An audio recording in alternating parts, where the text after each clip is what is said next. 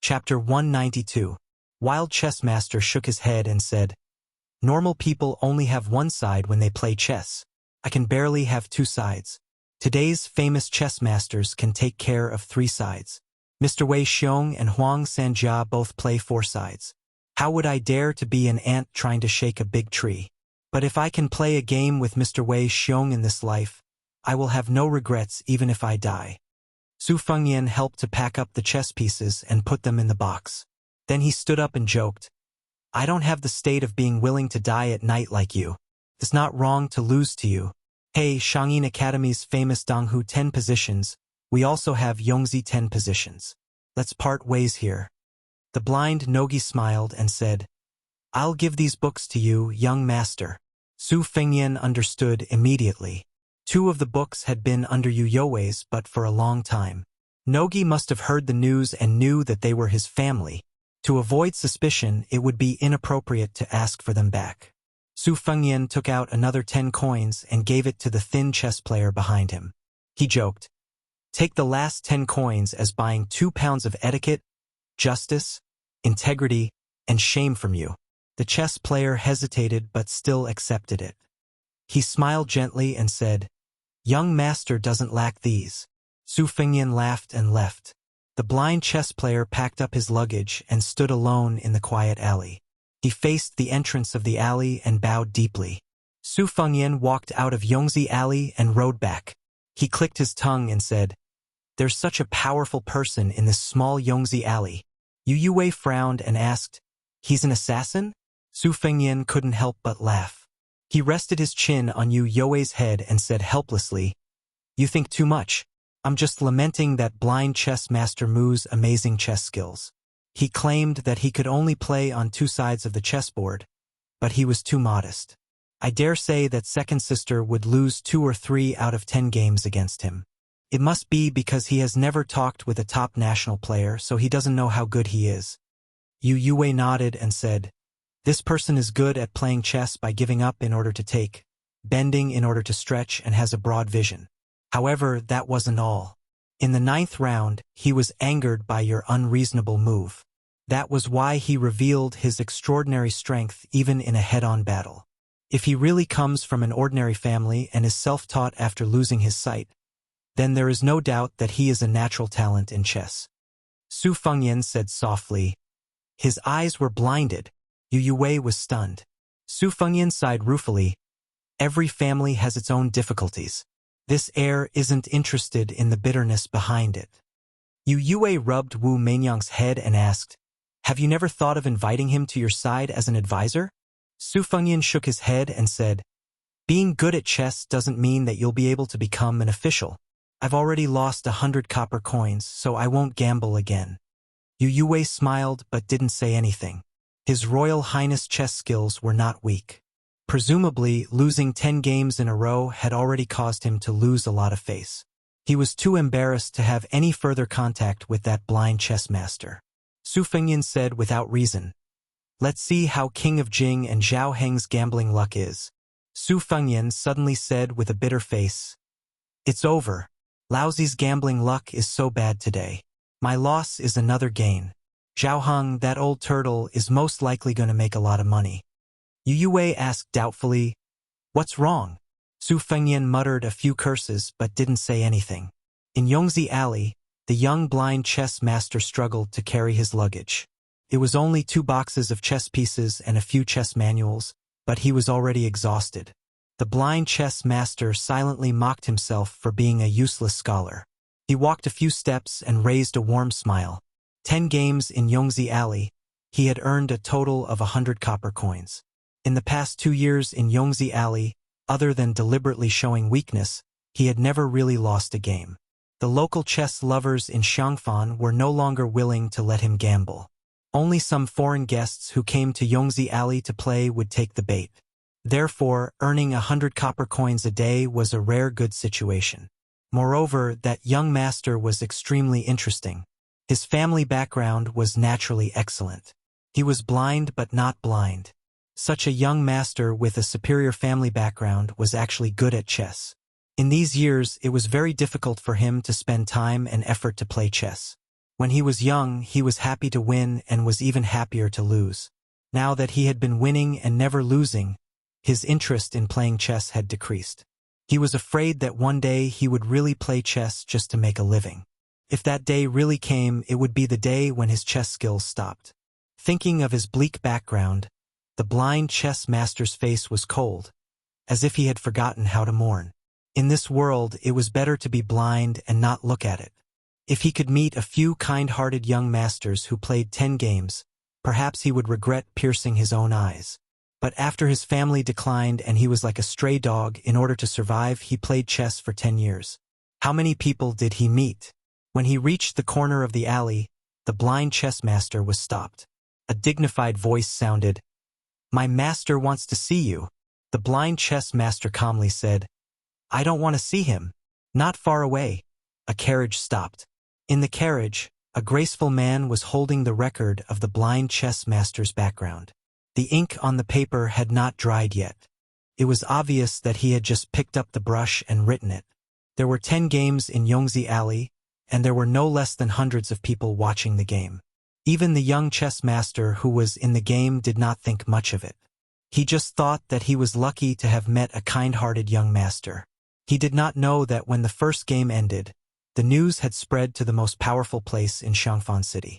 When the third game was played, the chess master had already sent the servants to thoroughly investigate the identity of the blind chess master. When the 8th game ended, the man in the carriage was still hesitating on how to deal with it. It was not until the 9th game that he saw the young chess master's true chess skills that he smiled and personally left the mansion. He had been patiently waiting until now. When he had the last few pages of the blind chess master's 10 years of gambling records, he felt that he could be more patient.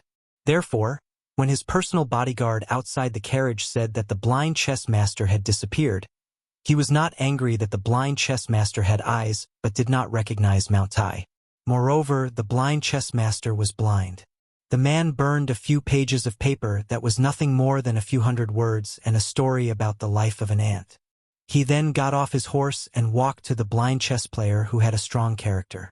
He slowly said, "Lu Su, from Haichang County, Qingzhou. Your grandfather, Lu Yu, was a Confucian of the previous generation. Your father, Brother Lu, is not bad either. There are 3 heroes in your family. You majored in classics and history. You never thought that when you were writing the history of West Chu, you would say a few words of justice for a scholar. You were almost killed.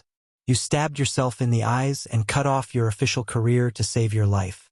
For the past 10 years, you have been gambling chess in Yongzi Alley during the day and playing the zither for prostitutes in Shanghua Alley at night. You have earned dirty money. Do you know that your enemy has become the county chief of Haichang County?" The blind chess player calmly said, "This money is not dirty." The middle-aged man smiled and asked, "Regardless of whether the money is dirty or not, let me ask you, do you want to show your talent and not try to make a living in 2 alleys?" The young chess player smiled and said, "Although it is already night, Lu Su still doesn't want to dream." The man laughed and said, "I heard that you once said, 'My generation has thousands of books and tens of thousands of talents, but if I want to sell them, I will only sell them to the royal family.'" The blind chess player frowned and said, "This kind of nonsense that only reads books for a few days and doesn't know the immensity of heaven and earth can't be taken seriously." The man said in a low voice, "But I will take it seriously this time." The blind chess player smiled bitterly and said, "Now that things have come to this, you still won't let go of the Lu family?" The man with a string of prayer beads on his hand said calmly, "My surname is Zhao and my name is Hung. The royal family. How can one be considered a royal family? Is one king of Jing and enough?" In the Prince of Jing'an's residence, Heir Zhao Sun was completely baffled as he found his imperial father in the study copying Buddhist scriptures. He quietly asked, "I heard that imperial father brought back a blind chess player carrying a zither? What's the deep meaning?" The king of Jing and smiled and said, "This person is the last member of the Lu family in Haichang County. In terms of chess, no one in the manor can beat him. You can take care of him since it won't cost much anyway. If he's just a good-for-nothing on the chessboard, you can treat him as a dog that won't bite.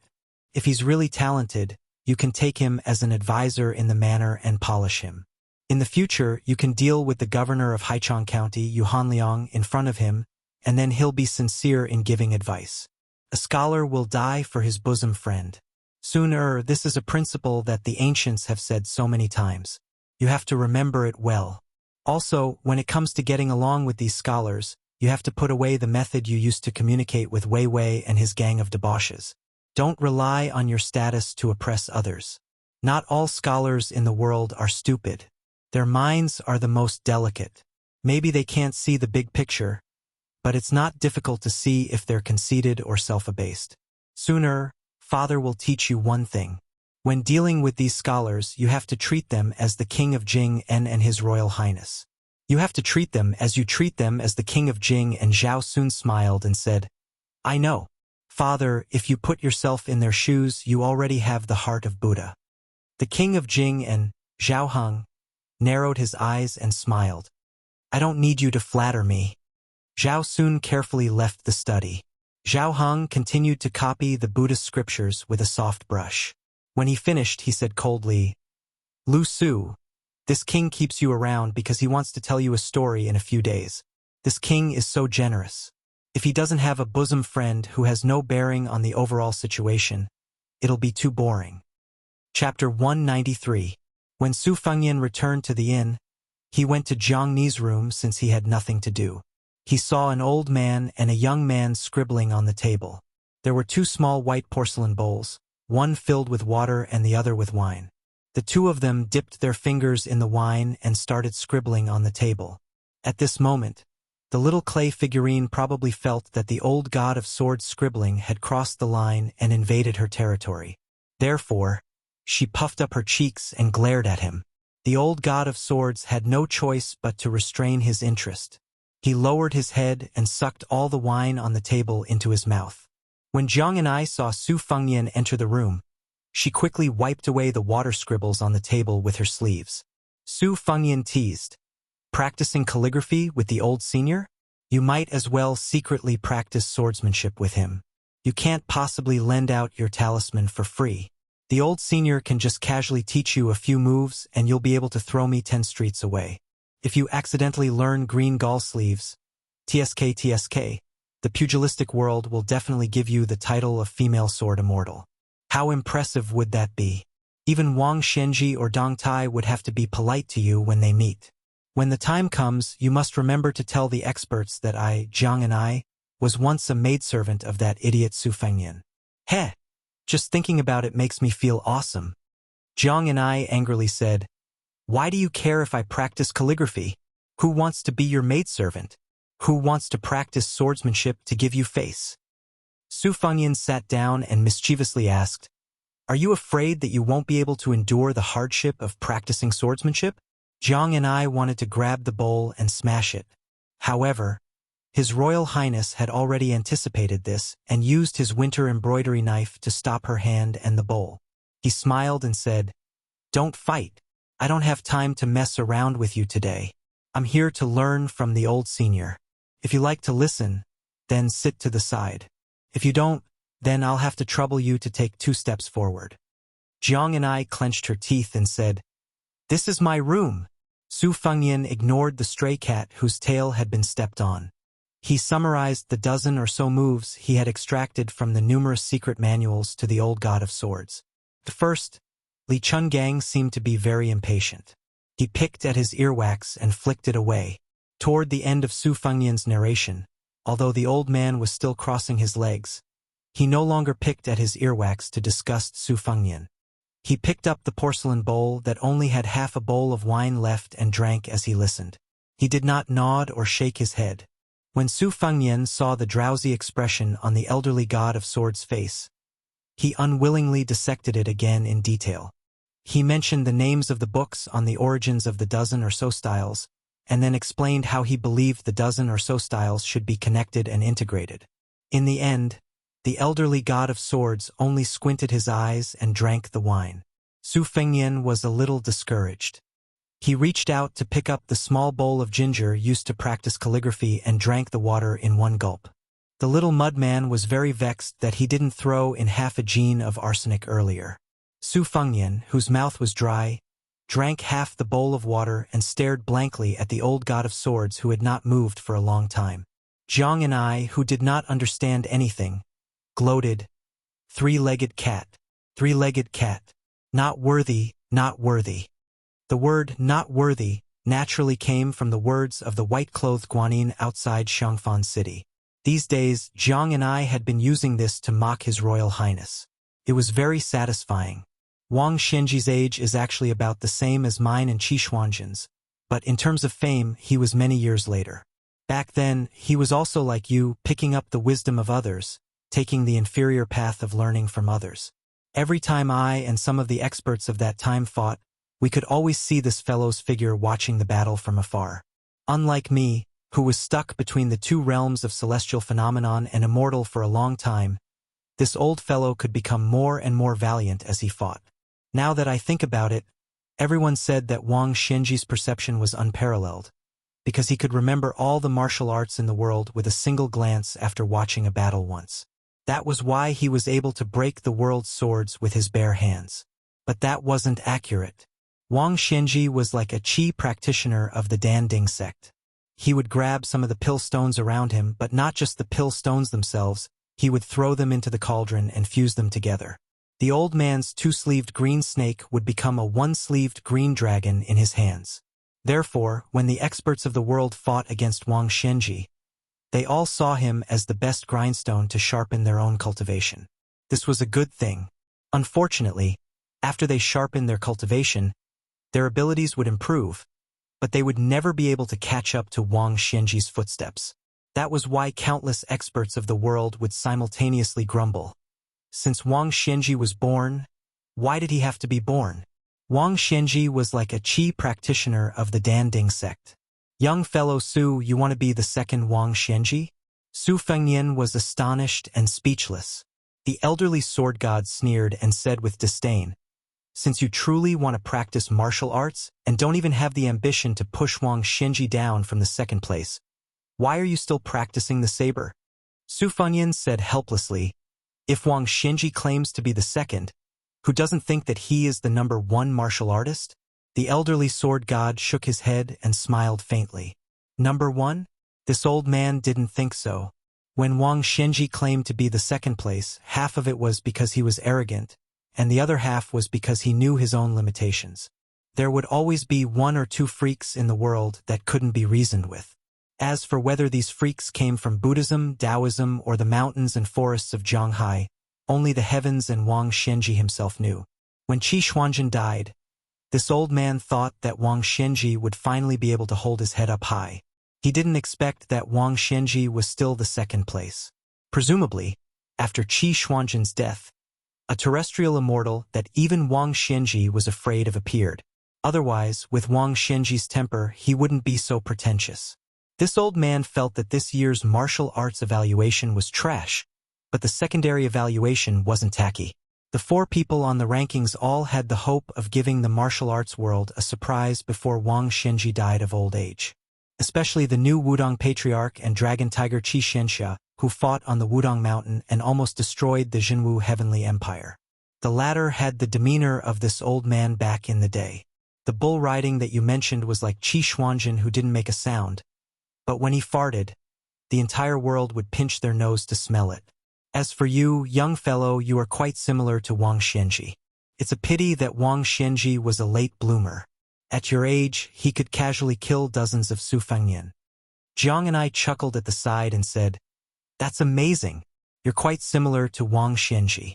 Doesn't that mean that when you reach Wang Xianji's age, you can be ranked as the top 200 experts in the world?" Su Fengnian was amused by the little mudman's words and laughed out loud. He turned his head and said, "Thanks for your auspicious words. I will definitely live to 100 years old. No matter what, I will live to Wang Xianji's age." Jiang and I was vexed and didn't say anything. Su Fengnian laughed and said, "In the future, when I roam the martial arts world and meet an expert that I don't like, the first thing I will ask is if he is the top 200 expert in the world." The old god of swords waved his hand and said, "Go, go. This old man still needs to practice calligraphy with little Jiang." Su Fengnian was chased out of the room just like that. When he closed the door, he didn't forget to extend his 2 hands to Jiang and I. 1 finger on each hand meant that he would live to 100 years old, and 2 fingers on each hand meant that he was the top 200 expert in the world. Seeing this, Jiang and I was furious. After he closed the door, he said in a fit of pique, "I'm not practicing calligraphy anymore." The old god of swords, who had suffered an unexpected calamity, was stunned and said, "Why not?" Jiang and I said angrily, "I'm not in the mood." The old man had a sneaky face and softly urged, "Little Jiang, try imagining that this table is little Sue's smiling face." Jiang and I hesitated for a moment and her eyes lit up. She jogged over and hurriedly poured another bowl of water. Following that, she practiced calligraphy. Every word was written with iron and silver hooks. At this moment, the old god of swords somewhat understood why little Sue liked to tease the little girl in front of him. Li Chungang held the bowl and drank a big mouthful of wine. He was even more determined to make a deal with little Sue. Looking at Jiang and I practicing calligraphy, he softly whispered and kindly reminded, "Sword and calligraphy are the same. The most important thing is to be done in one go. Little mudman, come, come, come." You read this old man's calligraphy. Jiang and I made an O sound and looked at the old man's fingers. She silently recited, "Traveling to the East Sea in the morning and the West Mountain in the evening, the green snake in my sleeve is bold. When I meet injustice, I put down my cup and draw my sword, treating it as air. I shout 3 times and rush over, only to see heads falling from the sky. The world thinks I'm climbing the stairs, but I've already passed the 18th floor." When the old god of swords was writing freely, he saw that Jiang and I was not only reading, but also writing on the table without realizing it. Her fingers were not only similar to the poem he wrote on the table, but also similar in spirit. "I don't practice the sword, so the sword will is naturally sufficient. Although there is no sword in my sleeves, the green snake is bold." After the old god of swords entered the world with a broken arm, this was the first time he drank wine. The sword will in the room was awe-inspiring. It was impossible to tell whose hand it was. Yu Yue lay lazily on the table. The white cat squatted in front of her and curled up like a ball of snow. Yu Yue stretched out a finger. Wu Meinyang stretched out her paws and hugged it. She looked naive and cute. The girl who was no longer the number 1 courtesan in Liangzhou smiled and said, "My Meinyang is still the best. Other than eating and sleeping, you're carefree. When I want to see you, you're by my side. When I don't want to see you, I won't see you. I'm not afraid that you'll hold a grudge." She was no longer the girl who was once called Yu Xuanji. She pressed her cheek against the cool table and reached out to stroke her pet's furry head. She said to herself, "Do you want to leave me and live alone?" Since Wu Meinyang was destined to be unable to speak, she answered her own question. "Even if I wanted to at first, I wouldn't think about it after I got used to it, right? I know it's not right, but I can't leave or escape, right? You're just a flower vase and the kind that's not very good looking. What's there to be dissatisfied about being able to live? You can't compare to the maids in the yard, you can't compare to those heroines who roam Jianghu alone, you can't compare to a child who dares to hate with a dagger. You can't compare to anyone. You've even forgotten your parents and even your name. Who can you compare to? Who's worth talking to when you're like this? You'll grow old eventually." Outside, His Royal Highness leaned against the door in silence. Chapter 194. Dao can't be Dao. Zen can't participate. Life is as lonely as an avalanche. Master, you're sad again. Stupid Nanbei. When you have a wife one day, you'll be like this too. Sigh, it must be that Master's wife went down the mountain to buy rouge again. Master, why do you keep sharpening the kitchen knife these days? It's sharpened so that it can cut people. What? Master, don't take it too hard. We're already monks. If we take it too hard, what should we do with those Buddhist believers who go up the mountain to burn incense? Although Master's wife and things always like to spend money, it has nothing to do with your Master's wife. Oh, that's good. Then which abbot is not pleasing to the eye? I think Abbot Huiguang is quite easy to beat, but it's not good to use a knife. Master, let's follow the old rules. It won't hurt the harmony. Ah? Not Abbot Hui Guang? Is for that kid surnamed Su. Ah? Why? Su Fengyan is quite a good person. This bastard dares to snatch my daughter. If I don't chop him, who should I chop? Master. Disciple wants to recite scriptures. What are you afraid of? With your little ability, I've let you snatch things for so many years, but I haven't seen you snatch them away. Besides, if I chop you, who will do the laundry and cook? Nanbei, Dongbei and Dongbei talk about that kid every day. Don't you have any opinions? No.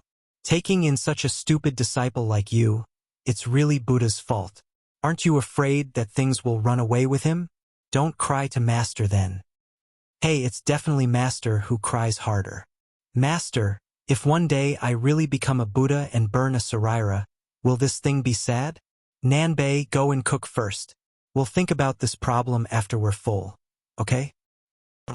Master, why are you always the first to admit your mistakes when you quarrel with Master's wife? It doesn't matter if some things are right and some things are wrong. Do you understand? I don't really understand. For example, you're right about liking things. So, Master, don't say anymore I understand. And how come your perception is even better than Master's now? Heh. So this is the Zen that your disciple cultivates. North and south. Haven't you seen a girl prettier than things since you left the mountain? Remember, monks don't lie. No. Not bad. Master, why did you mention the wine gourd? If you answer yes, you'll know why. Master, other than that thing and mistress, who else are you afraid of? The abbot of our temple has lived for more than 150 years. Master is afraid that he won't give us the copper coins. Outside the temple? That's all? Master, monks don't lie. Allow Master to think about it. Oh, there really is one. Back then, he fought with your Master's wife over your Master. They quarreled with each other. Fortunately, Master's fists were stronger than his. I believe that in the entire world, that old hooligan would only dare not come to our temple. Old hooligan? Wait a minute. What do you mean by snatching Master from Master's wife? Let bygones be bygones. Everyone in Xiangfan City knew that the most seductive woman in Qingzhou lived in Xianggua Alley.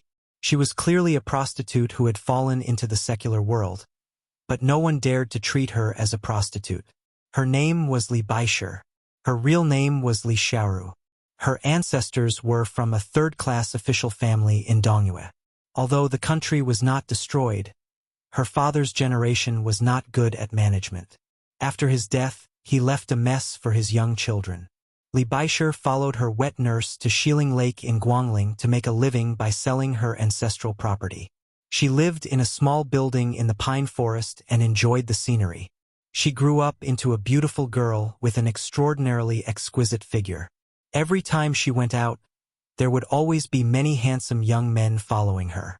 Later, in order to avoid being forcibly abducted by a fierce general under Lord Guangling's command, she wandered thousands of miles to Xiangfan City in Qingzhou.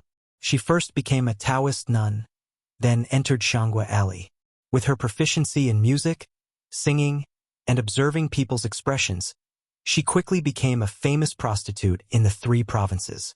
She was especially good at singing and dancing in her hometown, Xiling. She was known as the most beautiful woman in the world. This time, she was the only woman who was listed as a prostitute in the Rouge Review. The title of the most beautiful woman in the world was also affirmed.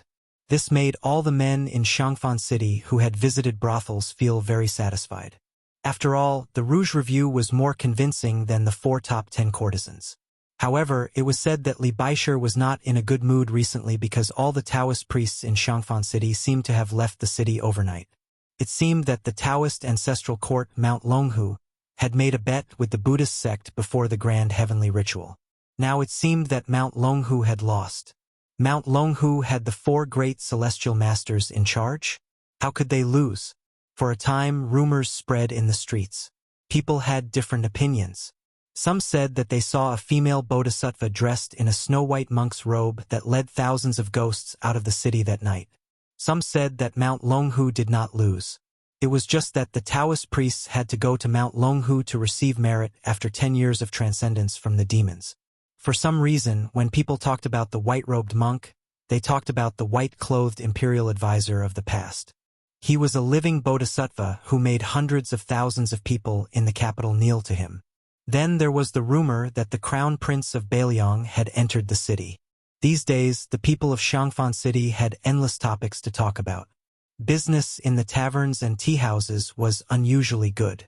All of Xiangfan City knew about the jade white lion, Li Shuangjia.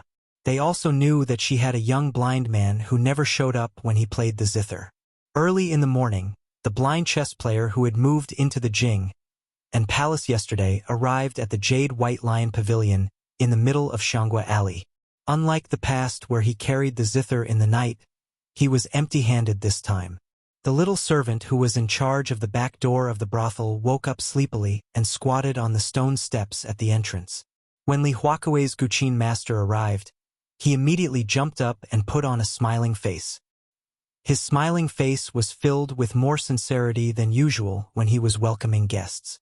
Young Master Lu played the Guqin in the White Jade Lion Pavilion, and the hundreds of people in the pavilion knew that he had an exceptionally good temper, extremely high character, and extremely elegant temperament. He was able to converse with anyone in a cultured and refined manner. Some of the real gold and silver that he received as a reward would always be given away by young Master Lu before they left the pavilion, leaving only a few copper coins for himself. Therefore, the little doorkeeper who had spat on this blind Guqin master in the past always boasted that he and young Master Lu had become friends after exchanging blows. He was even more attentive to the blind Guqin master, who did not bring along his Guqin today. The little servant said happily, "Young Master Lu, I've remembered the name I asked you to teach me last time." Lu Su smiled slightly. The young servant with a delicate face said kindly, "The fairy sisters in the Red Fish Pavilion all like to wake up late. Young Master Lu, you'll have to be patient and wait for a while when you get there." Chapter 195. Lu Su, who was blind but knew the way, nodded and said, "I know. I'll go alone and won't trouble Brother Song." The servant nodded with a smile and went back the way he came. When the blind zither player arrived in front of the Red Fish restaurant, he encountered many female servants and maids who had woken up early in the morning to do their chores. The orioles and swallows happily called out to young Master Lu a few times before they stopped. Those who were more daring than the other ladies in the restaurant even teased Lu Su a few times, purposely asking this young master for advice on the meaning of a pear tree suppressing begonia, or a palm print scene in front of Mount Huaihue. The blind zither player had no choice but to beg for mercy, provoking even more coquettish laughter. This young Master Lu, who spoke in a refined manner and had a gentle temperament, was initially very inconspicuous in the White Jade Lion restaurant where the sons of the rich and powerful were more common than cabbages. If not for Master Li Shuangjia's high opinion of him, who would even spare a glance at him? In the second year after entering the restaurant, he was playing the zither when he bumped into a famous rich and powerful man in the city who was forcing himself on a young girl. Although the Jade White Lion restaurant had more rules than the average brothel, the people did not fight with the officials. It was only a young girl, so there was no need to fall out with the local tyrant. The man, whose ancestors were the leaders of the Qingzhou army for several generations, forced himself on the young girl in the corridor and wanted to kill her. The blind zither player did not care about his own safety and rushed forward with his family's zither. He did not hit the evil man but was stepped on by the guards instead. It was a farce until Li Baisher personally intervened and saved the blind zither player's life. Many people in the White Jade Lion Tower still remembered Lu Su, who was covered in blood, sitting in the corridor with the pitiful dead girl in his arms. He took off his shabby clothes and gently covered the disheveled corpse. Today, the Red Fish restaurant somehow knew that Lu Su was coming. Li Shuangjia's personal maid, Qi Fu, was already standing at the door to welcome him. Seeing the blind zither player, she smiled gently and said, "Young Master Lu, Miss is already waiting." Lu Su shook his head and said, "Today, I just want to tell the Red Fish restaurant that I won't be playing the Guqin in the future. Miss Li lent me the ancient Guqin to paint a dragon. I want to pay back some of the money I earn every month. Miss praying, I won't enter the restaurant and disturb Miss Li. The beautiful maidservant, whose status in the white jade lion pavilion was even higher than some of the red plaques, sighed regretfully. She bowed slightly to the blind zither player, and then turned to walk into the courtyard. By the window on the second floor stood a beautiful woman. Chifu was already considered a rare beauty in Xiangfan, but compared to the woman upstairs, she lost all her color. What was even more inconceivable was that behind the world's most famous courtesan, the Taoist nun Li Shuangjia, was an old man sitting on a yellow pear-wood chair with his head lowered. He was tuning an eru. Li Shuangjia waited until Lu Su's figure disappeared before he turned around and asked submissively, "Old ancestor, do you really not need the lion slave to go to the reeds outside the city to meet the Prince of Bailiang?" The old eru man with grizzled temples just closed his eyes and listened to the music. Logically speaking, Li Baisher was one of the top 10 courtesans in the brothel before the Rouge Review. She had built up a deep relationship with the aristocrats for more than 10 years, and she was almost married to the leader of the Shilin party, Lu Zhonghui. In these years, she had met many poor scholars who were not recognized by their talents, and they were all generous with their money. Some of them were even nobles in the imperial court. It was because of this that Li Baisher's reputation as Jiangnan's double champion came to be. Now that she was on the Rouge Review, she was fully deserving of being the head of the brothel. No one had ever heard of Li Shuangjia being intimate with anyone, and it could even be said that she was still a virgin. How could she let an old man stay in her room? Could it be that Li Baisher was into this? That was a bit too hardcore. Wouldn't the world be shocked if word got out? The old eru man, who was respectfully called Old Ancestor by Li Shuangjia, opened his eyes, but he still didn't speak. Knowing that Old Ancestor didn't like him to talk about this topic, Li Baisher changed the question. "Old Ancestor, why do you value a poor boy with a wooden sword so much?" The old man raised his head and glanced at the beautiful woman standing in front of the window, but his eyes didn't carry any emotion, and his tone was even colder. "This old man plays chess. When he starts, he knows how to end. You're just a flower vase that's pleasing to the eye but not to the heart. So why are you talking nonsense?" The Rouge woman, Li Shuangjia, who had been humiliated to the extreme, didn't have any anger. She became more respectful and subconsciously bent her slender waist. As a result, her chest swelled up so much that it almost burst her clothes. Her body was petite and exquisite, and the scenery on her chest was aggressive. Rumor had it that she had a pair of white lotus jade feet. She had learned Taoist bedroom techniques and tantric mandapa, and could make all kinds of mysterious postures on the bed. Therefore, there was a charming saying of a white jade lion rolling an embroidered ball. This old man bent his finger and plucked a string, saying, Lu Su's chess skills were taught by this old man. This time, he came to the Red Fish restaurant to see if this boy would become arrogant once he achieved success. Fortunately, teaching him chess was not in vain. He knew how to leave some loopholes and still kept the guqin you gave him. Originally, this old man's temperament when he first met him was that he wasn't willing to accept other people's kindness and not return it if he could. Whether or not he can set off a storm will depend on his own luck. The most wonderful thing about a chess piece is that even a brilliant chess player doesn't think that it can become the key to victory or defeat. Li Shuangjia lowered her head and said, Old Ancestor's chess skills are naturally the best in the world.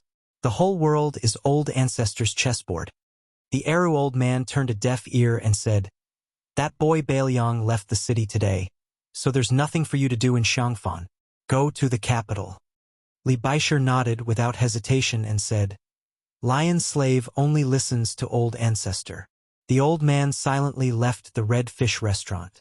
He was going to a private residence in the northeast corner of Xiangfan. Inside, there was a puppet girl that he had personally trained. She was 60% similar to the Princess Pei Nanwei, and 70% similar in spirit. Now, the king of Jing and Shitzi Zhaohang was keeping her as a mistress in a golden house. Every time he went out to pamper her, he would be secretive, afraid that his father king would find out. Zhao soon thought that his itinerary was flawless, but he didn't know that every time he pampered and trained the girl that he affectionately called Nanwei, there was an old man standing behind the hole in the wall who looked at the two of them as if they were walking corpses. Zhao Sun's personality was cautious. He had already sent people to investigate the girl's past and background. There was nothing strange about it. Therefore, that private residence was the greatest place for him to enjoy himself in the world. The little beauty was too similar to the girl in the manner that he had to call mother every time he saw her. Every frown, every smile, and even the way she frowned were not far off. Every time he was scolded by his father king in the manor, or after he ran into Wang Fei in the garden, he would come to the private residence to vent. He was extremely affectionate until he was exhausted. After the spring and autumn war ended, it was a brand new game of chess. The old man had already quietly placed 12 pieces. Most of them were still in the process of putting down pieces, but some were about to start. After going to the private residence, the old man immediately left the city and headed for the reed marsh outside Xiangfan, which had the best scenery. Chapter 196. The King of Jing-en and His Royal Highness Zhao Sun had personally escorted them to the Xiangfan city gate. He had gone up the fishing platform and watched them leave. Only then did he take a retainer and make a detour to the private residence where the beauty was hidden. Other than the canary, there was only one servant girl and 2 old nannies. There was no one else idle, not even half a man. Zhao Sun pushed open the door and entered. He immediately felt relaxed and happy. This place was far from the grandeur of the Jing-en Palace. It was only a courtyard with 2 entrances, but in the eyes of the heir apparent, it was a paradise on earth that he had found with great difficulty. That strictly ordered prince's manor, that Buddhist hall where Ksitigarbha Bodhisattva was worshipped, every flower, every blade of grass, every brick, every tile, exuded a gloomy aura that the older he grew, the more unbearable it was. It was suffocating. The man closest to him was so scheming that even his son, Zhao Sun, did not dare to guess. Zhao Sun resented this man for not ruthlessly killing him back then, sitting on the dragon throne and wearing the dragon robe. He was even more afraid of this man's silent back when he ate vegetarian and chanted Buddhist prayer beads. But what worried His Royal Highness the most was why this man had married her. He did not know how to cherish her after marrying her. The husband and wife actually treated each other with respect as cold as ice. When there was something going on, they treated each other like soldiers. It was truly a great irony. Zhao Sun took a deep breath of the unique fresh air of the small courtyard. This place was filled with orchids. These flowers were her favorite. This noble Wang Fei was inferior to the prostitutes in Shanghua Alley. In a year, she only had 2 opportunities to leave the city. Both times she went to look at the reeds. In spring, she would look at the green shoots of the reeds.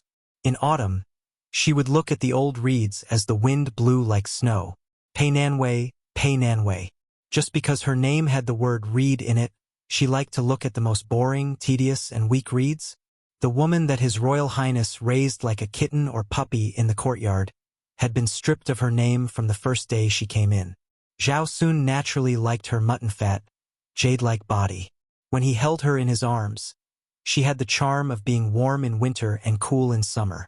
But what truly made him crazy was her attitude. When Zhao Sun saw her and respectfully said that Shang'er had come to greet him, she just snorted coldly and haughtily, and Zhao Sun's bones immediately lightened. They were too similar. Zhao Sun gave a sinister smile and scolded, "You whore, Pei Nanwei, who asked you to pretend to be virtuous in front of me?" Then, without another word, he rushed up and tore apart her clothes that were exactly the same as Pei Nanwei's. He carried her to the large bed in the inner residence and fiercely whipped her. After making love, Zhao Sun returned to normal. He lay on the bed with his eyes closed and enjoyed the fake Wang Fei's kneading of his shoulders. He said regretfully, "Your skin and figure are still a bit lacking. Normally, your voice is almost authentic. But once you're in bed, it's still a fly in the ointment. Be more careful next time. If you're still exposed like this the next time." The woman sitting on the bed used a nasal voice to make a sound of acknowledgement. Zhao Sun raised his head and glanced at her. He grabbed her silky hair and pressed her head under his crotch. He said darkly and violently, "Good way, I've missed your little mouth so much that I've gone crazy." 2 bodies entwined in pleasure. Zhao Sun put on an outer robe and lay on the sandalwood floor under the eaves of the room. He quietly looked at a string of wind chimes that didn't move even though there was no wind. At this time, the king of Jing and Shitzi was really like a gentle and kind young master. He was aloof from worldly affairs, harmless, and had a scholarly temperament. The fake Wang Fei knelt beside Zhao Sun and accompanied this madman to look at the wind chimes. In reality, when Zhao Sun was quiet and silent, he was a very amiable young man. She saw that he was in a daze and then had the chance to look at the handsome face that was said to be 90% similar to the king of Jing and's. Zhao Sun stared at the elegant wind chimes that were made from a string of broken jade pieces. He laughed softly and said, "Is it beautiful? She will never look at me like this in this lifetime. She doesn't even look at my father, much less me, a Shitzi who doesn't even have a hereditary title." The king of Jing closed his eyes in his royal highness and murmured, "I really envy those commoners." Zhao Sun left. Before he left, he slapped her across the face. The reason was that she had peeked at him under the eaves. The fake Wang Fei, whose cheeks were red and swollen, carefully lay down where the Shitzi had been. She didn't hold a trace of hatred. She just looked up at the wind chimes like him. The sound of the wind chimes was ethereal and pleasing to the ear. She suddenly sat up and looked at an old man who was sitting on the railing. She was filled with respect from the bottom of her heart. She had been shocked by the king of Jing and Shitzi. When she first entered the small courtyard, she had been whipped many times. If she did anything wrong, she would be slapped across the face. When she went to bed, she was humiliated in all sorts of ways. However, she wasn't afraid of any of this. Sometimes, when she hugged His Royal Highness and listened to him sob in the dead of night, she would feel a kind of sadness. Only the old man in front of her, who had never been rough, made her fear him to the bone. The old man, who had been elusive all these years, asked softly, "Have you fallen in love with this pitiful creature born in a noble family?" The fake Wang Fei crawled on the ground, her delicate body trembling. The old man smiled faintly and said, "No matter, that Zhao Sun isn't an idiot. If you don't give him some sincerity, he will get tired of you sooner or later." Kneeling on the ground, she was finally able to breathe. She raised her head and looked with puzzlement at the old man who was half immortal and half demon to her. She said that he was an immortal, that he calculated everything. Almost every step of Zhao Sun's was within the old man's expectations. But the more it was like this, the more she felt terrified. She had originally imitated Princess Pei better, but the old man didn't allow it. He only told her to act more skillfully each time. Thinking about it now, she finally understood that if she had acted perfectly from the beginning, the king of Jing and Shitzi wouldn't have been willing to come here so often. Was the old man's skill at manipulating people's hearts to the point of perfection? What kind of person would scheme so hard against a vassal king? The old man looked at the string of broken jade wind chimes. He had asked the fake Wang Fei to hang them. Sure enough, Zhao Sun liked them very much. He liked them beyond imagination. The old man chuckled softly and said, "Up, down, left, right, I am hollow. No matter east, west, north, south, or east, they all say the same. Ding ding dong ding dong." The fake Wang Fei didn't dare to speak. The old man stood up and smiled. "Whether you and that poor fool's luck is good or bad depends on today. It's a pity you can't see it." The old man left with his hands behind his back. Before he left, he indifferently left behind a prophecy. In the future, when you see the furious king of Jing, just try your best to put in a good word for Zhao Sun. Maybe it will save your life. The fake Wang Fei was stupefied. The wind blew again, and the wind chimes rang again. Ding ding dong dong ding ding ding dong. There was no longer any otherworldly feeling, only a murderous aura. Mount Wudong was lively because a bastard had come. This bastard came from Mount Longhu and was tolerated. But he actually fought with the young martial granduncle who was expected to be the leader. How was it? Were you beaten? Chapter 197. The reed marsh outside Xiangfan City originally did not have the beautiful autumn scenery. But ever since Princess Consort Jingon fell in love with it, the people of Xiangfan who would come every autumn to chop the reeds for firewood or to make paper pulp automatically disappeared without a trace. Fortunately, Princess Consort Pei had a bodhisattva's heart. Every year, she would subsidize the nearby villagers with some silver taels. In addition, with her presence, the scholars in the city commented on the scenic spots of the reed marsh, such as the fragrance of the reeds and the green lake. The memorial archway of the Sky Wave Gate was written by a calligraphy expert 2 years ago. As time went on, he took advantage of the opportunity to let the rich wanderers enjoy the scenery and earned a considerable amount of silver. However, Princess Pei usually only went for a stroll in the spring or autumn to see the snow. This year, she clearly came a little earlier. She always left the city with a very small fanfare. Other than her 2 personal maids, there was only a small group of lightly armored guards. King of Jing and Zhao Heng had governed Xiangfan effectively these years. He loved the people like his own children and had a good reputation. In addition, he was known far and wide that this vassal king was a devout believer of Buddhism. Therefore, when Wang Fei left the city, she had never encountered any trouble. From the official road to a small road, there was a lush reed marshes. In the past few years, Wang Fei had always admired the scenery. After she got off the carriage, she would let the guards follow her from a distance. The guards did not dare to disturb Wang Fei's mood. In addition, the reeds were taller than a person. At least, Wang Fei did not get off the carriage. But this time it was strange. Not only did she come early, Wang Fei still did not get off the carriage when she reached the fork in the road. Inside the carriage, Princess Pei, who did everything personally in the fu, personally lit a small incense burner. She sat in a kneeling position, her buttocks on her legs, imperceptibly squeezing out a full curve. The 2 servant girls in the carriage, even though they were both women, were moved when they saw this scene. Wang Fei especially had a head of unusually soft and beautiful black hair. When the servant girls combed it, they gently held it in their hands and couldn't help but praise it. Wang Fei, who had a gentle personality, would look at herself in the bronze mirror and smile gently.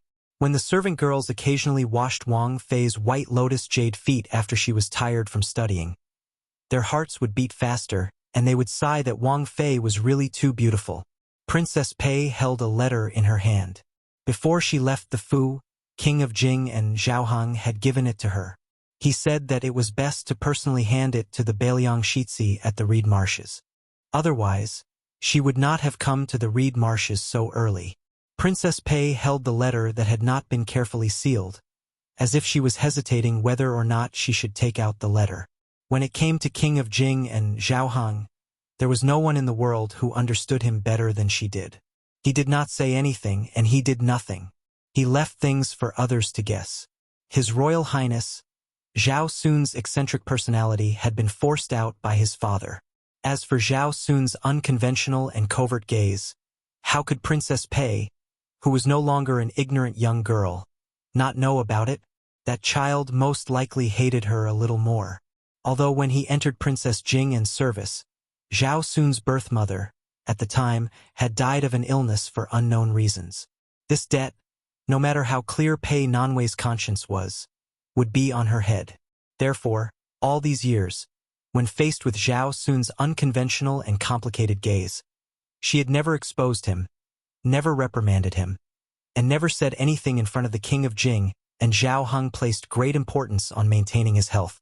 When the King of Jing died, Zhao Sun would inherit the title of Marquis of Jing, and no matter what, it would still be 20 years later.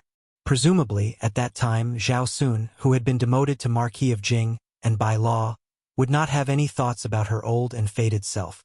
Other than the secret letter in Pei Nanwei's hand, there was also a sandalwood box with prayer beads by her leg. She liked the carvings on the sandalwood box very much.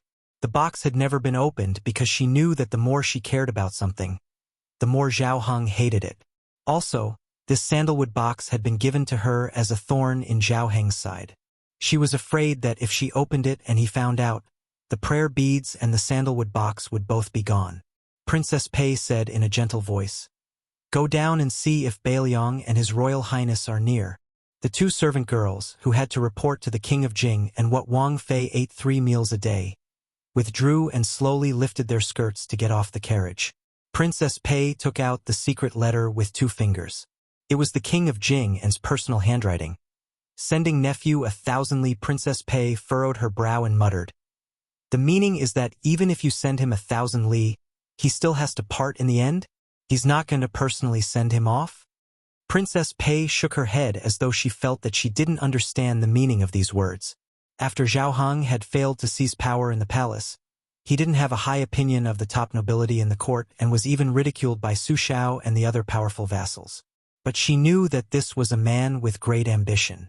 If he didn't hate the humiliation he had suffered in the past, if he didn't want to return to that city and that palace, then this vassal king who was as ambitious as the reeds outside the window, when Shizhi Zhao Sun was beaten, he had to personally come and ask for forgiveness. This was already a great endurance. It was really a broken jar. Once again, he lowered himself to express his feelings of parting with a junior. Pei Nanwei couldn't help but think of the words he had said with a smile as he stood at the top of the steps when they left the Fu. This king has a clear conscience. We are fated to be husband and wife, and I have already prayed for you 1,000,000 times. Chapter 198. Pei Nanwei put the secret letter back into the envelope and lowered her head to look at the sandalwood box. She pulled aside the curtain and saw that the servant girls were still waiting on the road. She unconsciously reached out to touch the sandalwood box, but as soon as she touched it, she suddenly retracted her hand as if she had been scalded. This Wang Fei was vexed and in a fit of pique. She fiercely grabbed the sandalwood box and threw it against the inner wall of the carriage. The sandalwood box fell to the ground and a string of simple prayer beads rolled out. Pei Nanwei did not believe in Buddhism, nor did she believe in Elder Huang's teachings.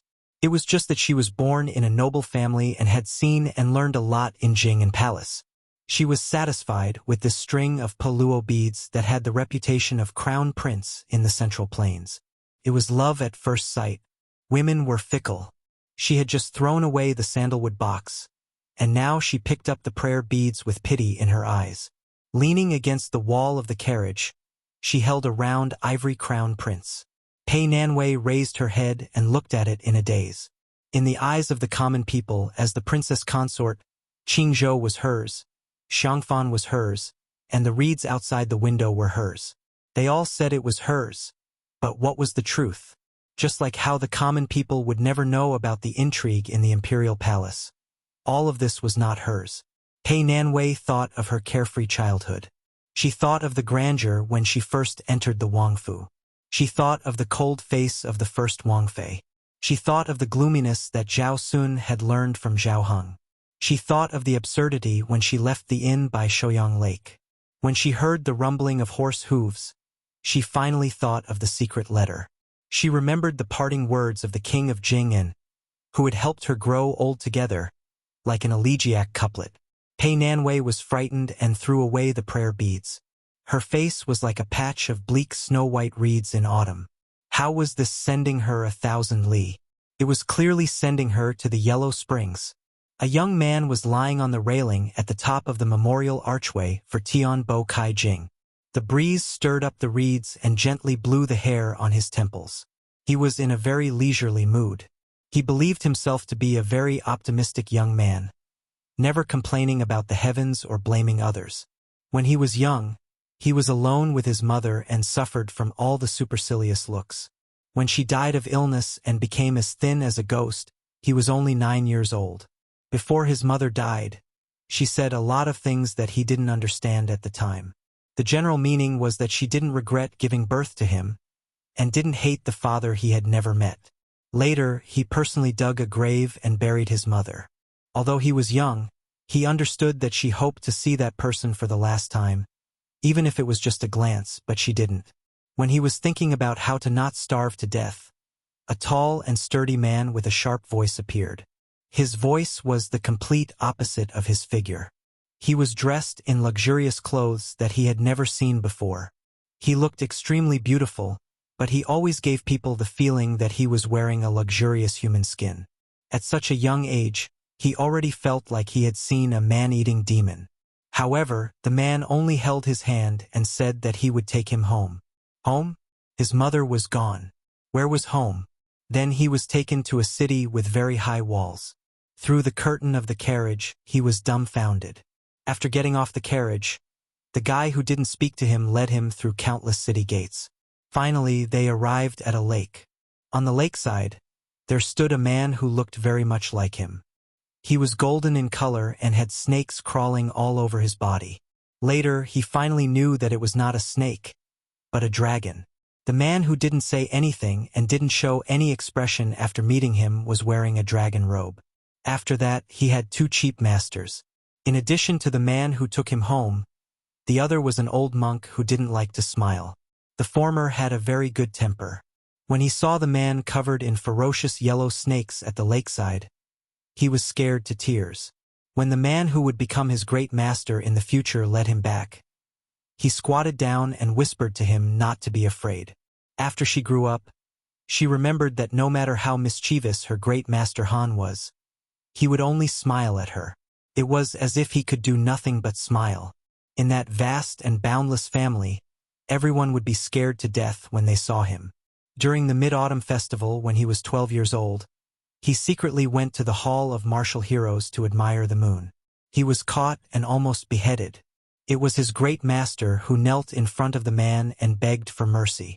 Only then did he know that his great master not only knew how to smile, but he also knew how to kneel in front of people.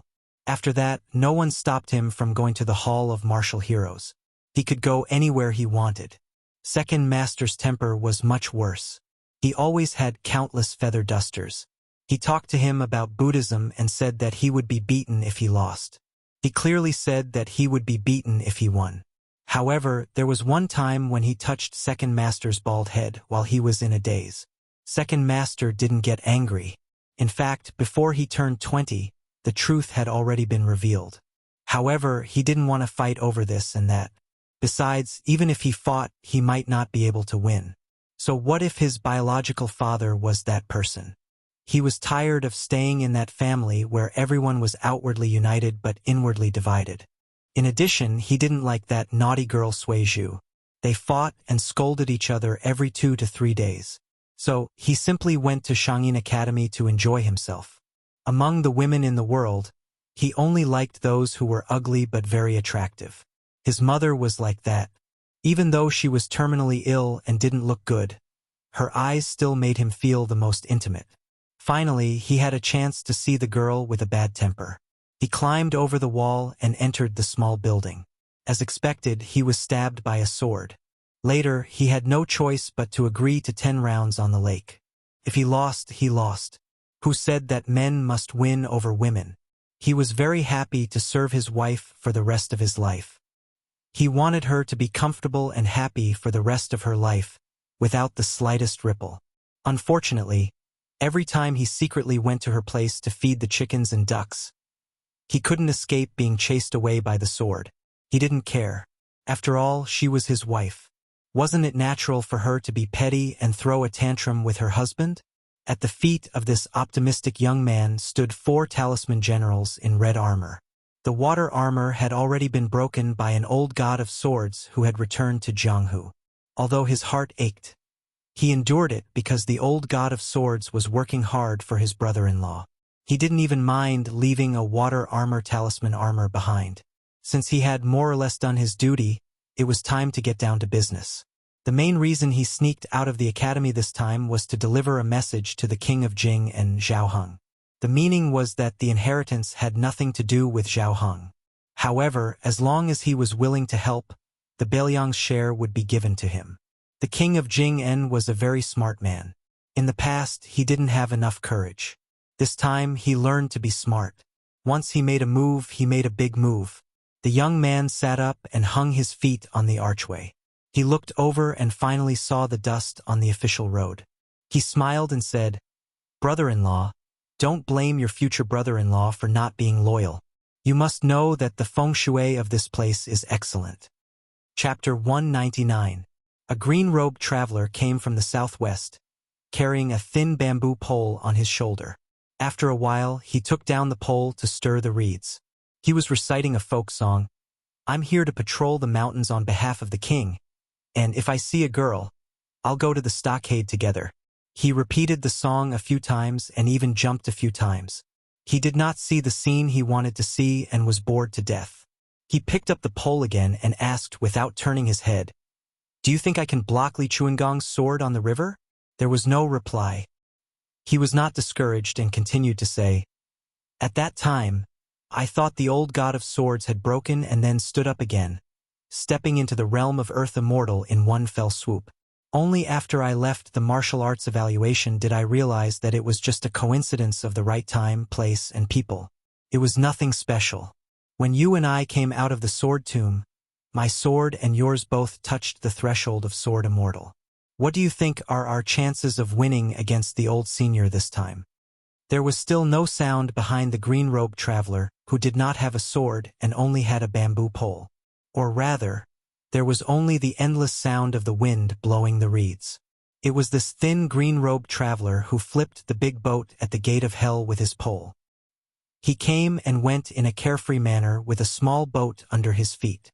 In the well-informed Wulin world, he had been talked about enthusiastically. The old god of swords had just returned and the new sword crown of the Wu family had come to challenge him. No matter how one looked at it, it was very amusing. Recently, he had earned countless pounds of saliva from the people of Jianghu. However, the low-level Jianghu heroes and heroes of the forest were only shocked by this swordsman's invincibility all the way to the south. Some people were already inquiring about who was qualified to be Wu Liuding's sword attendant. However, the sword tomb of the Wu family was a strange place that did not leak anything. They could only vaguely know that the sword attendant of this generation's sword crown Wu Liuding was even more outstanding than the previous generation. To become a sword attendant of the sword tomb, it was needless to say that he was loyal and devoted to the sword master. He was destined to never serve another master. All the sword attendants were chosen by the older generation of swordsmen to be the direct descendants of the Wu family. They grew up together, learned the sword, and picked the sword together. Every generation of the sword tomb had dozens of pairs of sword masters and sword attendants. Only by becoming a sword crown swordsman could they represent the sword tomb of the Wu family. The new sword crown's strength was unquestionable. The sword attendants who were naturally shrouded in a tragic aura were even more curious. In addition, in this tomb where countless sword geniuses were buried, there was a tradition that the sword attendants were stronger than the sword master. Who knew what kind of tyrannical sword technique Wu Liuding's mysterious sword attendant practiced? Thus, those hidden powers who did not like the sword tomb and thought that they were the only family in the world had to think carefully before they could guarantee that nothing would go wrong. They did not dare to rashly seize the edge of the sword tomb. The sword master practiced the sword of the king, and the sword attendants practiced the tyrannical sword technique. This was a written rule engraved on the sword steel of the sword tomb's ancestors. In terms of killing with the sword, there was no swordsman more powerful than the sword attendants of the Wu family. The green-robed Wu Liuding sighed with emotion. "The two of us are a perfect match. When I was young, I was unwilling to follow my grandfather to learn the art of outer king and inner sage. I always felt that with the old ancestor's talent, he only obtained the title of Su of Gojoseon, and was unable to become the king of my family's swordsmanship. Then why would I learn the sword of the king?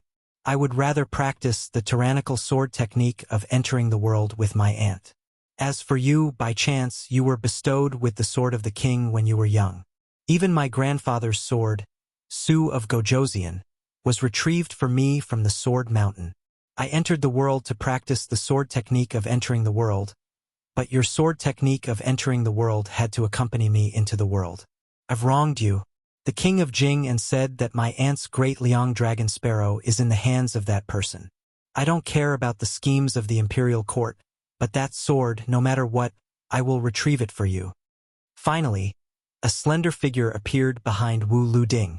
She carried a long sword on her back that was filled with awe-inspiring sword chi even without being unsheathed. She was dressed like Wu Liuding in a scholar's green robe. Her appearance was ordinary, but she was particularly angular.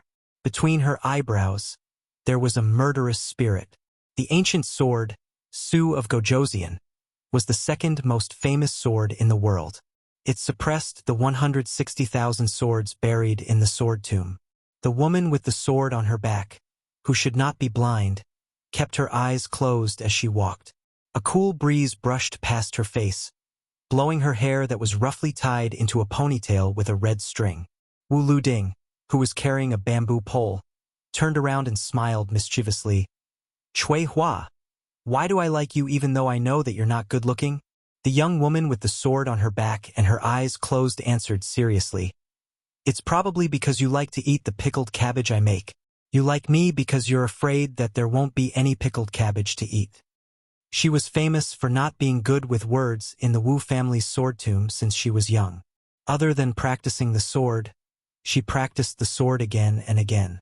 Apart from that, her only interest was making pickled cabbage. Wu Luding had been craving this since he was young.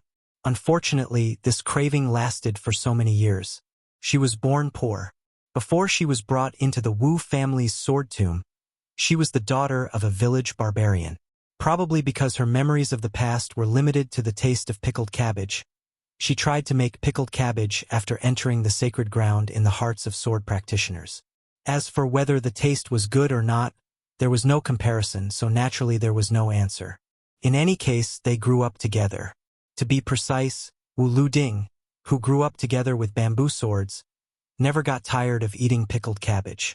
Her rigid answer might be preposterous in the ears of outsiders, but Wu Luding listened attentively and seriously pondered this question. Cui Hua's pickled cabbage. Was there anything more delicious than this in the world? Moreover, when Cui Hua didn't mention the sword and was seriously making pickled cabbage, she, who didn't look too good, always looked better. Cui Hua, if I die in Li Chuangong's hands today, then from now on, there's no need to offer wine every tomb sweeping day. I don't really like to drink. Just make a big pot of pickled cabbage. Okay. A sword attendant served the sword master, but there was no rule of avenging the sword master. When facing an enemy, they were not allowed to help. There was only the custom of burying the sword and guarding the grave. The Wu family's ancestor set this iron rule in the past, afraid that the younger generation would have something to rely on and delay the pure sword heart that sought the Tao alone. Cui Hua, can pickled cabbage only be used for pickled cabbage? I only know how to pickle cabbage. Let's change the taste. We're already in the south. Wu Luding drooled with a face full of anticipation. Shouldn't you be thinking about how to break Li Chuangong's two-sleeved green snake? The head of this generation of sword attendants frowned and asked softly. It really was a bit unreasonable. Not to mention that this was a critical moment before the start of a great battle. Even in normal times, a sword crown of the Wu family and a sword attendant shouldn't be talking about pickled cabbage. In any case, they should talk about some mysterious and profound understanding of the way of the sword, and say something that would make all the swordsmen in the world admire and respect. Thinking that only by living can I eat pickled cabbage, I have more fighting spirit. I also don't have to think about whether or not I feel guilty about using the Su of Gojosian sword. Whether it's Li Chuangong's two-sleeved green snake or Dong Tai's peach blossom branch, whether it's swordsmanship or sword intent, in the end, they all belong to the category of the way of the sword. In the world, there really isn't a place that understands the sword better than the Wu family. Wu Luding laughed softly. His hands rested on the bamboo pole, and he squinted at the end of the reed path. The man from the Zhuang family, with a bundle of golden soft swords wrapped around his waist, and Wu Luding happened to walk from the northeast to the center. This man, whose skin was as dark as a farmer's, had a wooden expression. He slightly lowered his head, and there was a bulge in his bosom, which seemed to be a wooden box. It was this thing that had brought him to Xiangfan City. Chapter 200. Back then, there was no right or wrong in the 10 years of battle between Xiangfan and Sushao. Even if Wang Mingyang died on the fishing platform, he would not argue with Butcher Sushao. It was not that he did not try to persuade Wang Mingyang to leave Xiangfan. He even said to him that even if he won the battle, half of the southeast would collapse. What could he do? But that person did not listen. In the end, he used the 200,000 lives of Xiangfan to protect one person's reputation. What was the difference between such a cruel and ruthless act and the enemy? Ren 2. Was it more moral? When he heard of this tragic ending, he was in Beimang. He did not go to Beiliang to seek revenge. He only said that the Su family was not allowed to enter Xiangfan again. He meant what he said. Also, the king of Jing and Zhaohang had given him the box with Wang Mingyang's eyeballs. He was only a martial artist. He did not want to get involved in the feud between the two vassal kings. But since the king of Beiliang's son dared to come to Xiangfan, he had to fulfill his promise. Because Wang Mingyang was his brother from the same father and mother. The two maidservants stood on tiptoe for a long time before they finally saw the infamous northern Liang crown prince. He did not stay comfortably in the carriage. Instead, he was riding a horse with an old Taoist with a sage-like demeanor. They were both puzzled. Was this crown prince not afraid of eating dust?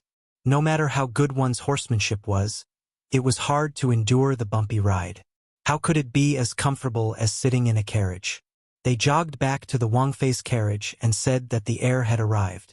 Princess Fei slowly dismounted from her horse. She held the secret letter with only a few numbers in one hand and the rosary beads of satisfaction in the other. Her expression was normal.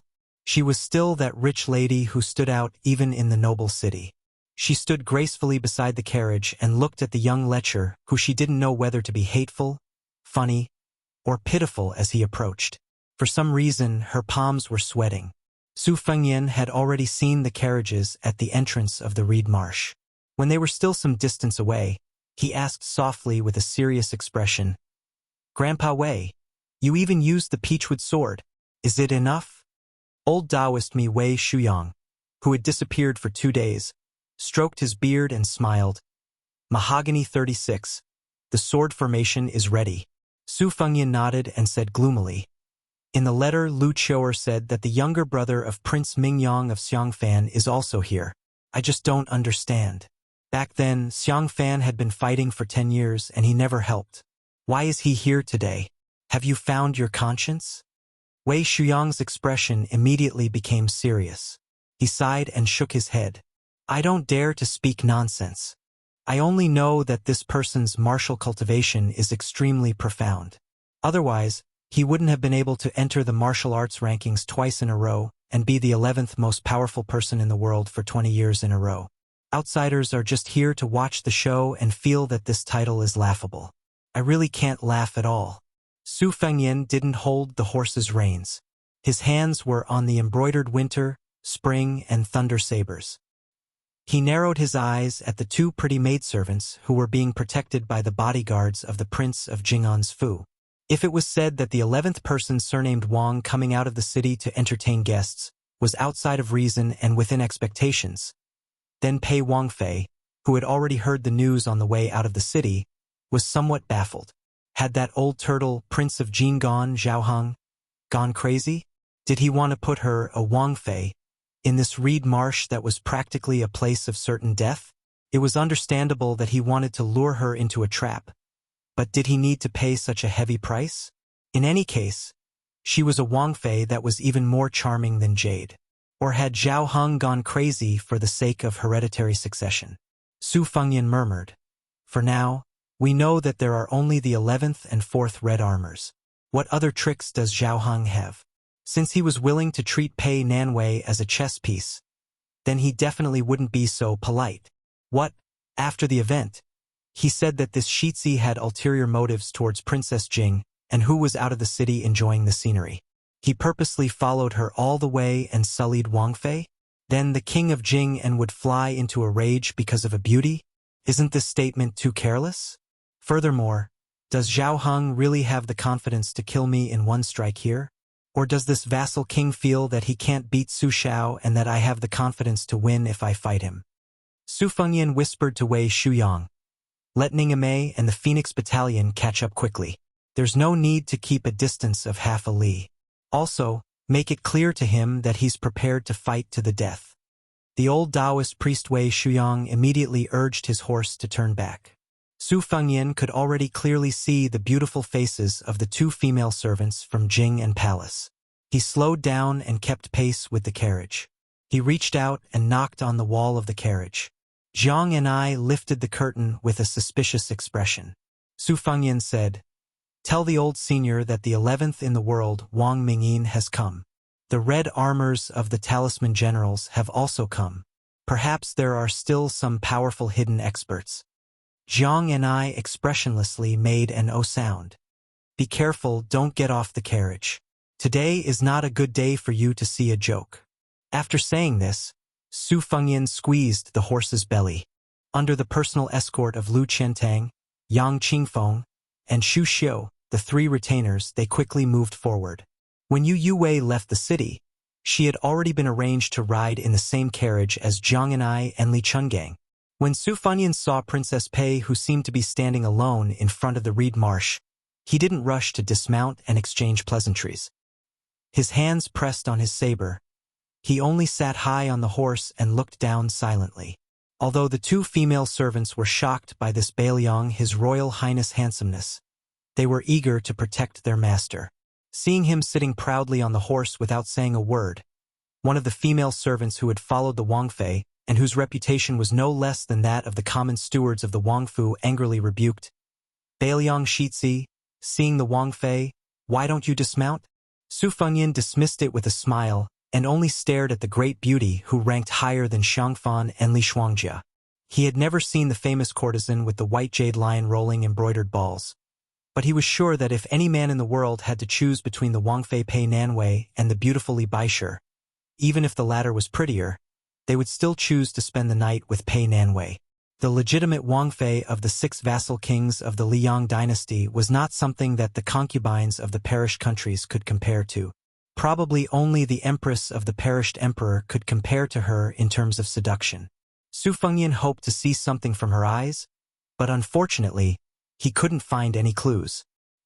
He couldn't even tell if she knew that she was in danger or not, and the person behind this ruthless trap was none other than Prince Jingon, who had been faithful to her for a day as husband and wife for 100 days. Su Fengyan became more and more curious.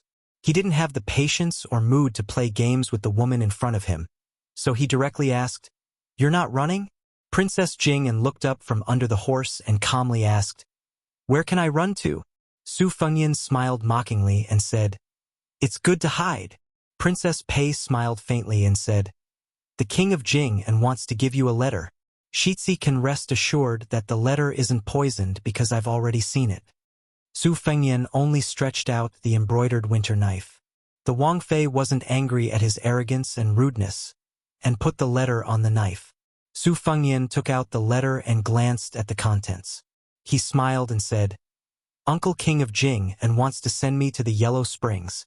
Pei Nanwei smiled and said, "Shitzi is so scheming.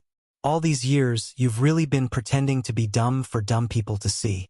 If you knew it would be like this, why did you do it in the first place?" Su Fengyan let go of the embroidered winter knife and stretched out his right hand. He smiled and said, "Are you comfortable?" Princess Pei, who had always been graceful and elegant, blushed. She bit her lips and said in a low voice, "Su Fengyan, you really deserve to die." Su Fengyan sat on the horse and didn't look at the furious Princess Jing'an.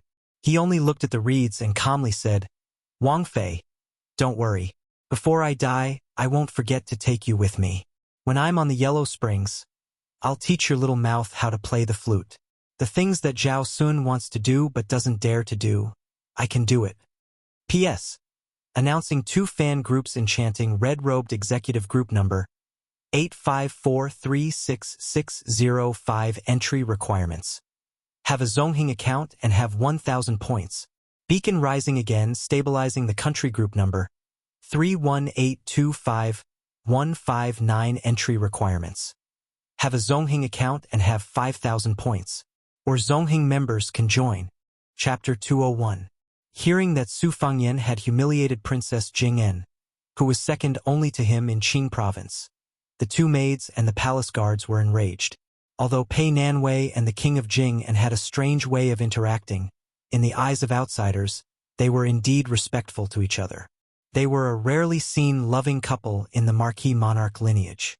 The palace servants had heard many stories about the Beiliang heir, but most of them were absurd and hedonistic actions that could not be brought to the table. They were more amused than fearful. Moreover, the king of Jing was not a local snake in Qing province, but a legitimate local dragon in yellow robes. Immediately, the guards drew their swords in a show of force. A shrewish maid, eager to protect her master and claim credit, angrily rebuked Su Fengyan, directly calling him by his name. To their surprise, Su Fengyan only lowered his head to look at the few numbers on the secret letter. Out of the corner of his eye, he glanced at the rosary beads in Princess Pei's hand. Although the master did not make a move, it did not mean that the Bailiang lackeys behind her were deaf and blind. Dongyue Lu Qiantang had a sinister smile on his face. He urged his horse forward and chopped down with his giant sword. Before the bluffing guards could react, the sword had already cut off the head of the maid who did not know the immensity of heaven and earth. The head fell to the ground and rolled several times, mixing with the dust and blood. In particular, the maid's pretty face still retained a vivid expression of shock. In the eyes of others, it was a ghastly sight. Not only were the Jing and palace guards stunned, even Pei Nanwei was startled. The priceless rosary beads in her hand burned her hand and fell to the ground. She no longer dared to pick them up.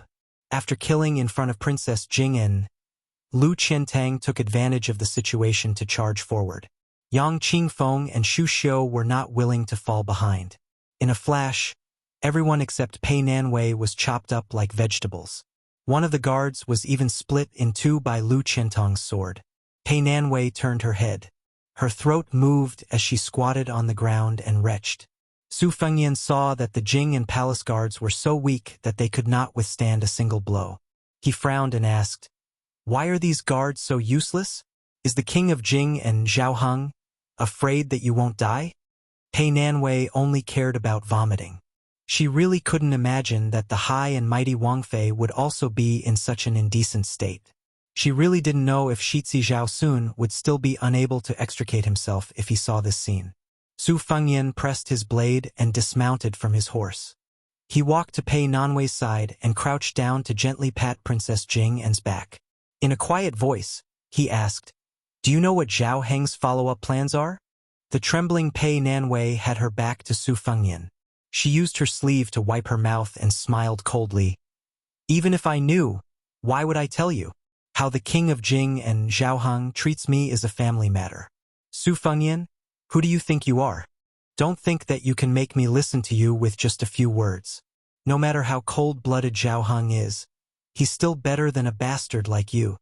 Su Fengyan gently stroked Princess Pei's beautiful back. It looked like he was taking advantage of her, but his face was expressionless. His heart was as calm as still water. His tone was gentle, and he said with a smile, "Don't you want to live and go back to be Princess Jing'en? Pei Nanwei, you have to know that if I really die, I will definitely drag you down with me. Otherwise, won't I be letting that father and son pair benefit from a crooked beam? I don't mind telling you, if this time Zhao Heng's plan really succeeds, then Shitzi Zhaosun will inherit his position. Even if you can survive under my blade, won't you be on tenterhooks when you go back? Princess Pei, are you really willing to be played by a man like Zhaosun?" Princess Pei slowly stood up and staggered a bit. Su Fengyan wanted to support her, but she fiercely flung his hand away in disgust. Su Fengyan didn't get angry and only bent down to pick up the crown prince's bracelet. With his scoundrel personality, he was even able to pick up the red mud inkstone that Jiang and I had thrown into the lake. Thus, it was reasonable for him to be satisfied with this bracelet. Su Fengyan raised his head to look at the lush green reeds and began to calculate in his mind. The king of Jing and Zhaoheng was currently on the side of the old fox known as the 11th Wang Mingyin. Regardless of whether or not the 4 red-armored talisman generals belonged to Zhao Heng's strength, they were definitely enemies and not friends. The only difference was whether or not they would attack together with Wang Mingyin. If nothing unexpected happened, Zhao Heng would immediately use the vassal king's tiger talisman and mobilize more than 800 armored cavalry from the eastern outskirts of Xiangfan Strait to the reeds. Fortunately, before the battle between the two tigers ended, these troops wouldn't interfere. After all, there were more than 800 people. Zhao Heng didn't dare to guarantee that the king of Jing and didn't have any spies. Right now, they were already in the perfect situation of the mantis stalking the cicada. If someone were to secretly ambush them, then the gains wouldn't make up for the losses. He believed that with Zhao Heng's temperament, he was confident that he could kill him in the reeds. Su Fengyan's expression was somewhat grave. Not to mention the 4 retainers, including Wei Shuyang. Behind him were the 100 Bailiang cavalry led by Ning Amei. as well as the old god of swords Li Chungang. The chess pieces of both sides were wrestling with each other. According to common sense, Li Chungang, who was ranked 8th in the world, would fight against Wang Mingyin, who was ranked 11th. Wei Shuyang's group and Ning Amei's 100 light cavalry would fight against 4 red armored talisman generals. No matter how one looked at it, Su Fengyan would win. Of course, Zhao Heng definitely had a backup plan, but he still had Blue Bird and a group of Beiliang loyalists hiding in the shadows. Where did Zhao Heng's confidence come from to send him to the Yellow Springs? At some point, Princess Pei had taken off her shoes and held them in her hands. Her white socks stepped on the ground as she stared blankly at the muddy path covered in green reeds. Every autumn, she would disperse the imperial bodyguards and walk on the muddy path in an unfitting manner. The path would be densely packed with small brown spikes, which were the tips of the reeds that had been poured into the ground. When she took off her shoes and walked on the path, the soles of her feet would hurt. Her skin was whiter than snow, and every time she walked back and forth, the soles of her feet would be dripping with blood. However, Pei Nanwei liked this kind of self-mutilating behavior. She preferred to lie alone in the small boat, letting the autumn wind and snow cover her body. Should he just stab this woman to death and be done with it? Chapter 202. Su Fengyan's eyes were filled with murderous intent. He didn't care who she was. So what if she was Princess Jing'en? Even if a concubine from the palace was in his way, Su Fengyan would kill her without hesitation when it was time to kill. In this world, there was a distinction between the noble and the lowly, but whose life was more valuable than his own? Just as Su Fengyan was thinking about how to give Pei Nanwei a quick death and make Zhao Heng unhappy, a man and a woman walked over from the small path. They were both very young and appeared particularly high-spirited at this moment. The young man carried a bamboo pole on his shoulder. 10 steps behind him was a delicate and pretty woman with a sword on her back. Her eyes were closed and she appeared cold and cheerless. The first to appear was not the 11th. The swordless young man didn't look at Su Fengyan. He smiled and looked at the carriage. In a clear voice, he said, "Old Sword God Li, the junior of the Wu family, Wu Luding, has come today with the Su of Gojoseon sword. I only ask for a battle." As soon as he finished speaking, the reeds on both sides of the sword crown danced wildly even though there was no wind. It made this future swordsman look like an immortal. Formless sword chi instantly filled the air. Pei Nanwei's body was unsteady. Su Fengyan pulled out Shodong with one hand to support her. He raised his other hand and placed an extraordinarily handsome green and white spear falcon on his arm. He turned around and said to Wei Shuyang and the others, "Follow the spear falcon into the reeds and delay the Fu General Hong Jia." Su Fengyan raised his arm and the spear falcon once again charged into the clouds. Seeing Su Fengyan's gaze, Judumi Taoist Wei Shuyang nodded quietly and took the lead into the reeds. Other than the 2 major sects of inner and outer alchemy, there were many other sects with their own supernatural powers. Among them, there were the Fu Yao sect's necromancers who could exorcise ghosts and summon gods. There were also warlocks who were proficient in Chimanduanjia. This formation was not set up by the military, but by human power and the right time. It could be said that it could turn something rotten into something magical. It was rumored that the top warlocks could make soldiers out of beans. Most of the Taoist priests in the Imperial Palace's Imperial Observatory were proficient in observing images, observing qi, and exploring the veins of the earth. They were known as fortune-tellers who studied the geography. Wei Shuyang's martial cultivation was not outstanding. Otherwise, he would not have been struck down by the white-haired old man outside the tide-listening pavilion. However, Wei Shuyang was a warlock who was proficient in setting up formations. No matter how ferocious the red armor was, it was still a Taoist divine weapon. Wei Shuyang's 36 Heavenly Dipper Peach wood sword formation had a miraculous effect. Moreover, Su Fengyan had spent the past few days studying the cloud patterns on the water armor. He had gained quite a bit of insight. Naturally, those peachwood swords that contained the power of Taoism to slay demons could be targeted. Furthermore, the Taoist ancestors had clearly stated that reed ropes made of reeds could be used to ward off evil spirits. Since ancient times, The way of Judumi had a spell to hang reed ropes to ward off evil spirits.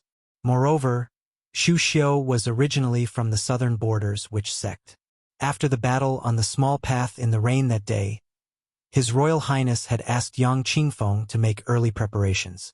Zhao Heng, since you were able to invite the Sword Crown Prince Wu Luding to take the lead, this Shitzi will use Grandfather Wei and the others, who have an innate advantage, to break the red armor that lacks water of the 5 elements.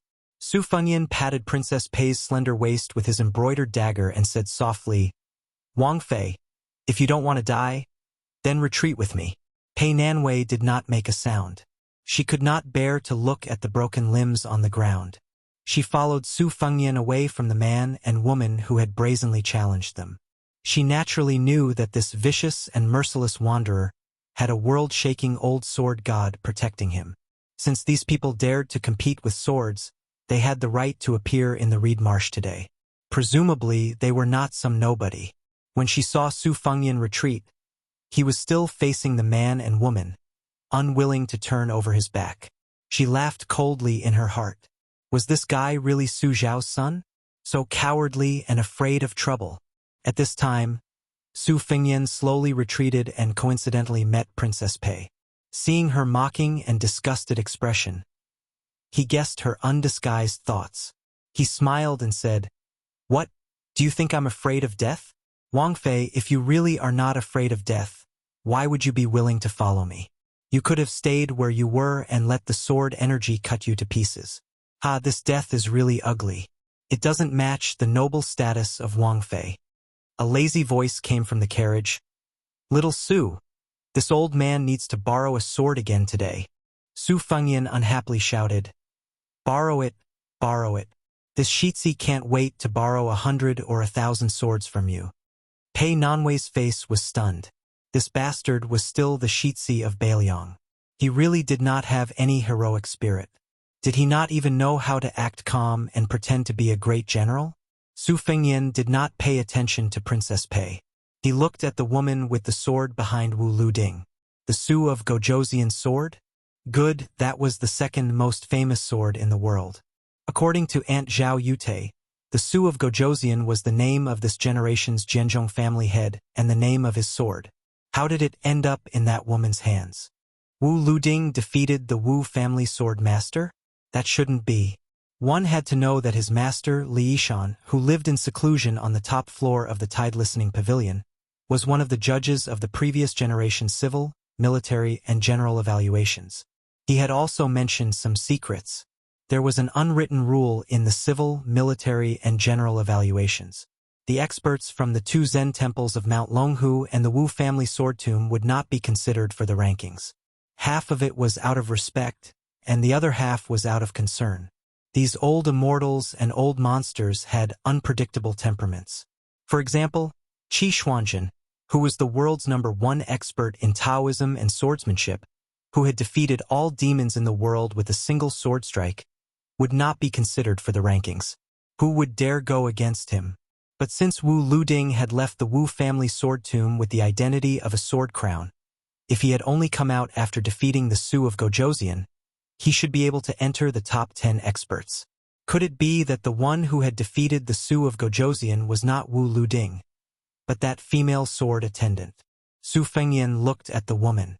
Unexpectedly, as if she had sensed something, she immediately opened her eyes and looked over. Su Fengyan's heart skipped a beat, but he still smiled. However, the woman closed her eyes again, as if she had seen through Su Fengyan's capabilities and was disdainful of him. Su Fengyan did not take it to heart. He threw a look at Bluebird, who was holding a good sword, indicating that she should lend the sword to the old god of swords. Although the sword in Bluebird's hand could also cut through hair, it was still slightly inferior to the crimson afterglow in Lu Qiantong's hand, not to mention the great Liang dragonfinch in the red sandalwood sword case.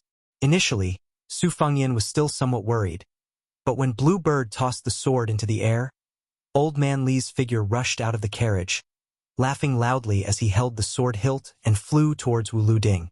Su Fengyan immediately calmed down. The old god of swords was ranked 8th in the world. Was the 8th ranking really that low? There were millions of swordsmen in the world who wielded swords. Were there not only this old man wearing a sheepskin fur coat and that Dong Tai standing above millions of people? Who would dare to say that Li Chungang would stop at the 8th place after truly returning to the peak? Only then did the old god of swords soar into the air like a dragon. A farmer shuttled out from the reeds and said inconspicuously, "Crown Prince, may I borrow your head?" Chapter 203. 11th had finally arrived. Regardless of whether it was a meticulous plan or an unintentional one, this most tragic character of the top 10 had stepped on the most appropriate place at the most appropriate time. Almost instantly, he had grasped Su Fengyan's Achilles heel. Li Chungang was going to fight with Wu Luding, who carried the Su of Gojosian sword. Both of them represented the new and old sword masters of Jianghu. Naturally, they would not be able to escape with just a few moves. Wei Shuyang, Lu Qiantang, and the other 3 had all gone to the reed marsh. This was a bloody battle where the outcome was hard to predict. It was possible that all of them would die. At this moment, Su Fengyan was only left with the death warrior Blue Bird, Ning Amei, and the 100 light cavalry behind him. Su Fengyan turned his head to look at the eager halberd Ning Amei. Without needing to ask, the Bailiang general with the word bow in his hand nodded. He raised one hand and the 30 light cavalry spread out in a fan shape. 30 crossbows were pointed directly at the master who had long been famous in Jianghu. Without a doubt, this was another grudge match between an iron-blooded soldier and a martial artist. With the halberd Ning Amei blocking the crossbows, Su Fengyan temporarily did not look at 11th. He only stared at the old sword god. It was not that he had underestimated Wang Mingyin, but in a battle of life and death between masters, it was destined that the moves would be extremely ingenious. Whether it was Li Chungang or Wu Luding, they were both masters of the sword. Perhaps any one of their moves would be even more ingenious than the moves he had learned from the secret manuals. Looking at them and remembering their outlines would be a good thing. Su Fengyan could not help but murmur in a low voice, "They're really at daggers drawn." Li Chungang raised his sword and went forward. Wu Luding faced this senior swordsman who had been famous for 60 years. Not only was he not afraid, he laughed heartily, and with a twist of his hand, the bamboo pole spun off his shoulder and flew forward. Dressed in a green robe, he rushed forward and grabbed one end of the bamboo pole. Just like on the river, he used the bamboo as a sword and stabbed the other end of the bamboo pole into the road. He lightly shouted, "Rise!" Last time, he had overturned the river and overturned the boat with a single pole. This time, he forcefully pried up a large piece of thick and heavy soil from the muddy road and threw it at Li Chungang. After the curved bamboo raised the dust that covered the sky and the sun, the bamboo pole returned to his shoulder. With a loud bang, he stomped on the ground, creating a large pit. Instantly, countless clouds of dust flew up from under his feet. The bamboo pole that should have been brittle on the spot was bent into a soul-stirring arc by his hands. His hands formed a hand seal, and the large pole was like a full moon bow, bouncing into the air. It bounced into the cloud of dust and injected a swift and fierce sword chi into it. Li Chungang, who was flying through the air, sneered. As usual, he chopped down with his sword, chopping up the obstructing cloud of dust. At the same time, in a spurt of energy, he smashed the sword chi contained within the cloud of dust into pieces. The cloud of dust filled the air and shot in all directions. When the soil mixed with the abundant sword chi landed on the ground, it pierced countless potholes. The two of them were 200 steps away from each other on the open official road. The sword chi dazzled and swirled in the air, creating dozens of crisscrossing gullies. Princess Jing'an was dumbfounded. If she had stayed on the spot, wouldn't she have been chopped into pieces like Su Fengyan said? Would she have died without a complete corpse? The power of a light sword could split the air and split the earth. Was it really so terrifying and invincible? Princess Pei originally had no impression of martial arts in Jianghu. Today, after seeing it with her own eyes, she realized how terrifying it was. She tilted her head and secretly looked at Su Fengyan. She couldn't see any clues from his eyes. She couldn't tell if he was confident or if he had lost his soul.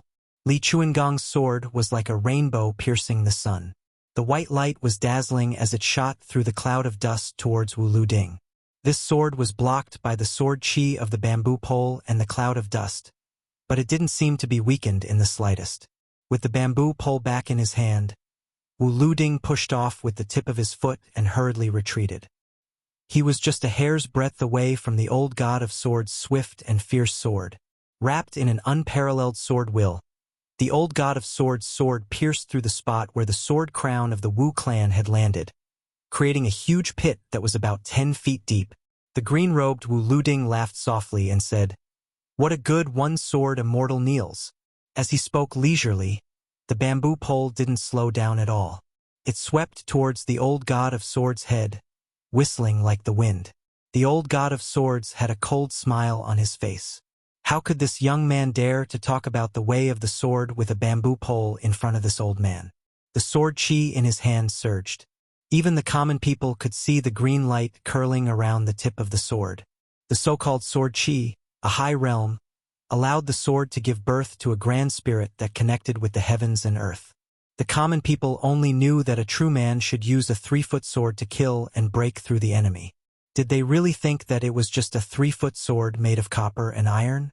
After the one-armed Li Chungang landed on the road, he still casually swung his sword. This time, Wu Luding didn't avoid the sharp edge. The bamboo pole didn't change its trajectory and continued to sweep through the army. The two sword moves were nothing more than one horizontal and one vertical. The green sword in Li Chunggang's hand clashed head-on with Wu Liuding's bamboo pole, producing a clanging sound that defied common sense and pierced the eardrums. The pitiful Princess Pei covered her ears and screamed, but it was futile. She almost vomited blood. Su Fengyan frowned slightly. He walked in front of her and imperceptibly blocked the ripples of qi from the collision. After the sword in Li Chunggang's hand came into contact with the bamboo pole, it wasn't deflected. Instead, it was just like how he taught Su Fengyan's sword moves and sword aura. In an instant, it flicked the bamboo pole 16 times, each time frightening. The tip of the sword, which was originally an inch long, exploded to 3 inches long. The onlookers could only see the green sword aura dancing wildly in the old god of swords' hand. Then, they saw Wu Liuding's bamboo pole bending again and again. Finally, it couldn't withstand the old god of swords' endless sword aura and made a loud bang. The bamboo pole was, after all, just an ordinary bamboo pole. When it broke, Li Chungang, who had gained the initiative, didn't show any change in his expression. He took the opportunity to hack at Wu Liuding's chest. The bamboo pole broke into 2. The latter held half in each hand and retreated again and again. After floating 20 steps, Li Chungang took another 20 steps forward. The tip of his sword never left Wu Liuding's chest. The tip of his sword was 5 feet away. The sword aura was like a green snake, but it was only a foot away. Wu Liuding finally stopped being careless. He changed the bamboo pole from one hand to a 2-handed sword. The Wu family's sword tomb was famous for its unparalleled sword moves. Since he was able to walk out of the tomb as a sword crown, there was no doubt that he had reached the peak of swordsmanship. The bamboo pole didn't emit any sword aura. It was only good for unpredictable moves. Even when facing a sword master like Li Chungang, who had 1 foot in the door of the sword immortal, his sword moves were still domineering and unstoppable. Li Chunggang's frown loosened and he smiled. For some reason, he withdrew the green light on his sword and no longer used the sword aura. He just used sword moves against sword moves. The two fought close to each other, dazzling the eyes. In the blink of an eye, they had swung 100 or 1,000 swords. The 11th in the world was also an eye-opener. There were a total of 8 kinds of crossbows in the Liang dynasty. Apart from the 4 that were shot by foot, the cardinal crossbow in the hands of the Bailiang cavalry was the most lethal. It was comparable to the yellow stirrup-treading crossbow. Therefore, this Bailiang crossbow was called Mountain Splitter, which was as famous as the Bailiang saber. Since it dared to be called Mountain Splitter, its power was amazing. 30 crossbows were shot at the same time.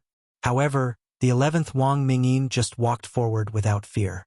He stretched out a hand and pointed at the air in front of him, hitting the first wave of arrows to the ground. After the first wave of arrows was splashed, the second wave of arrows came in rapid succession. The old-fashioned Wang Mingyin no longer pointed at the world with one hand. Instead, he clenched his fists and his clothes puffed up.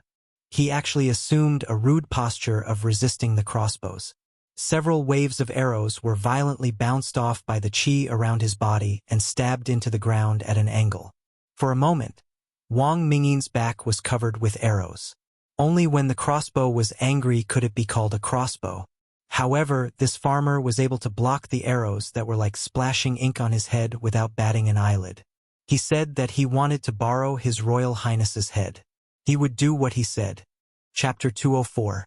The captain of the Phoenix Battalion, Yuan Meng, narrowed his eyes as he stared at the unknown Jianghu man. He pulled on the reins of his horse and charged forward with his saber. The Bailiang light cavalry cooperated with each other skillfully. The 20 men on either side of Yuan Meng raised their crossbows and prepared to attack. The remaining 10 men behind them charged forward with their sabers drawn. The Bailiang army placed great importance on horse management. Not to mention how majestic the heavy-armored cavalry was, the light cavalry was equipped with horses that were far superior to the cavalry outside of Bailiang. Furthermore, the Phoenix Battalion was the personal guard of the Bailiang army. The horses they rode were all heavy breeds. They were 7 feet tall and weighed more than 2,000 jin. When they charged forward, regardless of whether they were carrying sabers or spears, the cavalry charged forward like a mountain torrent. Their horses were extremely powerful. Pei Nanwei did not know much about the Spring and Autumn War. She had only heard rumors that the Bailiang cavalry was invincible. Today, when she saw the charging power of the 10 cavalry, she could not help but feel dazzled. If 10 men and 10 horses were already like this, then the 300,000-strong cavalry under the command of the king of Bailiang must have trampled over the 6 nations. But what happened next made Princess Pei's eyes widen. The strong man who looked like a farmer charged toward the 10 cavalry. His hands parried the rain of arrows that came from the 2 sides of the fan. He ran with large strides and collided with the tall horse of the captain, Yuan Meng, who bore the brunt of the charge. As Princess Jing expected, the cruel scene of the farmer's blood splattering 3 feet high did not occur. Instead, the dull man used the mountain crash to break the neck of the warhorse and sent Yuan Meng and his horse flying. Yuan Meng did not even have time to chop down with his saber. The man quickened his pace. His feet rumbled on the ground, not losing to the sound of the horse's hooves. He spread out his hands and placed them on the bodies of the 2 horses. With a sudden burst of strength, he threw the 2 horses behind Yuan Meng into the air. Pei Nanwei, who was born in a literary and aristocratic family and then raised in a golden and jade cage by King of Jing, opened her mouth slightly in disbelief. How could there be such a godlike martial artist in the world? The farmer threw off the 3 warhorses in one go, and the 2 Bailiang sabers at his sides finally took the opportunity to chop down. The man with the strength to pull mountains and rivers had a gloomy face. Both of his hands gripped the world's sharpest standard cold saber. With a twist, he curled it up. "Come down." Hearing him calmly say 2 words, 2 valiant light cavalrymen were pulled off their horses and thrown out. The man's horse came to an abrupt halt, raised its hooves high, and stomped down heavily. His hands, which were as big as praying mats, retracted at lightning speed. He raised them above his head and grabbed the horse's hooves that weighed 1,000 catties. With a cold snort, he tore the horse apart. How much strength would it take to tear a charging warhorse into 2? Without a mount, the light cavalryman of the Phoenix Battalion fell down and was coincidentally punched in the chest by the farmer. His armor and chest exploded at the same time. He died on the spot, his flesh and blood badly mangled. Following that, the other cavalrymen were easily thrown out by the valiant man. None of them were lucky enough to escape. Pei Nanwei couldn't bear to watch any longer. She subconsciously glanced at the Bailiang heir standing in front of her. His back was still upright. She moved a little and could finally see some of his side profile. However, she didn't see the expected panic. This made Pei Nanwei very disappointed. That man was unstoppable and had even said that he wanted to borrow her head. Was this Su Fengyan really not afraid at all? Pei Nanwei looked at the battlefield again. In just one face-to-face encounter, His Royal Highness personal cavalry had lost several men. However, what made Princess Pei even more shocked was that even in such a cruel situation, the other light cavalrymen of the Phoenix Battalion were still as upright as His Royal Highness. They turned a blind eye to the bloody scene, especially the burly general with the halberd. He was covered in heavy black armor. Including the armor and the halberd, he weighed more than 400 caddies. In the face of defeat, he only sat on his horse and didn't move. What a terrifying heart of stone. Princess Pei felt sorrow in her heart. Were all Beiliang's soldiers so heartless? Great halberd Ning-Amei raised his arm and held his halberd. The tip of the halberd was pointed at the 11th man, Wang Mingyin. Among the 20 cavalrymen, 10 of them continued to silently raise their crossbows while the other 10 continued to charge. The light cavalrymen of the first 10 cavalrymen who hadn't died in battle remounted their horses and got into formation. The heavily injured ones sat on the ground and picked up their crossbows. They were faintly forming a pincer attack. When Beiliang faced an enemy, they could only fight to the death. Princess Jing'an looked at the 10 cavalrymen who didn't care about their lives as they urged their horses forward. In the past, when she heard the king of Jing and Zhao Hong talk about it, she didn't understand the bone-chilling coldness in his words. She finally understood the meaning of these words. She asked in a trembling voice, "Can your light cavalrymen block them?" Su Fengyan didn't make a sound. He focused his attention on the battle between Li Chungang and Wu Luding. Beads of sweat had already formed on his forehead.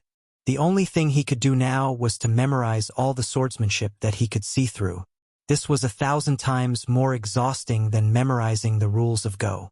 The old god of swords didn't use the sword gang. Against Wu Luding, he only used swordsmanship to fight swordsmanship. Both sides' swordsmanship had reached the point of perfection and was extremely ingenious. The old man had the intention of letting him watch the battle and benefit from it. He couldn't let this good intention go to waste. The Wu family's sword catacomb took a narrow and winding path.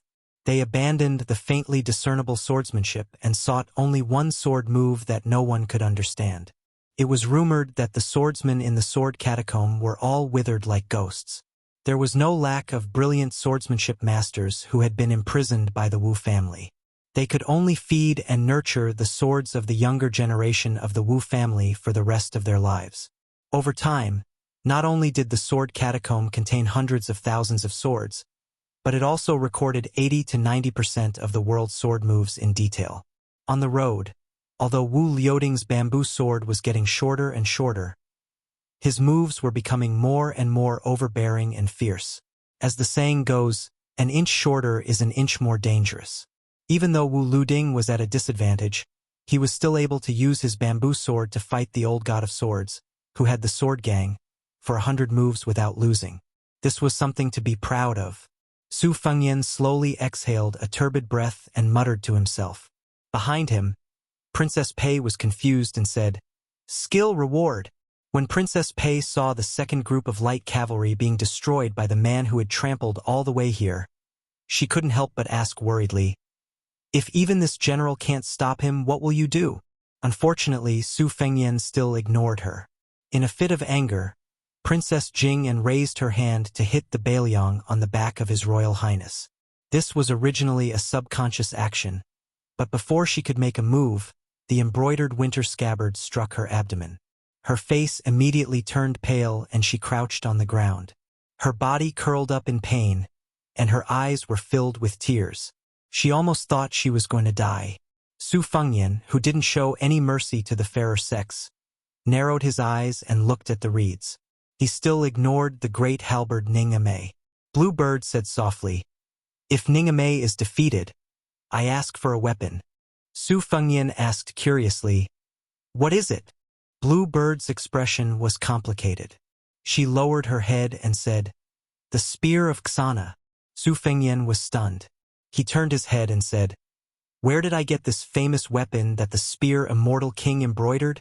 Bluebird looked at the carriage and said calmly, "It has always been hidden in the axle." Su Fengyan said in surprise, "Bluebird, tell me the truth. What is your relationship with Wang Xiu?" Bluebird said softly, "He is my father. He killed my mother." Su Fengyan sighed in his heart. He hesitated and said, "If Ningame is defeated, then so be it. I didn't think that he and the 100 light cavalry could exhaust Wang Mingyin to death. When the time comes when the 11th person in the world is exhausted, then you can make your move." Princess Pei, who was squatting on the ground with her hands on her stomach, raised her head and gritted her teeth. "Su Fengyan, aren't you afraid that the 100 people will die?" Su Fengyan turned his head and looked at Princess Jing'an, who could no longer maintain her composure. He said calmly, "What do you know?" Pei Nanwei, who could only talk to Su Fengyan by raising her head, laughed nervously and said, "What do I know?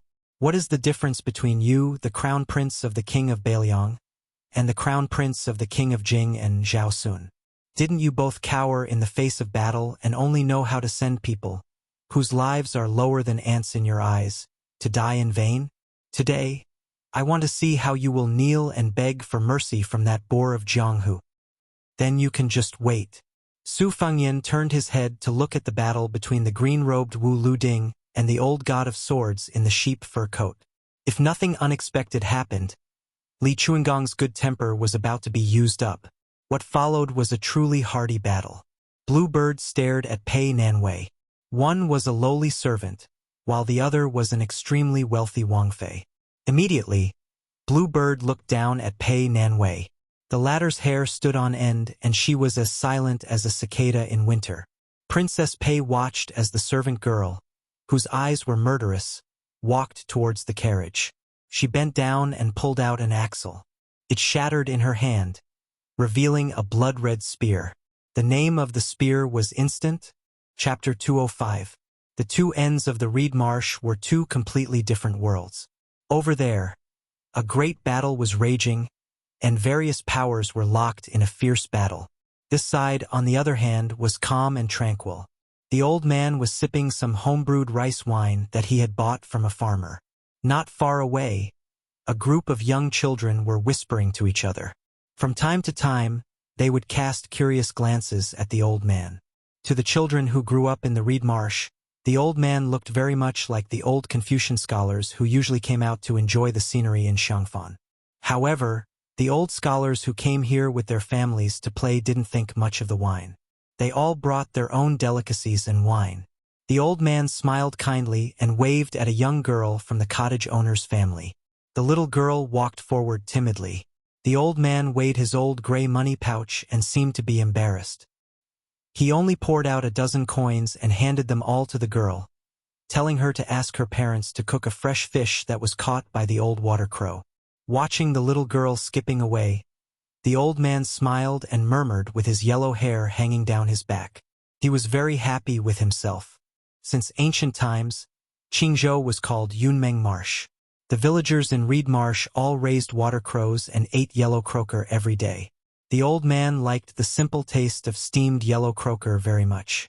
The group of Xiangfan scholars went to the faraway place and coveted seafood, sparing hundreds of gold coins to buy it. Even if they stored it with ice cubes along the way, it had already lost its taste. In the old man's eyes, they were the lowest class of diners, not to mention gluttons. Out of the corner of his eye, he glimpsed the little girl in a daze beside the black water tank outside the house. In the end, he picked the biggest yellow croaker in the tank and gave it to her mother to steam.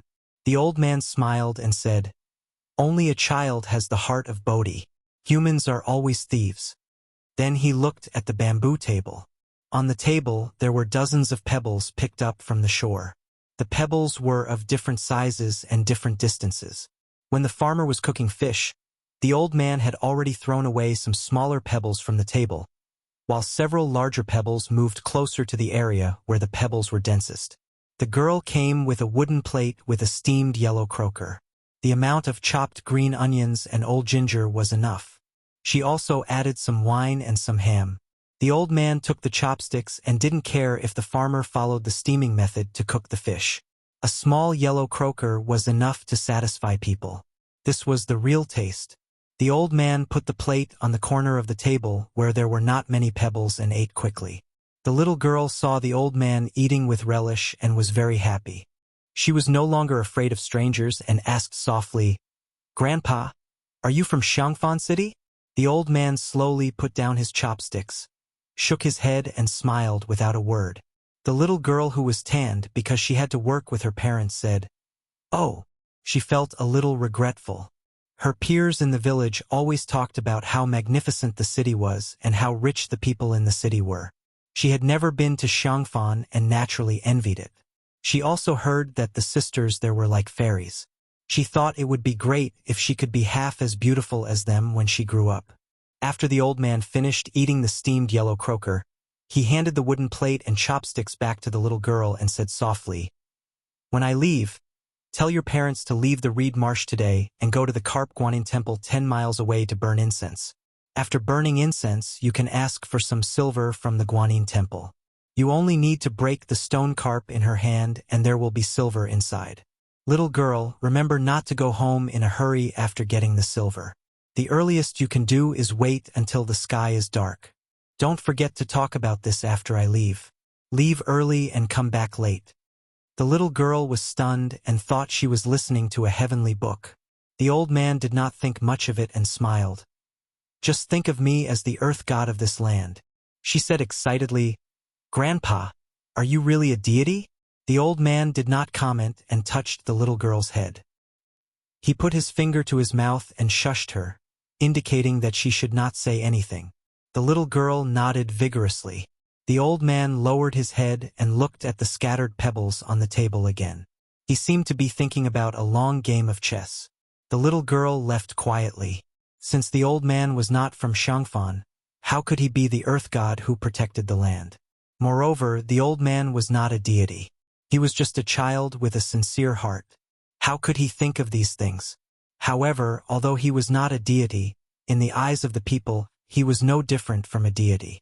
During the spring and autumn period, the 9 kingdoms were in chaos and there were many abnormal phenomena everywhere. The azure dragon came out of the water, the divine monument broke through the earth, and the female chicken turned into a male. Which one of these did not come from him? Not to mention these imperial courts that ruled the world. Just take the 3-foot game of Go as an example. Back then, the scholars of the West Chu dynasty were talkative and the game was popular. The 9 stages of Go were created by him.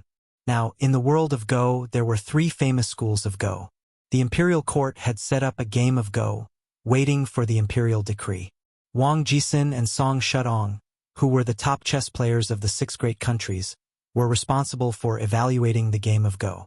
There were more than 400 people who qualified for the game of Go. This old man claimed that these 400 players had gathered together to play against him and that he could easily win. He was the only one in the world who could say such arrogant words. Unfortunately, Wang Jisun and the others did not dare to accept the challenge. No matter if they were working together or alone, they all pretended to be deaf and dumb. This old man's Go skills were extraordinary. But later on, for some unknown reason, this old fanatic said that he would never talk to anyone again. The old man stared at the table and laughed. 500 years ago, he was invincible. How could it be a lie? Wei Xiong of the Su family wants to stand shoulder to shoulder with this old man. But it's still too early. When the old man first entered the Shangyin Academy, he claimed to be one of the top 3. His sword was like a dragon and snake, and he wrote the record of the Pillar of Strength in one go in the mud after the heavy rain by the lakeside. At the beginning, he said that he wanted to establish his heart for heaven and earth, establish his life for the people, inherit the lost knowledge for the past saints, and establish peace for all ages. These years, he had traveled all over the world and had nothing to do, so he taught Lu Su how to place his pieces and take root, and how to be grounded.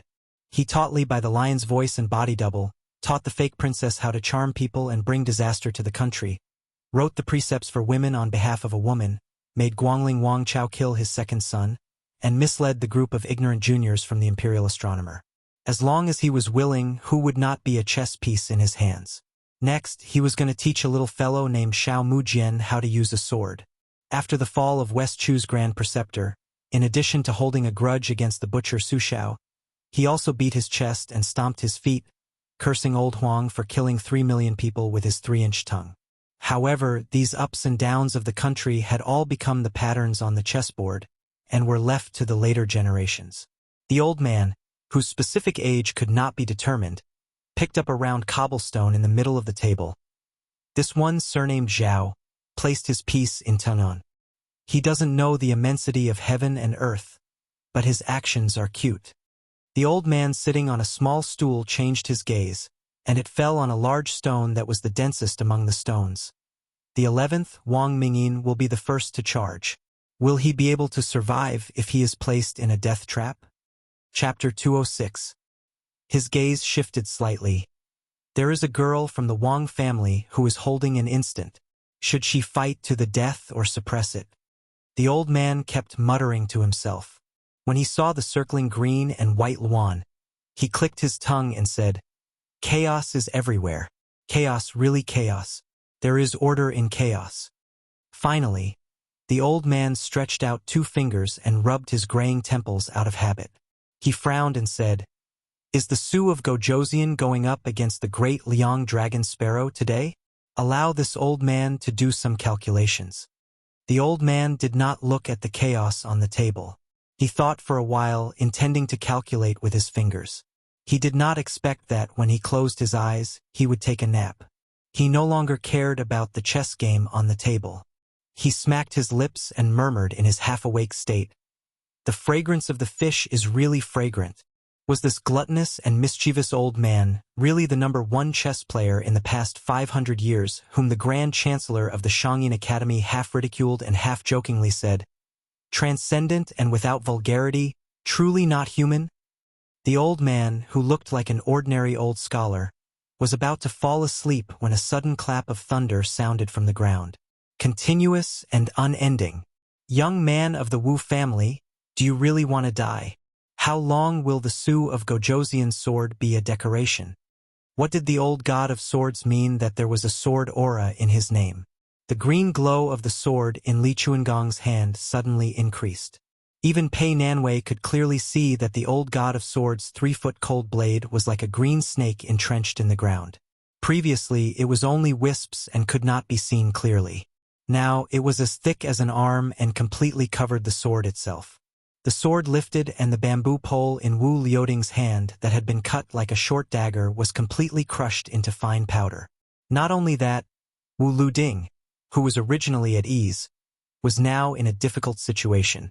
A corner of his sleeve was cut off by the sharp sword aura. Li Chungang did not seem to want to give Wu Liuting a chance to unsheath the Su of Gojosian. He laughed loudly and did not show any mercy. After a round of swordsmanship competition, this old man clearly chose the unpopular path of the overbearing sword. If you want to be overbearing as a swordsman, this old man had countless enemies in his life. Who could be more overbearing than the 2-sleeved green snake? This old man's sword was neither rising nor falling. To the east, he saw the Guangling tide and crossed the river. To the north, he saw thousands of wild bulls galloping. He stepped on them as if they were flat ground. To the south, he saw the huge waves of the ocean and exploded the river with one sword. To the west, he went to Mount Lantua and asked Buddha with his sword. He killed Luohan 23. Li Chuangong's sword momentum increased again. Was there no end? Could it be that he wanted to enter the realm of the land sword immortal in one go? Wu Liuting, who did not have a sword in his hand, had already wandered back and forth from the gates of hell several times. The flat road was full of desolation and countless ravines crisscrossed. Behind Wu Liuting, the swordswoman who could be considered as the best swordsman in the sword tomb slowly opened her eyes.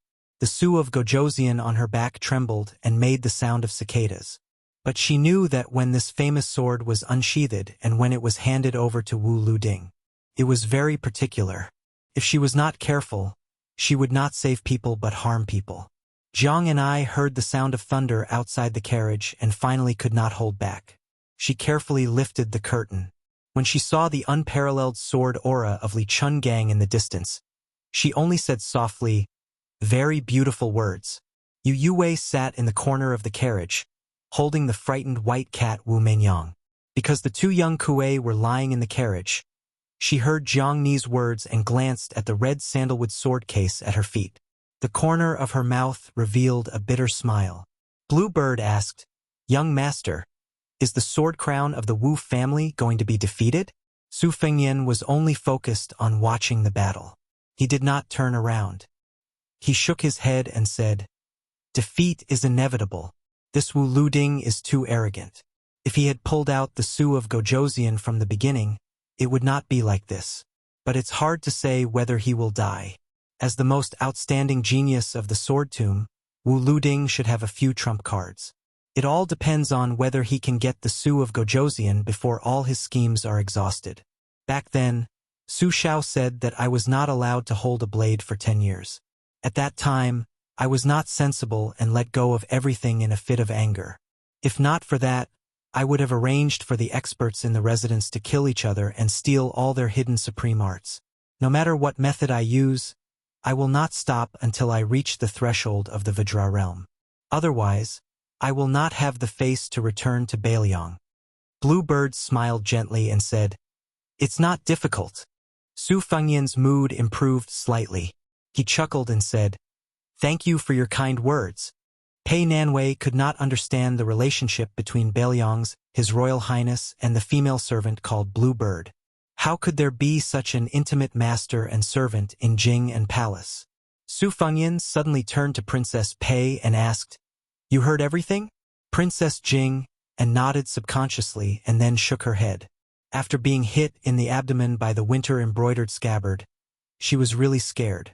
She turned her head to scare Princess Pei, but she inadvertently saw Bluebird and the scarlet spear in her hand. She was a little absent-minded. The ancient spear was the only one among the 9 great divine weapons in the world. Not only was the tip of the spear not sharp, it was abnormally blunt and had a strange curve. But it was this blunt spear that had been soaked in the blood of countless masters in the hands of the great Grandmaster Wang Xiu. Wang Xiu single-handedly dominated Jianghu for 20 years. He was known for his decisiveness in killing. Countless people died under his spear. No matter the level of his martial arts, no matter his family background, he would pull out his spear and kill people in anger. Among the 4 great grandmasters, he was the most bloodthirsty and warlike. He would fight to the death to improve his cultivation. Wang Xiu's journey north to Dunhuang was the bloodiest. Every time he killed someone, he would use his spear to pierce through the enemy's head. The first martial arts evaluation said that Wang Xiu stood up at 30 years old. His spear technique was both real and fake. He advanced and retreated quickly. When he was motionless, he was like a mountain. When he moved, he was like thunder. His vitality was unparalleled in the world. The second martial arts evaluation list said that Wang Xiu had no doubts at 40 years old. He focused on the origin of martial arts and returned to the natural state. He was extremely refined and eventually established his own school of spear techniques. The third time on the list, Wang Xiu was said to be familiar with all kinds of spear techniques. He was so familiar that he forgot his hands and then forgot his spear. He was already a spear immortal. When he saw Bluebird holding the ancient spear, Su Fengyan felt for the first time in his life that Bluebird was a death warrior. She was as cold as a dead object. Just as Su Fengyan was in a daze when he saw the instant spear, a figure rushed out from the reeds and shouted, "His Royal Highness, be careful of the earth armor under your feet." Almost at the same time that person warned, the earth under Su Fengyan's feet exploded. A huge monster was about to break out of the ground. Bluebird's face turned pale. The instant spear in her hand stabbed at the puppet that was sneakily attacking His Royal Highness. "Can I make it in time?" Her eyes lit up. They were dazzling. For some reason, Su Fengyan, who should have been killed in one blow, pulled out his winter embroidery blade. It was as if he had done it intentionally or unintentionally. It was as if he had done it on purpose. One sword immortal kneels. On the path in the rain, Li Chungang had once used an umbrella as a sword to break the water armor of the Talisman General's red armor. Su Fengyan had tried so hard to learn the essence of that sword move. However, at the moment of life and death, he had finally merged it into his winter embroidery blade. Pei Nanwei only saw the dandy prince's beautiful clothes fluttering in the wind as he stabbed down with one hand. It was a natural move. The assassin was forcefully stabbed back into the ground. Chapter 207. The young master who had left the capital and then returned to Shangyin Academy sat on the Tianbua Kaijing Memorial Arch, swinging his legs and holding a thin reed pipe in his mouth. His surname was Zhao, the imperial surname of the Son of Heaven. His given name, Kai, was given by his mother. It was the Kai of regular script and the Kai of regular tree. At first, he thought that his mother wanted him to behave like a regular script, to behave like a person with a square body, to act like a straight brushstroke, to be a role model. Later, he entered the palace and went with his great master to worship the ancestors alone.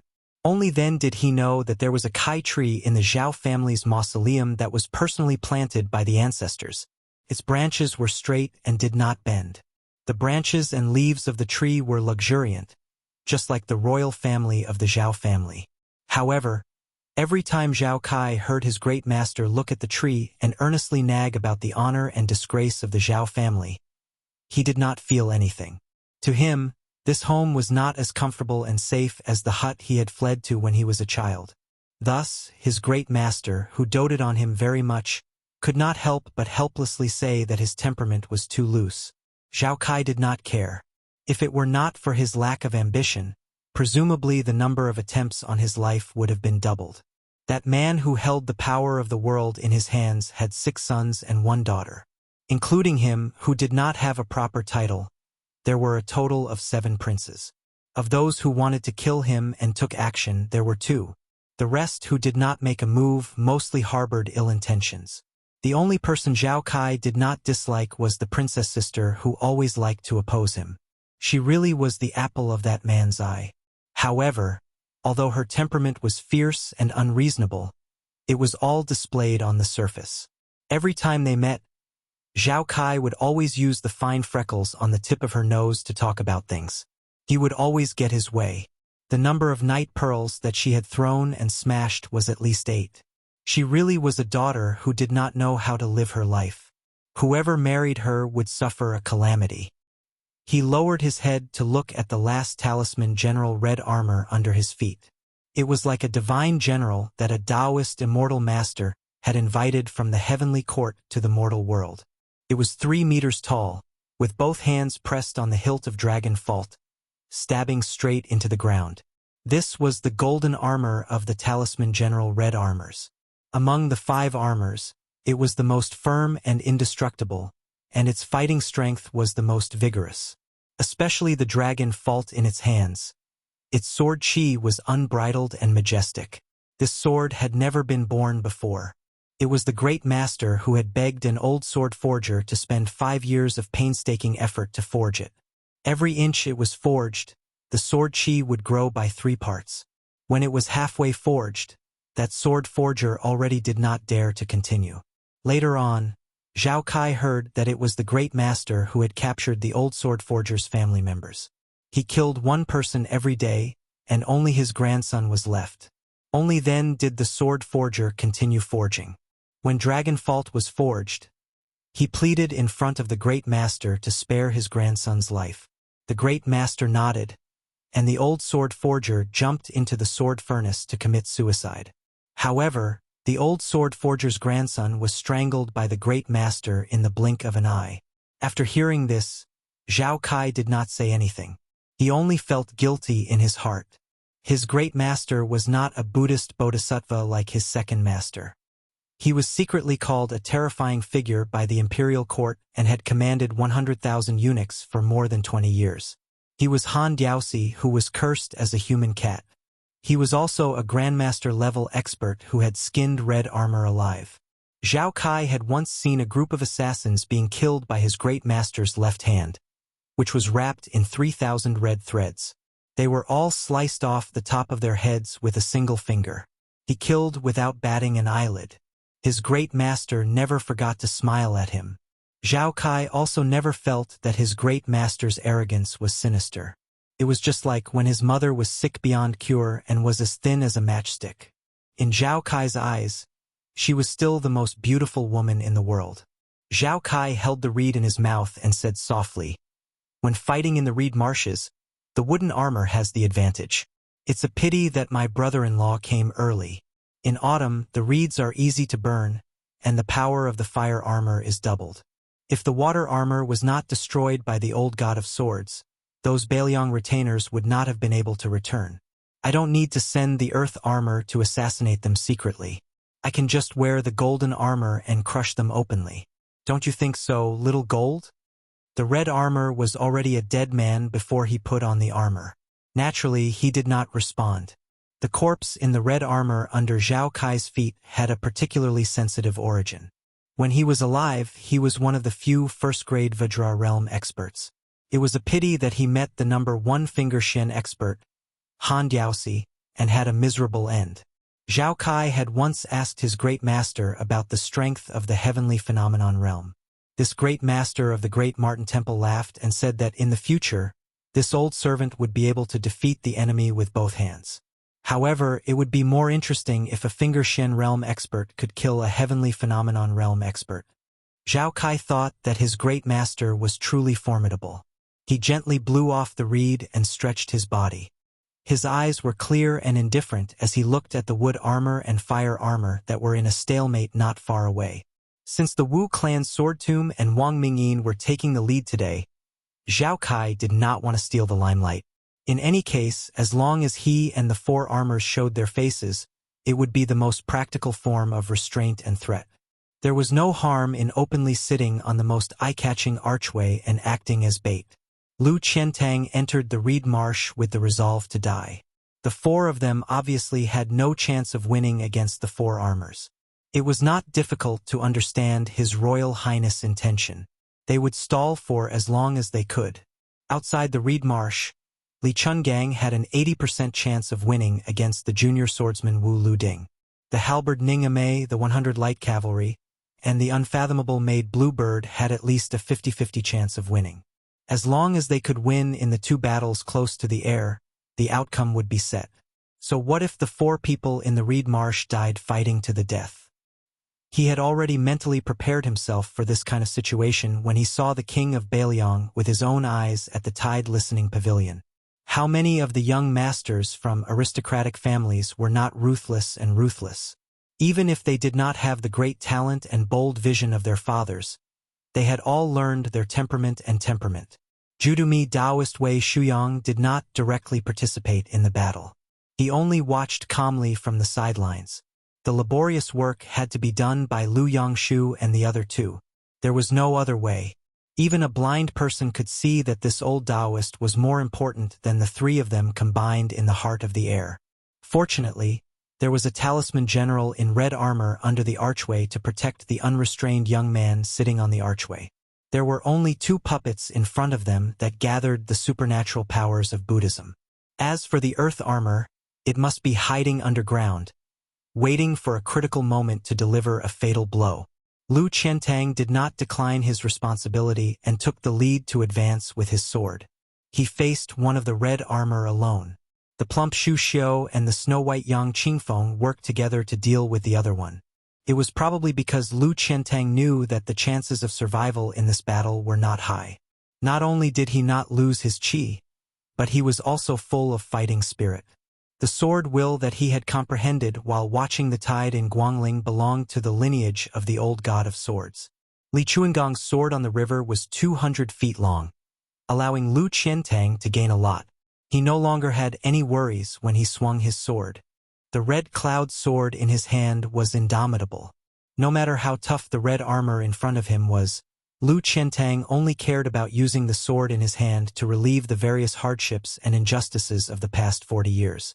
Every time the red armor clashed with the sword, a string of sparks would be produced. Xu Xiu's palms struck the chest of one of the red armor's talisman generals. She suddenly exerted force and only made the red armor sway slightly. The agile and ghostly Yang Qingfeng swept her leg across the armor's head, but the other party did not move at all. It stretched out its arm to break Yang Qingfeng's calf, but the latter had already retreated with the force of the spring. Xu Xiu took the opportunity to hit the red armor repeatedly. Each hit was more powerful than the last. This kind of fierce attack did not match her figure. Every time there was a dull sound, the red armor was finally forced to retreat, leaving a mark on the ground. The charming woman who had betrayed the southern borders which sect was furious. She reprimanded, "Yang, you have the nerve to let a woman block in front of you? Which woman did you use all your strength on last night?"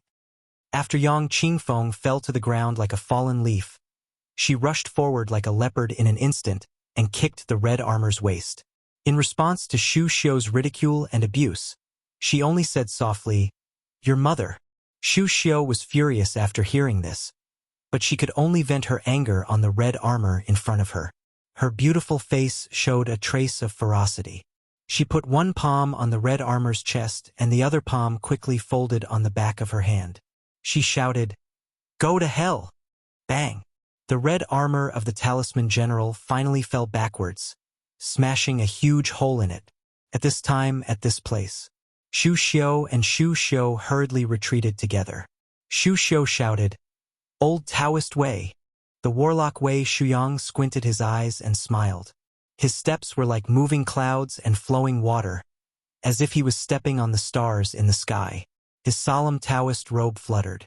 Finally, he pointed 2 fingers to the sky and put the other hand on his arm. He made a gesture and said, "If you don't step on the stars, you won't move. Rise." When Wei Shuyang's foot stepped down, 36 peach-wood swords broke out of the ground around the red armor, who had just risen from the ground and were suspended in the air. Chapter 208. Of course, this wasn't the skill of a sword immortal, but a strange Taoist technique. Since Taoism took killing demons as their responsibility, they naturally had their own mysterious skills. With a flip of old Taoist Mi's finger, the 36 swords all pointed downwards towards the red armor on the ground. The old Taoist, who had studied spells for half his life, silently chanted an incantation, and the sword formation rapidly descended. Speaking of which, it was strange that when they were on the small path, other than being broken by Li Chuangong's mysterious dewdrop's finger and the umbrella transforming into tornado, even the horse and LV Qiantong's big sword could not hurt it the slightest bit. Right now, unexpectedly the wooden sword made from the peach tree pierced through the armor one after another. No less than 36 swords, turning the red armor into a hedgehog. Wei Shuyang's skills weren't limited to this. Through His Royal Highness's drawing of the cloud patterns on the water armor, he could infer how the red armor operated like qi. The old Taoist bent his finger again and drove the 2 peach-wood swords at his waist a few inches deeper into the armor. He said in a deep voice, "Yang Qingfeng, hold these 2 swords and take off the armor." Yang Qingfeng retreated and returned. He grabbed the 2 peach-wood swords with both hands and slashed it heavily, directly cutting the red armor in half. The red armor Talisman General that was like an undead ferocious chief finally stopped moving. Wei Shuyang felt relieved. Seeing that the strange young master on the archway still didn't react, he thought for a moment and said in shock, "Not good."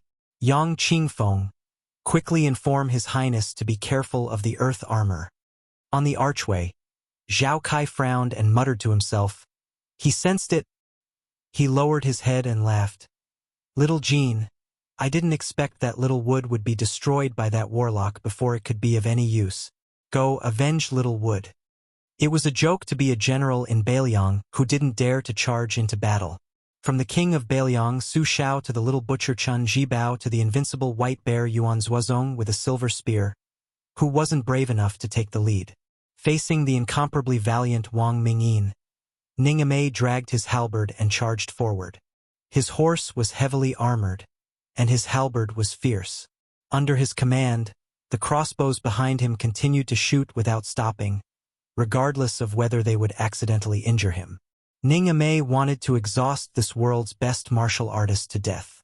He urged his horse towards Wang Mingyin, who was striding towards him. Enemies met on a narrow path. Ningame's iron halberd accurately pierced into the man's chest. At the border of Beiliang, countless Beimang enemies were pierced into the air by his halberd. Wang Mingyin's footsteps paused slightly. He stretched out an arm and punched the iron halberd. The halberd trembled. Ningame didn't let go of it, but the tip of the halberd could only stab downwards. Wang Mingyin leapt into the air and kicked Ningame off his horse. Ningame was indeed a fierce general. Wang Mingyin's kick left a huge imprint on his chest armor. However, he didn't fall to the ground after falling from his horse. He used the heavy halberd to drag the ground to reduce the force brought by the martial artist. When he stood still, Ningame's mouth was clearly oozing thick blood. Wang Mingyin didn't seem to expect this Beiliang martial artist to be able to stand and not fall. There was a strange look in his eyes. He didn't rush to attack and didn't care about the crossbows. Once the arrows got close to him, he easily reached out with his hand. The sharp arrows of the mountain-opening crossbows were like soft cotton that didn't hurt or itch to him. Ning Amei saw that Wang Mingyin wasn't moving. He abruptly stabbed his halberd into the ground and took off his helmet with both hands. He threw away his bag full of short halberds and then brazenly took off his armor. Wang Mingyin was expressionless the entire time. He waited until the brave general pulled out his halberd before he stepped forward. Facing Ning Amei, who was ranked 11th in the world, alone, he also silently charged forward. Indeed, if he wanted to kill someone, then he would kill someone. Why would he have so much nonsense to say? Just fight to your heart's content. Was there a need to flatter or slander each other? The halberd under Ning Amei's horse still had an astonishing momentum. Cut, pierced, hooked, pecked, and spun as he wished. The halberd, which weighed nearly 100 pounds, was swung in his hand with yin and yang. Wang Mingyin maintained the stiff face of a poor farmer. Faced with the ferocious attack of the halberd, he raised his arm to block. It could be seen that the hard body of the halberd was squeezed into an arc. When it was pressed to the limit, the halberd rebounded at an even faster speed. Ning Amei used the momentum to turn his body. His feet twisted a circular hole in the ground, and the halberd cleaved a large circle in the air, producing an ear-piercing sound of wind. The bow halberd once again smashed toward Wang Mingyin. The latter, who had been handling it single-handedly all this time, stuck his left palm to the halberd. His right hand went around the halberd and held it with both palms facing each other. In the time it took for a spark to fly off a piece of flint, Ning Amei was unwilling to let go of the halberd. Even though his palm exploded with blood, even though his tall and sturdy body was pulled into a large arc, the shoes on his feet were immediately tattered and dust flew around him. Wang Mingyin, who had previously said that he wanted to borrow the heir's head, finally spoke a second time. "Let me borrow your halberd." Ning Amei's halberd immediately left his hand. The thick arm holding the halberd drooped down powerlessly, fresh blood dripping down. Wang Mingyin had obtained the halberd, but he didn't use it. He tossed it out and nailed a crossbow-wielding Beiliang cavalryman to the ground. The halberd's tip was pointed up, and the corpse was on the ground. The halberd's body trembled slightly. Ning Amei didn't even look at the predictably tragic situation. He drew his Beiliang blade with his left hand. Wang Mingyin asked, "You're not retreating?" Ning Amei's lips moved slightly, but no sound could be heard. The cold, shiny blade in his hand showed no signs of returning to its sheath. Wang Mingyin sighed softly. He walked toward this Beiliang cavalry general, fully deserving of his reputation. He was determined to kill him. Although this would delay him from taking the Beiliang heir's head, these Beiliang soldiers made it clear that they wouldn't rest until one of them was dead. In front of the carriage, Pei Nanwei was shocked beyond words by the scene in front of her eyes. First, there was an unknown assassin trying to burrow out of the ground to assassinate Su Fengnian. Then, there was this saber-adorned His Royal Highness stabbing down.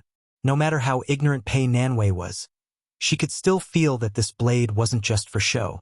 If it was just this, Pei Nanwei would have been more willing to turn her head to watch the confrontation between the two swordsmen at the end of the official road, or to see how the farmer cut through the Beiliang cavalry's formation like a hot knife through butter. However, the assassin underground seemed to be proficient in divination. He didn't always hide underground, but could move about underground. After being stabbed by Su Fengnian, he immediately burst out of the ground nearby. Su Fengnian's embroidered winter blade swept out, chopping directly at the waist of the red-armored seal general, sending countless sparks flying. In one breath, he reached the yellow court. The faint purple mark between Su Fengnian's eyebrows became more and more obvious. Su Fengnian's strike hit its target. In the blink of an eye, the one-handed embroidered winter blade became a two-handed grip. Instead of retreating, he advanced, not 5 steps away from the red-armored seal general. Why should one walk 10 steps to kill someone? The two-handed embroidered winter blade swept out a resplendent ray of light, cutting from the red-armored seal's head to his waist. Another long string of dazzling sparks flew. This blade came from the splitting waterfall on Mount Wudong. Earth Armor's fist smashed down, but Su Fengyan had already smoothly retracted his blade. The trajectory was extremely beautiful, and the strength he exerted was fierce, but there was still plenty of strength to be accumulated. Accumulating strength was for the next blade. Why did Su Fengyan choose to practice swordsmanship instead of standing swordsmanship when he was picking secret manuals on the mountain? It was because he was fond of the hob, which was a different approach to swordsmanship, but the result was the same. Su Fengyan held embroidered winter blade without hesitation, stabbing forward with the momentum of a rainbow piercing the sun. This was clearly the most decisive and domineering thorn whale from the Forbidden Villa's whale-killing sword. The whale-killing sword was similarly majestic when used with a blade. The tip of embroidered winter blade pierced the red-armored seal general's chest. Su Fengyan did not seem to feel the skin on his palm being stained with blood. The blade stabbed forward without any hesitation. Earth Armor's heavy feet slid backwards, sliding again and again. The thorn whale succeeded in one strike. The two-handed grip became one-handed. The spring thunder exploded out of the scabbard. Su Fengyan's left hand was simple and unadorned spring thunder. The moment the blade struck, it was the most exquisite sword style from the Greenwater Pavilion's sword practice manual. Overlapping thunder. In an instant, 6 claps of thunder sounded. All of them smashed into Earth Armor's waist. After the overlapping thunder and thorn whale, embroidered winter blade used the swordsmanship of the Thousand Sword Grass Compendium. The spring thunder also did not stop, and used the covering armor of the previous generation Wu family's sword tomb sword, Attendant Zhao Yute. Earth Armor staggered backwards. Following that, Su Fengyan used a total of 16 blades in one go. Every blade contained the essence of the ancestors' blood and sweat. When Su Fengyan finally retreated, although the red-armored seal general did not show any signs of defeat, he no longer had any arrogance to speak of. Pei Nanwei saw the crown prince of Beiliang standing confidently with long and short blades in his hands. She could only see the side of his face. He was grinning maliciously. Chapter 209. When the red armor was about to break through the ground and assassinate His Royal Highness, Wu Luding clearly felt that Li Chungang was distracted.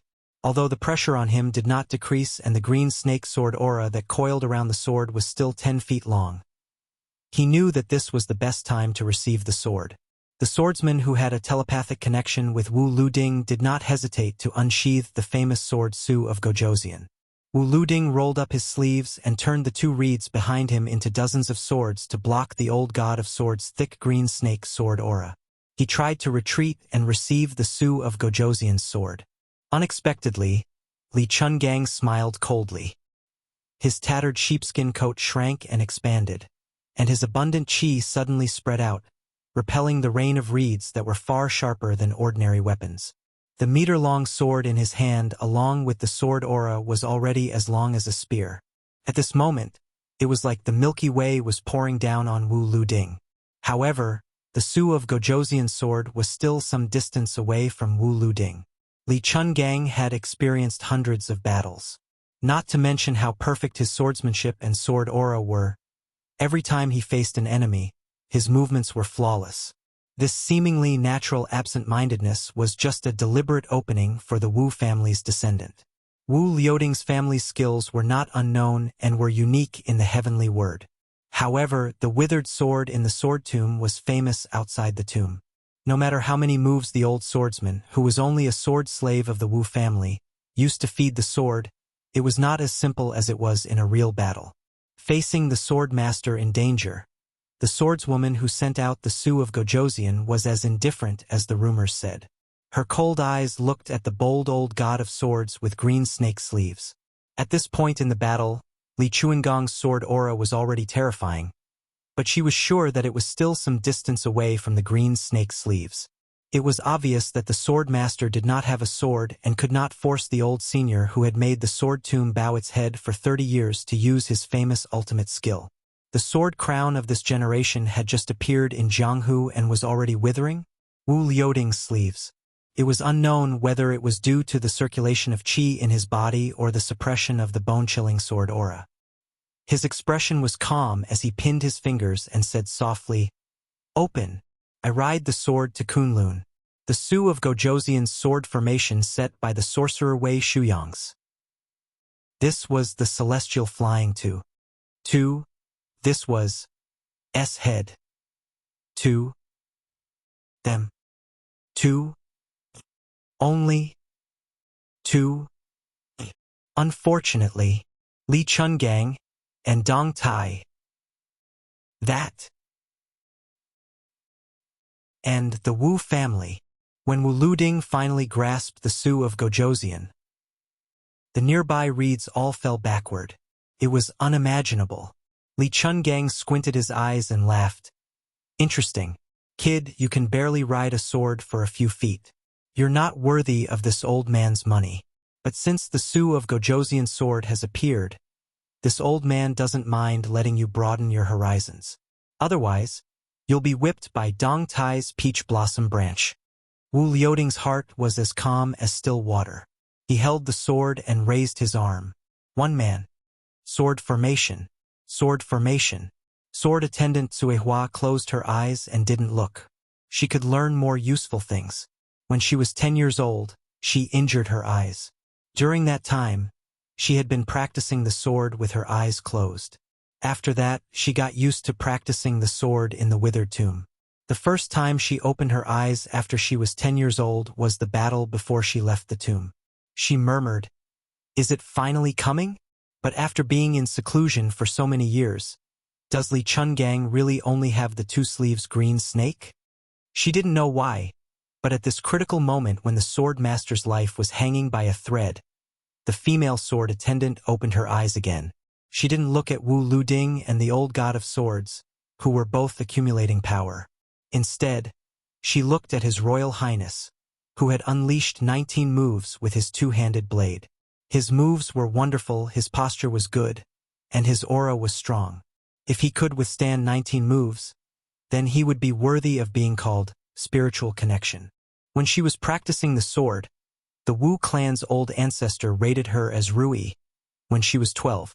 She only became spiritual connection when she was 18. Before leaving the tomb, the old ancestor didn't say anything because she had taken the Su of Gojoseon's sword. She didn't know how long His Royal Highness had been practicing the blade. 5 years? 10 years? Or had he been practicing the blade since he was a child? She suddenly tilted her gaze. She wasn't looking at the unworthy red armor, but at a young woman who had forced her way into the battlefield. She had black hair, green clothes, and green embroidered shoes, but she was holding a scarlet spear.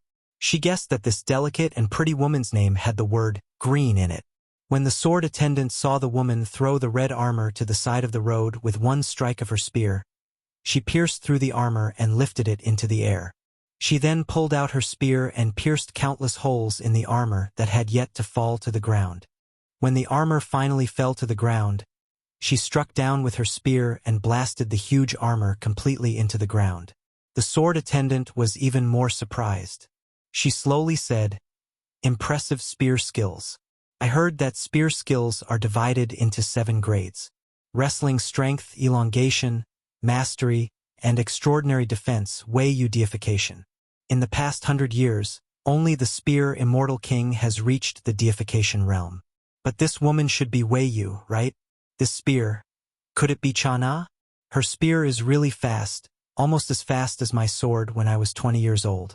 But she disregarded her life and reversed the flow of qi, damaging her blood vessels. How is that different from suicide?" If someone had heard her talking to herself and connecting His Royal Highness and Bluebird to their respective moves, they would probably think that this woman was too conceited. But as a sword attendant who was qualified to obtain the Su of Gojoseon, it was hard to say whether she was conceited or confident. "Go!" Wu Luding, who originally wanted to see if Li Chuangong's 2 sleeves green snake was still invincible after losing an arm, suddenly sheathed his sword. With a tap of his foot, he leaped 100 steps, pulled the sword attendant Chui Hua, and ran towards the reed marsh. When the sword attendant retreated, her footsteps were graceful, like a dragonfly skimming the surface of the water. She only frowned and didn't say anything. Chapter 210. With the Su of Gojoseon in his hand, Wu Luding said bitterly, I suddenly remembered that the 11th knew that I couldn't defeat Senior Li's two-sleeved green snake. Since the red armor didn't succeed, if he doesn't hurry up and kill the Bailiang Crown Prince, he might not succeed again. Once he ignores the Bailiang cavalry, Senior will definitely kill me to save him. At that time, there might be more than just the two-sleeved green snake. This sword can't be compared. I have to go back and practice with you. We won't be at a disadvantage in today's battle. The swordsman Cui Hua didn't seem to be disgusted by this Sword Crown Prince's cowardly behavior. After listening to Wu Liuding's rough explanation, she softly said, "Oh." As expected, Wang Mingyin, who was ranked 11th in the world, saw the Fu general's red armor being destroyed by the female servant Qing Niao at the same time. He also saw Li Chungang preparing to finish off the Wu family's Jian Guan, who was brimming with talent. He forcibly withstood Ning Amei's saber strike and suffered a minor injury. Then he rushed toward His Highness the heir apparent. Looking at his posture, he was determined to kill Su Fengyan even if he had to endure the instant spear. Li Chungang turned around and ignored Wu Liuding. The sword force in his hand was like a green snake that was hundreds of feet long. It shot through the air. The world was overshadowed. As the green snake rolled and pounced towards Wang Mingyin, a huge crack appeared on the wide official road. Wu Liuding chuckled and said, "Did you see that? That sword strike is really scary. If Wang Mingyin isn't in a hurry to kill the Bailiang Crown Prince, then it's fine. It won't be difficult to block this green snake. If he doesn't care about the consequences, then it's hard to say." The swordsman grunted in agreement. "Right, Cui Hua. Have you learned Senior's sword force?" "Yes." "Sigh, what a pity today." "It's fine. Next time we fight, you can secretly learn the two-sleeved green snake." "Okay." When she spoke to Sword Crown Prince Wu Liuding, her tone was roughly like this.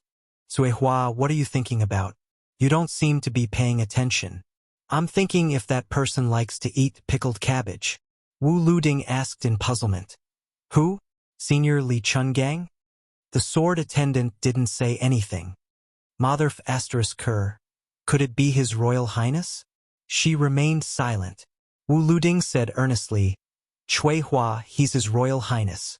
How could he eat your pickled vegetables?" "Don't think about it, I'll eat it." Cui Hua, who had put the Su of Gojoseon's sword on her back again, said calmly, "But every time you finish eating, you say it's so sour that your teeth are about to fall off."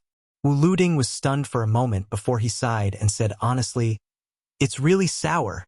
She asked softly, "What does my ability to make sauerkraut have to do with his ability to eat sauerkraut?"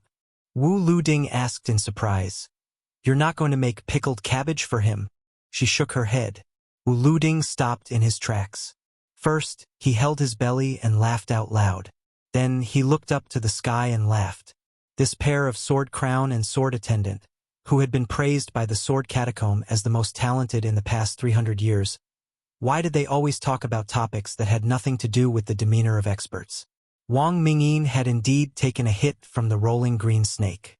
He had already taken out the golden soft sword at his waist and infused it with Xinqi, cutting off more than half of the green snake's sword energy.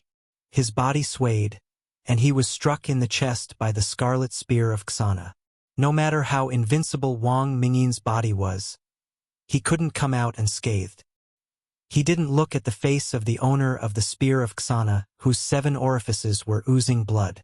Wang Mingyin, who had been pushed back a dozen steps by the spear, roared angrily. The soft sword shot out like an arrow, piercing towards His Royal Highness. At the same time, his body flashed in front of the obstructing woman holding the spear of Xana. The young woman, who had used her life to exchange for her master's life, was knocked into a locust tree by the roadside. Wang Mingyin stepped forward again. His speed was so fast that he was able to grab the soft sword when he was 10 steps away from His Royal Highness. The second green snake came. Wang Mingyin's feet sank deep into the ground. He raised the soft sword to the height of his shoulder and used the spear to break the ferocious green snake formed by the sword energy. As long as he could withstand this green-sleeved snake, no matter how badly he was injured, he was confident that he could take the head of the descendant of the Su family. In fact, Wang Mingyin did withstand it. The green snake's sword energy, which was rarely seen in the world, exploded in front of this ordinary-looking man. The green snake, which was 100 feet long, was destroyed by this farmer who had his back to the sky and his face to the earth. 100-feet-long section of the official road was enveloped by the green sword energy, and the 2 rows of locust trees that were affected were broken into countless pieces. This man with terrifying martial arts was not like a farmer, but he was. Everyone in the world laughed at his title of the 11th, saying that he was the expert who should hate Wang Xianji the most. Because the city lord of the martial emperor city claimed to be the second in the world, the top 10 experts had been reduced to the 11th place. Wang Mingyin, on the other hand, had been on the list for a long time and steadily occupied the 11th place. But in fact, Wang Mingyin didn't care about this at all. He only cared about that little acre of land with beautiful mountains and limpid waters, where a gentle woman was waiting for him to return. The crops in the field needed a man to take care of them. Since she had met him, she had never seen a soft sword, let alone know who the 11th in the world was. She only knew that he was a good, dull man who was not good with words. She could entrust the rest of her life to him, and it didn't matter if his family was poor. Finally, he blocked it. Now, there was only the head left. Blue Bird lay dejectedly on the side of the road. She struggled to get up to pick up the instant spear in the distance, but she still couldn't stand up after spitting out a mouthful of black blood. She hated her father who had killed her mother, so she hated this famous spear that had always been stored in the Tide Listening Pavilion. Originally, this instant spear was only meant to be used to kill the man who was number 1 in spear arts but no longer used a spear. But before leaving Beiliang, De Zhugua had said that it might be useful and sent the instant spear to her. She had accepted it without hesitation. Today, she had taken it out without hesitation. She was proficient in assassination, so facing the enemy head-on had never been her strong suit. But as a man of sacrifice, the third of the heavenly stem men of sacrifice, how could she not know how to die? She met her death without hesitation. Just like Blue Bird, everyone on the road was too late to save His Royal Highness. Even though Li Chungang had already flown over, Wang Mingyin was about to make a move, but he couldn't move. He slowly lowered his head. He saw an arm coming from his back and piercing through his chest. It was a fair arm, not thick and strong. This was a frighteningly sinister hand chop. It was believed that there was no assassination in the world that could cause a greater sensation in Jianghu.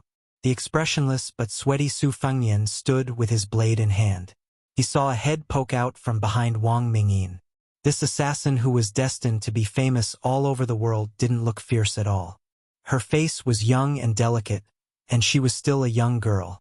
She smiled. Haha. Chapter 211. I wanted to take a short nap yesterday afternoon, but I didn't expect to sleep for more than 10 hours. After the girl chuckled, the old god of swords had already rushed over. She pulled out the hand knife that had pierced through Wang Mingyin's body, and her petite and thin figure leaped backward. Her feet stuck to half of an old locust tree, and with another tap, she disappeared like a shooting star. She came and went lightly, but even an old man like Li Chungang, who had experienced the vicissitudes of life, widened his eyes. It wasn't that the girl's martial prowess was superior to Wang Mingyin's, who deserved to be ranked 11th in the world. Wang Mingyin had withstood 2 green snakes that were 100 feet long, and in the middle, he had been struck in the chest by the instant spear. In addition, all his attention had been focused on Su Fengnian, which was why there was a possibility of him being killed in one strike. The girl had grasped the time, place, people, and everything with incomparable precision. In the end, she had successfully killed Wang Mingyin with a hand knife, leaving him unable to rest in peace. When Li Chungang arrived, she retreated without any reluctance. She had the bearing of a first-class assassin who had attacked the moon like a comet or an eagle striking the palace. Su Fengnian didn't care about this. He silently came to the side of the snow-white Blue Bird, sat on the ground, and held her in his arms. He reached out to wipe away the shocking black blood at the corner of her mouth. Li Chungang threw away the sword in his hand, and after drawing a beautiful semicircle in the air, he coincidentally inserted it into the scabbard that was inserted into the ground in front of the carriage. The old man tightened his sheepskin coat and strolled in front of his royal highness. This eldest son of Bailiang was able to remain calm in the face of danger when faced with the red armor talisman general who had broken out of the ground. Later on, he had to face Wang Mingyin, who was aiming for his head, and he still hadn't flinched half a step. But now he was at a loss. He could only stare blankly at the maidservant in his arms, whose breathing was as thin as paper. The old god of swords sighed quietly, squatted down, and pinched the arm of the green-clothed maidservant with 2 fingers. He frowned and asked, "The girl who killed Wang Mingyin, is she your family's kamikaze?" Su Fengyan's answer, "Can she be saved?" Li Chuangong's expression was solemn as he tapped Blue Bird's forehead with his finger, causing her to fall asleep. The old god of swords said slowly, "That depends on fate." This old man first sealed off her reverse flow of qi and blood. He only stopped her on the road to the Yellow Springs. As for whether she would be able to walk back to the world of the living, only heaven knows. Even the spear immortal Wang Xiu, who was at the peak of his qi and blood at the age of 40, did not dare to use the instant spear's overlord armor removal. "This little girl is really willing to sacrifice her life for you. Carry her back to the carriage first. This old man will see if he can inject sword energy into her to prolong her life. Don't let anyone disturb her for the time it takes for an incense stick to burn. Otherwise, even Qi Xuanjin won't be able to save her." Su Fengyan smiled sadly. Xu Xiu, whose clothes were tattered and could barely cover her body, arrived in a panic. She seemed to have killed in the reed marsh until her eyes turned red. She knelt on the ground and said with a trembling voice, "Your Highness," Zhenren Wei's sword formation broke the wooden armor, but Lu Qiantong's internal organs were shattered by the explosion of the corpse in the fire armor. "He's about to die." Su Fengyan only uttered a faint "oh." Then, he carried Blue Bird and walked towards the carriage. Xu Xiu's expression was bleak, as if she was grieving for the death of a rabbit. Among the 3 retainers who were personally appointed by the Great Pillar State to protect the Emperor, Lu Qiantang was undoubtedly the most valued by His Royal Highness. At this moment, his death was like an extinguished lamp without any words of consolation. Xu Xiu admitted that she was already quite harsh. Compared to this young man who was expected to succeed the throne as the new king of Bailiang in the future, she was just like the saying of a small sorcerer in the presence of a great one in the southern border. For a moment, she almost wanted to take the opportunity to escape. However, when she thought of the Great Pillar State's iron fist, Xu Xiu smiled sadly. Escape? The world was vast. How could she escape from the 5-finger mountain of a butcher? What was so unfortunate about being born into a royal family? It was pitiful to be a servant of a noble family whose life was lower than a dog's. When Lu Qiantang was alive, Xu Xiu had always competed with this Donghua swordsman for fame and status. She hoped to stand out among the 3 of them and was only favored by His Royal Highness.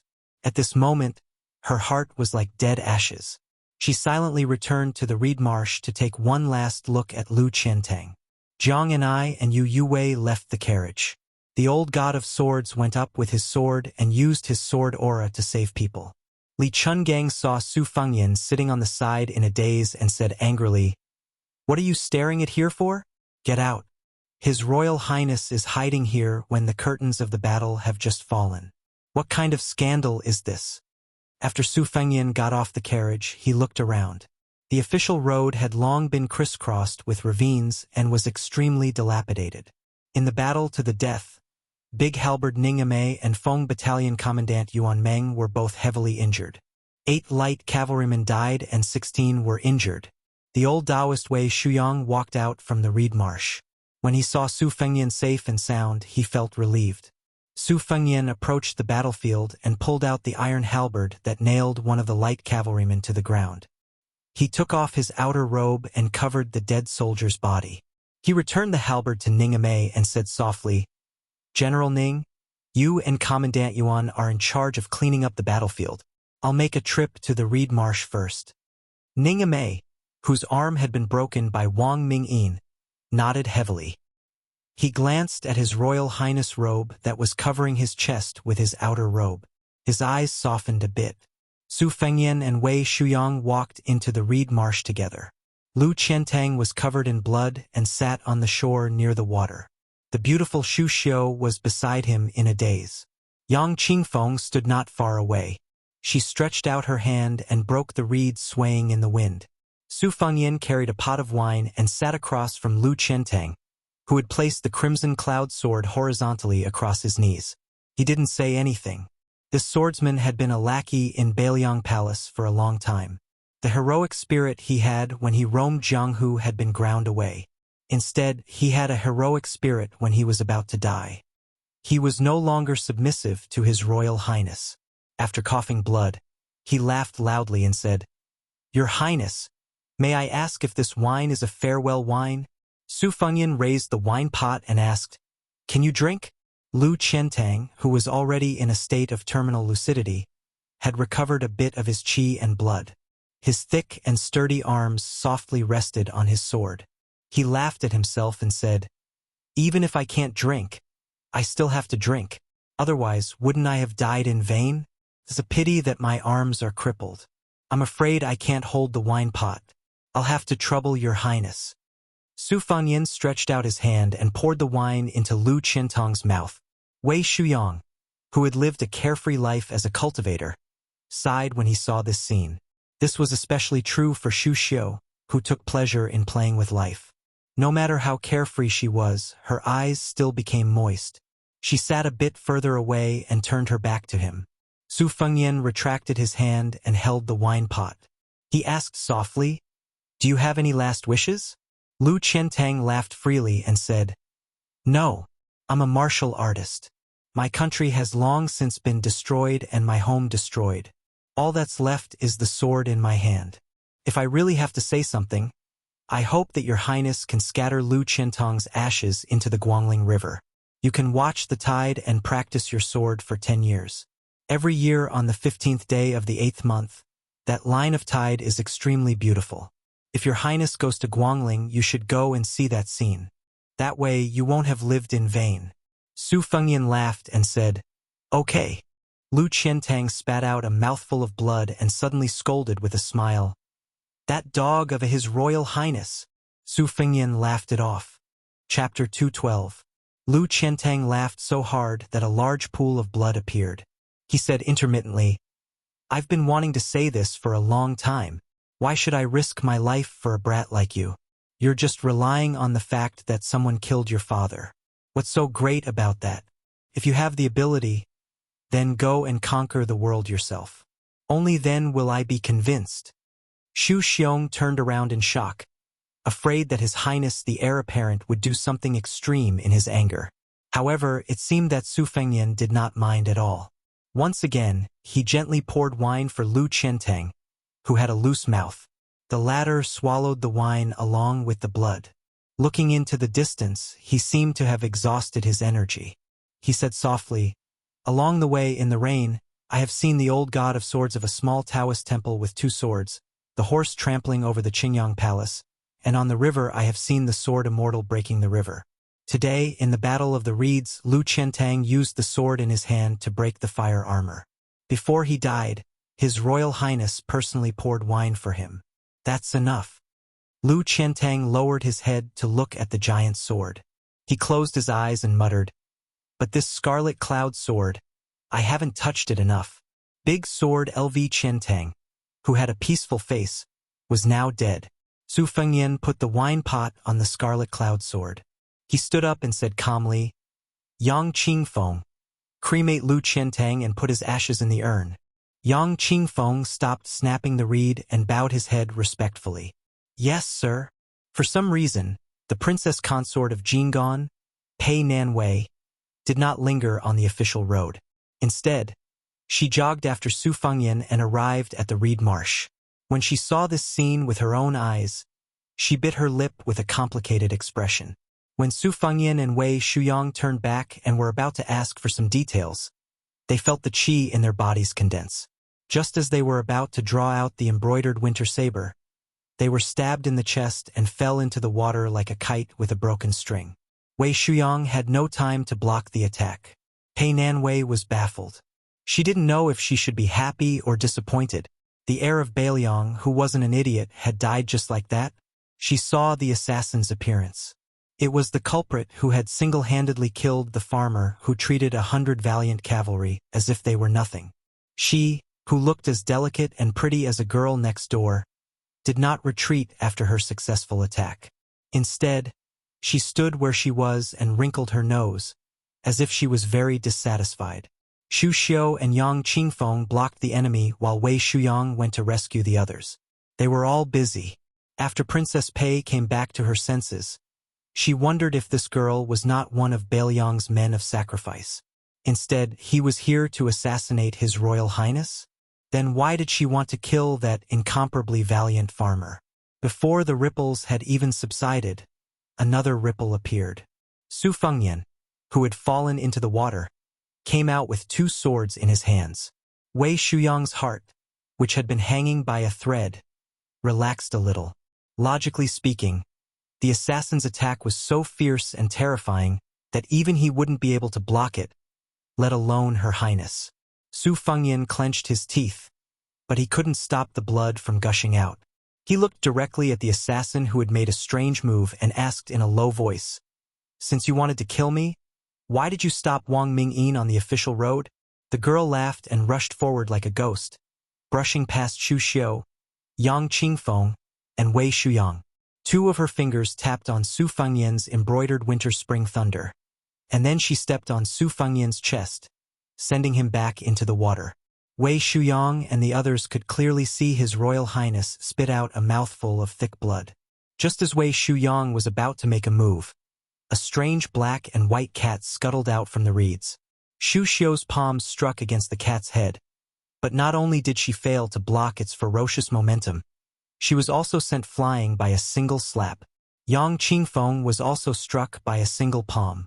They had fought a life-and-death battle with the Red Armored Talisman General, and were basically spent arrows at the end of their flight. However, they were still easily beaten back by a beast. It was truly unexpected. Wei Shuyang, who was worried about His Royal Highness's life, roared angrily, "Evil creature!" The girl laughed expressionlessly. She and her pet attacked old Taoist me from the front and back. Her hand chopped down on Wei Shuyang's neck, directly slamming the old Taoist priest into the mud. Afterwards, she ignored Xu Xiu and Yang Qingfeng, who were still barely able to stand. She only gazed towards the ripples on the surface of the water. Su Fengyan emerged from the water for the 3rd time. The assassin girl with the large cat pet finally opened her mouth to speak. "The first stab was because you had the Qilin silk armor protecting your body so you didn't die. However, when I stepped on your chest, where I tore open your precious armor, you should have died." The red mark between the pale Su Fengyan's eyebrows turned a faint purple. He narrowed his eyes and didn't make a sound. The girl let out a sound, and then suddenly said, "Looks like you really did obtain Wang Zhongluo's great yellow hall. Don't worry, I don't believe that you really won't die. You're still far from the realm of the 9 floors." Su Fengyan clenched his teeth and asked, "Hee, miss, do you have a grudge against me?" "No grudge. However, someone offered 1,000 taels of gold to buy your life. I've always followed the rules when doing business. Since I've taken the money, I have to personally take your life. Besides, if you were killed by that Wang Mingyin, I still have to return 500 taels of gold." Since she could appear behind a peerless expert like Wang Mingyin without anyone noticing, she naturally could slap His Royal Highness's temple as she spoke. Poor Su Fengyan's head shook and flew to the side, rolling over a large patch of reeds. Su Fengyan was already bleeding from his 7 orifices, but he still used his saber to support himself and stood up. "Hey, your life is indeed worth 1,000 taels of gold. When I do business, I've always taken half of the deposit first. Whether or not I make a move depends on my mood. If I'm in a good mood, I'll take the other half of the deposit and start killing people. If I'm in a bad mood, I'll kill the person who paid me the deposit. That's why I haven't made many business deals in the past few years. The one in Shangfan City has quite the guts. Since I'm in a good mood, I promised him that after killing you, I'll kill a woman called Pei Nanwei. Is that her?"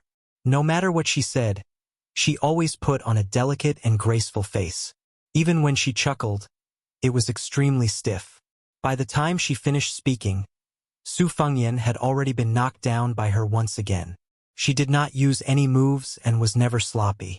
She always used one move to get the desired effect. Princess Jing and looked distressed. The girl walked slowly towards His Royal Highness, who was kneeling on one knee. She said softly, "Su Fengyan, are you waiting for the secret death warriors of Bailiang Palace? Let me tell you, there's none left."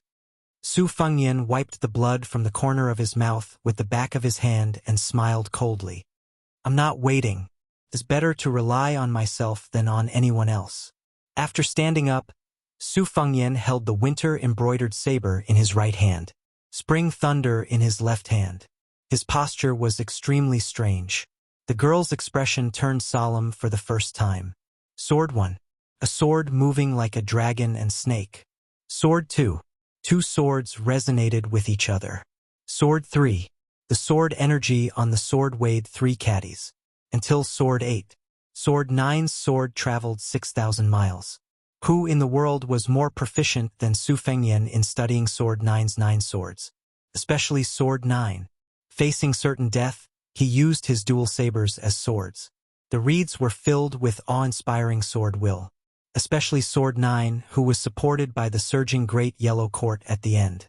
His dual sabers faintly emitted a bright yellow sword energy. The girl blocked Sword 1 to Sword 8, which were 70 to 80% similar in form but only 40 to 50% similar in spirit. It was not strenuous at all. Only Sword 9, whose form was only 20 or 30% similar in spirit, finally disappeared and retreated. The old god of swords, Li Chungang, hurried over on the reeds.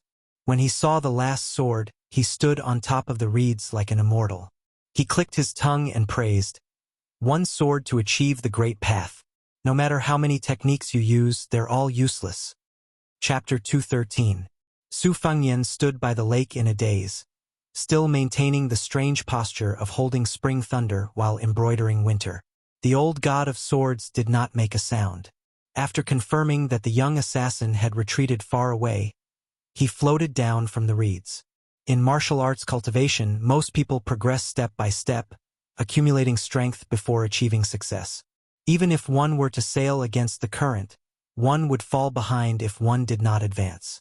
Li Chungang himself was an example.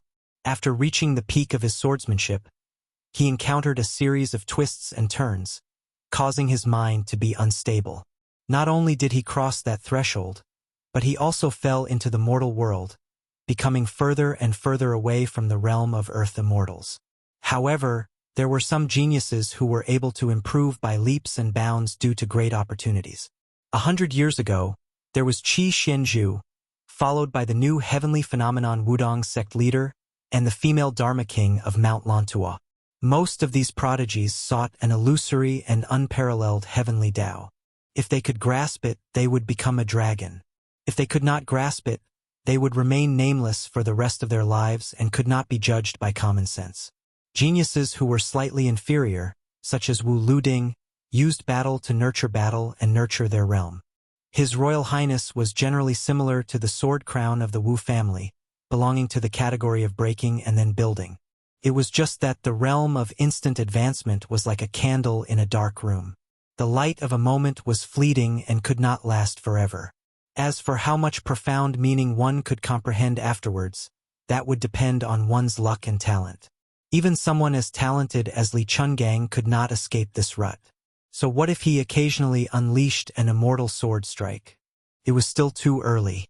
In the old god of swords' opinion, other than the unlucky Wang Mingyin who was assassinated, among the 9 top experts in the world, perhaps only Wang Xianji had reached the realm of earth immortals. Dong Tai was probably not much different from his peak when he first came to Mount Longhu, but he was still a hair's breadth away from the realm of earth immortals. It seemed like a hair's breadth, but it could be 1,000 li. The path of martial arts truly had no end. Su Fengyan exhaled slowly. After a bloody battle where his life was hanging by a thread, he did not feel the slightest bit tired. The grand yellow court was indeed wonderful beyond words. He turned around to help Wei Shuyang up. Old Taoist Mi's face was filled with guilt. Xu Xiu and Yang Qingfeng each had their own duties. Xu Xiu followed closely behind, while Yang Qingfeng stayed behind to deal with Lu Qiantong's funeral. The old divine swordsman stepped on the reeds and took the lead to leave, free and unfettered. Pei Nanwei was once again dazzled by the twists and turns of the day. Today's twists and turns had almost overturned the 30 years of peaceful life of this Princess Jing, and the old man wearing the sheepskin coat had an unparalleled swordsmanship. The 100-zhang long green snake was incomparably magnificent. The Phoenix Battalion's light cavalry did not retreat in the face of the peasant men. The two generals even more so. The green-clothed maidservant's red spear had reached perfection, risking her life to save her master. The seemingly invincible farmer was killed by a strange girl who used her hand as a knife. On the official road and among the reeds, the absurd Bailiang, His Royal Highness, brazenly attacked twice. How could he be the good-for-nothing foppish son that the rumors said he was? Clearly, he was very familiar with killing and repelling the enemy. Pei Nanwei walked behind Su Fengyan and softly said, "I finally know why Zhao Heng did everything he could to kill you." Seeing that way Xu Yang was really unable to walk, Su Fengyan, who had gently carried the old Taoist on his back, coldly said, "Princess Pei, this prince is thinking about how to deal with you, so I advise you to speak less. Since Zhao Heng doesn't care about your life or death, I don't mind having another head on the ground. In any case, enough people have died today." Zhao Heng said that he would send nephew 1,000 li away, but in the end, he sent Wang Mingyin to see me off. If nephew sends Princess Jing and's head back, I believe that Uncle King of Jing and will be very touched. Pei Nanwei immediately kept quiet out of fear. Su Fengyan's tones suddenly became gentler, but it wasn't because Princess Jing and deserved this treatment. Instead, he softly asked a retainer whose status was far inferior to Pei Nanwei's, "Xu Xiu, if you want to leave, I won't stop you. Moreover, I'll explain to Su Xiao on your behalf." Xu Xian didn't seem to have expected that the cold and shrewd His Highness the Crown Prince would say such frank and honest words. She was stunned for a moment before looking at the back of the figure, whose robes were stained with dust and blood. In a soft voice, she said, "Your Highness, will there still be such a situation in the future where you have a slim chance of survival?" Su Fengyan looked up at the sky and nodded. "Not necessarily. If there is, it will most likely be more dangerous than today. If you don't leave today, I won't hesitate to use you as a chess piece that I can discard at will." Xu Xiu made a sound of agreement. A light breeze blew past, carrying with it the faint fragrance of reeds. Xu Xiu, who loved to look beautiful, reached out to smooth out the messy hair on her forehead. She looked at the sky with His Royal Highness and smiled. "If I don't leave, will there be any benefits? Your Highness should also know that Xu Xiu is this kind of unscrupulous person." Unexpectedly, Su Fengyan stopped in his tracks and turned his head with a smile. "I already knew that you've been coveting this heir's body for a long time, but this matter, I really can't agree to it right away." Wei Shuyang, who was seriously injured but still conscious, reached out to stroke his beard. He smiled but didn't say anything. Xu Xiu, whose secret had been exposed, blushed when she heard this. Then, she laughed until tears came out. Su Fengyan looked at the charming and flirtatious woman in front of him and smiled. "Xu Xiu, you're actually very beautiful, really?" Xu Xiu had the rare courage to tease. All of Bailiang knows that His Royal Highness always speaks the truth when he's in bed. Chapter 214. Su Fengyan walked on the lush green path. From time to time, he would stretch out his hand to push aside the messy reeds. "You're really not leaving?" Xu Xiu smiled. "I'm thinking," she replied. Su Fengyan hesitated for a moment, then said, "If you want to leave, I'll give you silver. If you want secret manuals, I'll give you secret manuals. If you don't leave, Xu Xiu, let me ask you, do you want to be a princess consort?" Xu Xiu's heart trembled. She cautiously asked, "Princess consort?" Su Fengyan nodded. Princess Jing and Xu Xiu probed. With Princess Consort's devastatingly beautiful appearance, it would still be very difficult for her to disguise herself. Su Fengyan grunted in acknowledgement. This had only just aroused Xu Xiu's curiosity, which was as strong as a pond of reeds. but she didn't say anything else. At the same time, he treated Princess Jing and Pei Nanwei as if she was nothing. Wei Shuyong felt that it wasn't proper for him to be carried on his Royal Highness's back. He said, "Your Highness, this old Taoist can walk on his own." Su Fengyan laughed out loud. "It's fine, it's fine. When I was young, I always had Grandpa Wei carry me on his back in the Tide Listening Pavilion. This time it's my turn." Wei Shuyong sighed. His smile was full of vicissitudes of life. Pei Nanwei and Xu Xiu each had their own thoughts as they quietly walked behind the old and the young. The wind rose and fell, and the reeds swayed. Finally, they reached the end of the path. The official road was full of silent killing intent. Su Fengyan first placed Wei Shuyong in a carriage. In front of him lay Blue Bird, whose life was uncertain. But seeing his calm demeanor, Su Fengyan let out a sigh of relief. He ordered Xu Xiu to lead some people to carefully collect the talismans and red armor. Finally, he walked over to Wang Mingyin's corpse and squatted down. He had only heard Su Xiao mention briefly about the attack and defense of Xiangfan. Although Wang Mingyin was the younger brother of Wang Yangming, the Confucian general of Xiangfan, he had a deep understanding of the Spring and Autumn Kingdom War. Back then, he had tried his best to persuade Wang Yangming to abandon the city and live in seclusion with him. However, that soldier of Shangyin was determined to sacrifice himself for justice, so Wang Mingyin could only watch from the sidelines until the end. Therefore, he did not have any deep hatred for Su Xiao. He only left behind an oath that he would not allow the Su family to enter Xiangfan. Today, he had come as promised. However, he did not expect that he would not be able to take the head of the Crown Prince of Beiliang.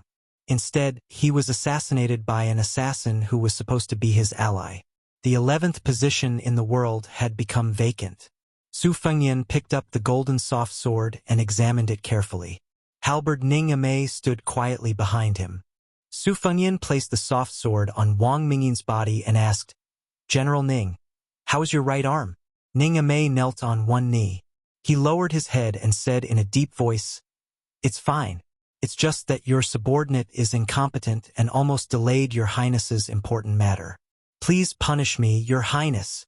Su Fengyan stood up and looked at the dust kicked up by the horse's hooves. He shook his head and said with a smile, "Punishment or not, let's talk about it later. Get someone to bury Wang Mingyin at the reed marshes." He was the 11th expert in the world. If you are worried that the Phoenix Battalion will have a knot in their hearts, you can ask Xu Xiu and Yang Qingfeng to do it later. Ning Amei shook his head and said, "The Phoenix Battalion will obey Your Highness's orders." Su Fengyan whistled. His mount galloped over and jumped on. When he passed by Li Chungang and Jiang Ni's carriage, he took the instant spear. Soon after, he held the spear and urged his horse to the front of dozens of light cavalry. He coldly said, "Draw your swords." The dozens of light cavalry instantly drew their swords. Together with His Royal Highness, they faced the thunderous hooves on the official road. Listening to the sound, there were no less than 500 Qingzhou heavy cavalry. 80 Beiliang light cavalry faced off against 600 Qingzhou heavy cavalry. On the opposite side, one could faintly see cold swords and halberds surrounded by jet-black heavy armor. The leader was a man wearing a big yellow embroidered robe. Beside him was a majestic general wearing heavy armor. In his hand was a silver pear-blossom spear with red tassels. He looked mighty. The general seemed to have said a few words to the man in the embroidered robe and rode forward alone. Su Fengyan did not say anything and rushed forward with his spear. When they were 100 steps apart, the Qingzhou general seemed to have felt the murderous aura of the approaching person. He suppressed the thought of underestimating the enemy and frowned. He thought that he could knock the well-dressed young master off his horse with one spear strike. If it were not for the king of Jing and's order not to hurt people, he would have helped the Qingzhou soldiers teach this Beiliang heir a lesson. At 50 steps, the general saw that this guy was coming even faster and had no intention of talking. He was angry for a moment. This guy did not know what was good for him. With a flick of his wrist, he rushed forward with his spear in hand. The red tassels spun and danced beautifully, making the Qingzhou cavalry behind him cheer. The two riders met in an instant. The The silvery-white pear-blossom spear was casually pushed aside by the handsome young master with a single hand. The strange scarlet spear in his hand pierced forward like lightning, instantly breaking through the armor. The spear curved in a stunning arc, forcefully pressing against the chest of the burly military general. When the two riders passed by each other, the general with the broken armor on his chest was sent flying by the spear and fell on the official road. The young master with the white horse and red spear raised his spear again and stabbed the general to death on the spot. His head was split open. The slow white horse leisurely turned in a circle and once again faced the 600 Qingzhou elite cavalry. The young master with the spear in his hand shook slightly and threw a string of eye-catching blood beads on the ground. He looked at the gloomy man in the embroidered robe and said with a smile, "Uncle King of Jing'an, looking at this display, are you really going to send me off 1,000 miles?" Chapter 215. The young master was dressed in luxurious clothes, riding a white horse and holding a red spear. After killing someone in front of the formation, he was still talking and laughing, making the 600 Qingzhou heavy cavalry tremble. It had to be known that the general who was stabbed under his horse was one of the top 3 fierce soldiers in Xiangfan. Unexpectedly, he was killed by a single spear strike. Moreover, the person sitting on the horse in front of him was the Grand Prince of Jing'an. Among the 6 vassal kings, he was only ranked behind the Prince of Yan and Prince of Guangling. This northern Liang Shizi, regardless of his family background, was still a member of the younger generation. He was not in northern Liang's territory, so how could he dare to be so impudent? How dare he defy the king of Jing'an, who was regarded as a god by the people of Xiangfan? For a moment, the 600 direct descendants were enraged. As long as the master in the embroidered robe gave the order, they would rush forward and crush him. Not to mention that he was the heir of Beiliang. Even if the king of Beiliang was here, so what? Did he really think that all the cavalry in the world were embroidered pillows? Beiliang claimed to have 300,000 cavalry, and Qingzhou was the first to disagree. The king of Jing'an wore a yellow embroidered robe with 5 claws sitting on a dragon. The color was noble and superior to the blue and white ones. The embroidered robe was of the highest quality. Just the embroidered robe alone was half a grade higher than that of the Guangling king. It could be seen that His Majesty the Emperor treated this brother, who had participated in the struggle for the throne with him, very well. Prince Jing'an's appearance this time was finally free of his prayer beads. Unlike Prince Guangling, who grew fatter as he aged and appeared slightly bloated in an embroidered robe, Zhao Heng's embroidered robe fit him perfectly. He slowly raised his hand and waved it behind him. The 600 heavy cavalry instantly retreated in an orderly manner. There was no stagnation in the formation. It was clear that he was familiar with battle formations. After the heavy cavalry retreated 50 steps, Zhao Heng lightly squeezed the belly of a Fergana horse from the western regions and slowly moved forward. He ignored the corpse and the blood-stained red spear and calmly said, "No matter how brave and good the 80 light cavalry is, they can't stop 600 Qingzhou heavy cavalry. Indeed, they can't stop them, but 80 cavalry in exchange for 200 lives is still doable." Su Fengnian did not care. He narrowed his eyes and stared at his uncle, the king of Jing'an, who was scheming to kill him. In the city of Xiangfan, they could talk and laugh with each other. But here, they had already shed all pretense of cordiality. Su Fengnian was in a desperate situation and was full of hostility. Especially after he had suddenly digested a large amount of dehuangting. The hostility that he could originally suppress was amplified countless times. This was why he had the ruthlessness to kill the general of Qingzhou with his spear. However, Su Fengnian was not completely ignorant of military affairs. He was also not so arrogant and ignorant as to think that 80 cavalry would be enough to defeat 600 of Qingzhou's armored soldiers in a battle to the death. It was just that, even if he lost in terms of strength, he would not lose in terms of formation. Moreover, in today's battle outside the Reed Marsh, the military armor was just icing on the cake. It was destined that it would not affect the overall situation. Therefore, when the king of Jing'an led his troops here, it was tantamount to using him as a gift to win the hearts of the light cavalry. Su Fengnian was happy to accept it. He had already told Yue Wei that if he wanted to win the hearts of the people, giving small favors would not help matters at all. Therefore, even when he was rescued by Wu Luding on the river, Su Fengyan did not really think that he had successfully captured the loyalty of the 100 cavalrymen, including Ning Amei.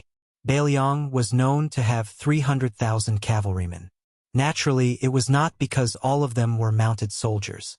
True cavalrymen only made up 1/3 of the cavalrymen, and elite cavalrymen only made up 1/3 of the cavalrymen. The 800 cavalrymen of the Phoenix Battalion were undoubtedly the best. The more outstanding a soldier's strength was, the harder it was for a mediocre general to tame them. Su Zhao's treacherous decision to send 100 cavalrymen to accompany his son was not only to show off and protect him, but also to test him. If he could not even control these 100 cavalrymen, how could he face the 300,000 new and old soldiers in the future? It was not only Su Zhao. As long as it was a large family with many branches and leaves, they would constantly examine and weigh their successors. Not to mention the nobles who were born in the palace. Even if one day they finally became the crown prince, they would not be able to do it once and for all. Zhao Heng chuckled and did not comment. There was no longer any pretense of friendliness on his face. This vassal king's aura was finally revealed. The royal family was originally more responsible for the fate of the world. The wise men of the world said that one could become a dragon in the face of a storm. This was not nonsense. The Confucian school focused on cultivating qi, and the Taoist immortals had the ability to seek the dragon's qi. However, those who had the innate qi of the dragon's qi might not be able to ride the storm. Most of them were imprisoned by various kinds of opportunities, causing them to be muddle-headed and gloomy. Success was in the hands of the heavens, planning was in the hands of man. This was the wonderful meaning of the way of heaven and the way of man. As for the saying that man could conquer the heavens, it was often misunderstood by people. In fact, the original meaning was that man could conquer genius. In front of the battle, Zhao Heng asked calmly, "Wang Mingyin is dead?" Su Fengyan nodded and said with a smile, "The 11th in the world lives up to his name. Fortunately, I have the two-sleeved green snake Li Chungang by my side." He secretly reminded this vassal king that although the 80 Beiliang light cavalry could not stop them, there was still the old god of swords who could not be judged by common sense. Zhao Heng did not seem to be surprised by this. Wang Mingyin was originally a man of sacrifice. Even if he succeeded in escaping, Zhao Heng would not allow him to escape. From the moment Wang Mingyin agreed to come to Xiangfan, his fate was sealed. This was also the reason why Jianghu masters were usually unwilling to get involved in court battles. In the end, they could not defeat the army's net of swords and halberds. So what if 100 people were against 1,000 people?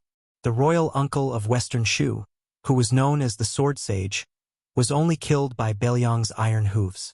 His sword was broken and he was killed by countless soldiers and horses. His body was trampled by horses and turned into a pile of meat paste. Even the way he died was so unbearable. Rather than being treated as a lackey who fought for riches and honor, it was better to be a fish in Jianghu and be free. Su Fengyan smiled. It is not strange that Wang Mingyin came to Xiangfan, but it is a little girl riding a big cat. This is a pleasant surprise for me. To meet an old friend in a foreign land, I have to thank Uncle Wang for his 1,000 taels of gold. If it was not for Uncle Wang's extravagant spending, how could I see her true face? Ha! He could not help but imitate the young female assassin and laugh. Zhao Heng heard this and finally sighed quietly. However, there was no haze on his face. Instead, it was as if he was suddenly enlightened. If he, Zhao Heng, was a person who could not afford to lose, how could he live to this day? Besides, this time he lost the Battle of the Reed Marsh, but he did not lose the secret battle in the court and instead won. Was this the only person in the world who was allowed to hide? Zhao Heng smiled and said, "Fengyan, do you bear a grudge against Uncle Wang from now on?" Su Fengyan did not think that Zhao Heng would ask such a direct question. For a moment he was silent. The person on the back of the horse in front of him was an outstanding talent of Su Zhao's generation. He had lost to the current emperor in the struggle for the world. Although he had lost to Su Xiao in the Spring and Autumn War, in terms of scheming, Su Fengyan was not conceited enough to stand shoulder to shoulder with him. If it was not so, Su Fengyan would not have drenched his clothes and back that day at the Skinny Goat Lakeside Inn. Today, Zhao Heng had come up with one vicious scheme after another. Especially his boldness to abandon his beloved wife, Wang Fei, was simply terrifying. Su Fengyan did not speak, and Zhao Heng did not care. His attitude was calm and indifferent. Su Fengyan was half joking. He laughed softly and said, "If Uncle Wang does not give me a parting gift, I will not bear a grudge against my elders. I will treat it as a lesson that cannot be bought with money. In the future, I will not dare to underestimate the heroes outside of Beiliang." Zhao Heng, who was holding the reins, unconsciously rubbed his thumb and index finger. He said calmly, "Unfortunately, this king does have two small gifts." Su Fengyan's heart jumped. His long and narrow red phoenix eyes exploded with hostility. He laughed coldly and said, "Since Uncle Wang wants to give them, I have no reason not to accept." What a big tone. Zhao Heng could not help but sigh. For some reason, he thought of his eldest son, Zhao Sun. In terms of military strategy, intelligence, and meticulousness, the two princes of the same age did not have a clear advantage. However, in terms of courage and insight, Zhao Sun was far inferior. However, this could not be blamed on Shang-Er. Shang-Er had grown up in Jing and Palace and was trapped by the complicated rules of the vassal state. He did not have many opportunities to gain real experience. On the other hand, Shang-Er had lived in Xiangfan for more than 20 years. Many principles could not be taught by words. Thus, Shang-Er had only inherited the feminine side of his father. The masculinity and fierceness that came from killing on the battlefield was lacking. This kind of ambitious and ruthless character was not something that could be raised by killing a few servants. The Su Fengyan did not look like lame Su at all. However, his methods and temperament were 80 to 90% similar. If he were someone else's child, who would dare to openly kill someone in front of a battle? Zhao Heng clearly sensed Su Fengyan's strong murderous intent. He laughed it off and bent down to untie a long and beautiful package from the horse's back. It was slightly cold to the touch, and the chill pierced through his skin. Zhao Heng smiled and said, "In this sword box, there is half an ancient sword and a knife manual. This king asked for them from Martial Emperor City. Fengyan, you practice the knife, so the knife manual will be useful. As for the ancient sword, there is no harm in telling you directly. I originally intended to give it to old sword god Li after seeing you off." Su Fengyan was shocked and asked, "Half a wooden horse cow?" King of Jing'an looked up to the sky and laughed. "That's right." Zhao Heng then looked straight at Su Fengyan. For the first time, he did not conceal his murderous intent. He said coldly, "Do you believe that this king is the only person in the world who can ask that earth immortal to leave Martial Emperor City?" Su Fengyan raised the tip of his spear that was originally pointing downwards slightly. He smiled and said, "I believe." Zhao Heng's murderous intent disappeared in a flash. His expression returned to calmness and serenity, and there was even a trace of a hero's loneliness. He threw the sword box to Su Fengyan, turned his horse around, and said in a flat tone, "The knife manual is the only secret manual that exists in the world. It is nameless, but that person has destroyed countless top swordsmen in his life. You can imagine the importance of this knife manual. Su Fengyan, in the future, if Zhao Sun has the opportunity to leave Qingzhou, whether it is to go to Beiliang or to return to that city, I hope that you will not forget to give me a small gift today. Whether it is me or Su Xiao, we are both old people. In the future, it will definitely be you who will come to the stage to stir up the clouds and rain with one turn of the hand. The grudges between your father and I can be considered to have ended cleanly today. You must know that going against the flow of the situation is like drinking wine, but going with the flow is like pouring tea. Am I right?" Su Fengyan reached out to take the sword box that contained half a wooden horse cow. He hugged it in his arms and did not say anything. King of Jing'an, who was wearing a large yellow embroidered robe, rode away, leaving behind a cloud of dust. Su Fengyan silently turned his horse around and returned with his spear and the box. The 80 riders' eyes were burning with passion. The horse formation immediately opened up a small path in the middle. Su Fengyan rode past and said softly, "Put away your knife." Chapter 216. From the beginning to the end, the king of Jing and Zhaohong never mentioned the princess consort Pei Nanwei. It was true that nobles were emotionless and thinner than paper. After Su Fengyan dismounted, he approached the corpses of the Beiliang light cavalry and the wounded. He stuck the spear into the ground and walked to a young cavalryman whose wound had been personally bandaged by Yuan Meng. He squatted down and took over Yuan Meng's work. All the light cavalry could clearly see that His Royal Highness's movements were skillful, especially when he lowered his head and bit the knot tightly. Even Great Halberd Ning Amei was moved. They had some understanding of His Royal Highness's nature on their journey. He had risked his life to save people at the gates of hell, but after that, he had never been courteous to anyone on the ship. Later on, during the battle with the Qingzhou Navy, he had led the charge. Did he shrink back at all and damage the spirit of the Beiliang army? Even the king of Jing and Sun was thrown into the water like a drowning dog. Who would dare to say that if he had been there, he would have hung the deputy commandant of the Eastern Forbidden City from Gu Jiantong's old subordinates on the city wall? Today, not to mention how domineering he was when he used his blade to save himself, the Phoenix Battalion was shocked by his amazing blade skills. Just now, he had personally led 80 cavalrymen to face 600 heavy cavalry, and even stabbed the Qingzhou general to death with his spear. Before the battle, he only said that he was going to draw his blade. After the battle, he only said that he was going to withdraw his blade. How similar was this temperament to the king of Beiliang.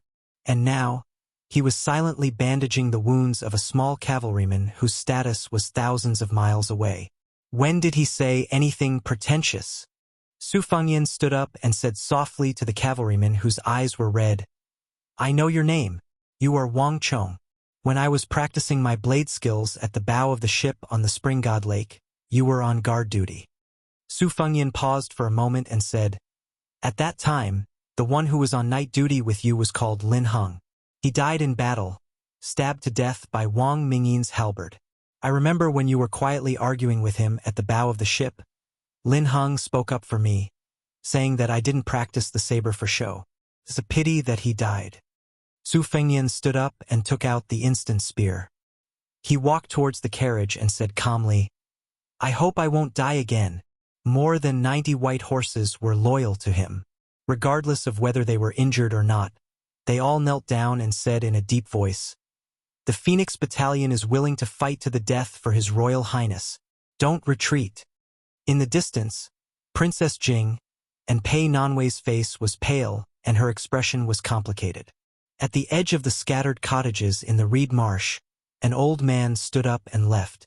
He grabbed a handful of grass that could be found everywhere and used for divination. This was a lost ancient divination method. Grass could be picked anywhere, but not everyone could use divination to see the secrets of heaven. Therefore, among the 8 ancient treasures, including the tortoiseshell, divination was the easiest way to get started, but the hardest way to get the Tao. The old man who looked like a scholar seemed to casually tear the grass again and again, throwing it all over the ground. As he walked out of the reed marsh, he coincidentally bumped into a young man who was walking out of the dense reed from another place. Behind him was a talisman general in red armor who looked like a celestial soldier. The young man was neither angry nor happy, only muttering something to himself. When he saw the old man, he was not on guard at first, but he was afraid that the puppet behind him would scare the unrelated people. After carefully sizing him up, he let out a sigh of relief and smiled brilliantly, revealing a mouthful of white teeth. He seemed harmless. He stopped, obviously wanting to let the old man go first. It was hard to say whether he loved the young, but he was full of respect for the old man. The old man did not seem to take it to heart. When they brushed past each other, he said softly, "Zhao Kai, did your mother tell you that before she gave birth to you? She dreamed that the sky opened up and 4 celestial beings arrived with the sun in their hands. Believe it or not, when you were born, this old man saw with his own eyes that the red sun rose in the night and the red light surrounded the room. As for the white snake you killed when you were 6 years old, it was rumored to be the young son of the White Emperor, but it was fake. It was just to prove that the Red Emperor of the Imperial Astronomer killed the White Dragon. This old man deliberately teased that old fool Nan Huayu. Zhao Kai was dumbstruck with his mouth wide open. He then trotted behind the old scholar and asked with a smile, "Old mister, you know my mother?" The old man chuckled and joked, "Don't worry, I'm not your grandfather." Zhao Kai did not know whether to laugh or cry. He waved his hand to hide the red armor that could defeat for golden armor. He was not the least bit afraid that the mysterious old man had ulterior motives. He said shamelessly, "It's good that you're my grandfather. Old mister, why don't you tell me about my mother's past?" The old man did not stop walking and shook his head. "It's full of sad and tragic events. What's there to say and what's there to hear? Stories are stories of the past. It's useless to talk about them." Zhao Kai flattered, "Hey, old mister is really knowledgeable." No wonder the southern supervisor was deceived. "This explanation of the story is really interesting." The old man laughed and scolded, "You little brat, you still don't know that Nan Huayu's surname is Nan Huai and not Nan. That old guy couldn't wait to give his granddaughter to you." Zhao Kai exclaimed and blushed with shame. "I really didn't know that the southern supervisor's surname is Nan Huai. There's such a strange surname?" The old man waved his hand and said bluntly, "Stay away from this old man. You little brat, your aura is too strong. Don't make this old man unable to play chess in the future. In the past 20 years, only a little girl with the surname Jiang can surpass you in terms of providence in the world." Zhao Kai still acted as if he did not have any ulterior motives. He shamelessly followed behind the old man as if he had picked up a treasure on the road. Chapter 217. The old man looked back and said, "The Zhao family is lucky to have a kid like you. Just now, I was talking to a little girl in the reed marsh. You go to the Carp Guanyin Temple 10 miles away. She will go there alone later. If she sees the fire in the reed marsh, you must stop her. The second daughter has the second class of the 36 ranks of women, a young phoenix. You can keep her by your side as a little wife. You have lost 4 red armor talisman generals in a row. If you can get her help, it will be no different from 40 red armor talisman generals. She and a few others will be the top figures in Jianghu 10 years later. In the previous 100 years, there were only 2 or 3 Earth immortals. These 100 years have been strange. Let me count with my fingers. 4, 5, 6, 7, at least 7. Plus your old enemy, it might be 8. TSK. It will be a lively scene rarely seen in 1,000 years. All of this is thanks to 2 people. One of them is far away in Beimang, and the other is right in front of us. It's you. Zhao Kai, you didn't reincarnate in vain. How can the crown prince of Beiliang win? This old man is very curious." The seemingly simple-minded young man smiled and asked, "Old mister, is the world going to be chaotic again? More chaotic than the spring and autumn war?" Was he talking nonsense, or did he hit the nail on the head? The old man glanced at him indifferently and said, "This old man says yes and he says no? Can't you wait for it yourself?" Zhao Kai said with a bitter face, "I'm afraid I won't live to see that day."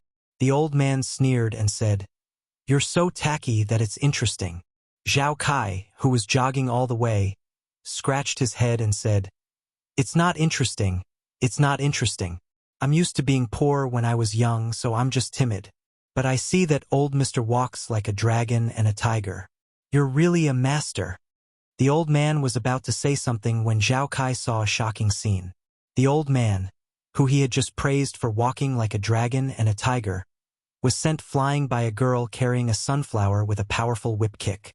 Fortunately, the old man patted the dust off his body and stood up unscathed. He probably didn't have the face to talk about anything in front of Zhao Kai, so he quickened his pace.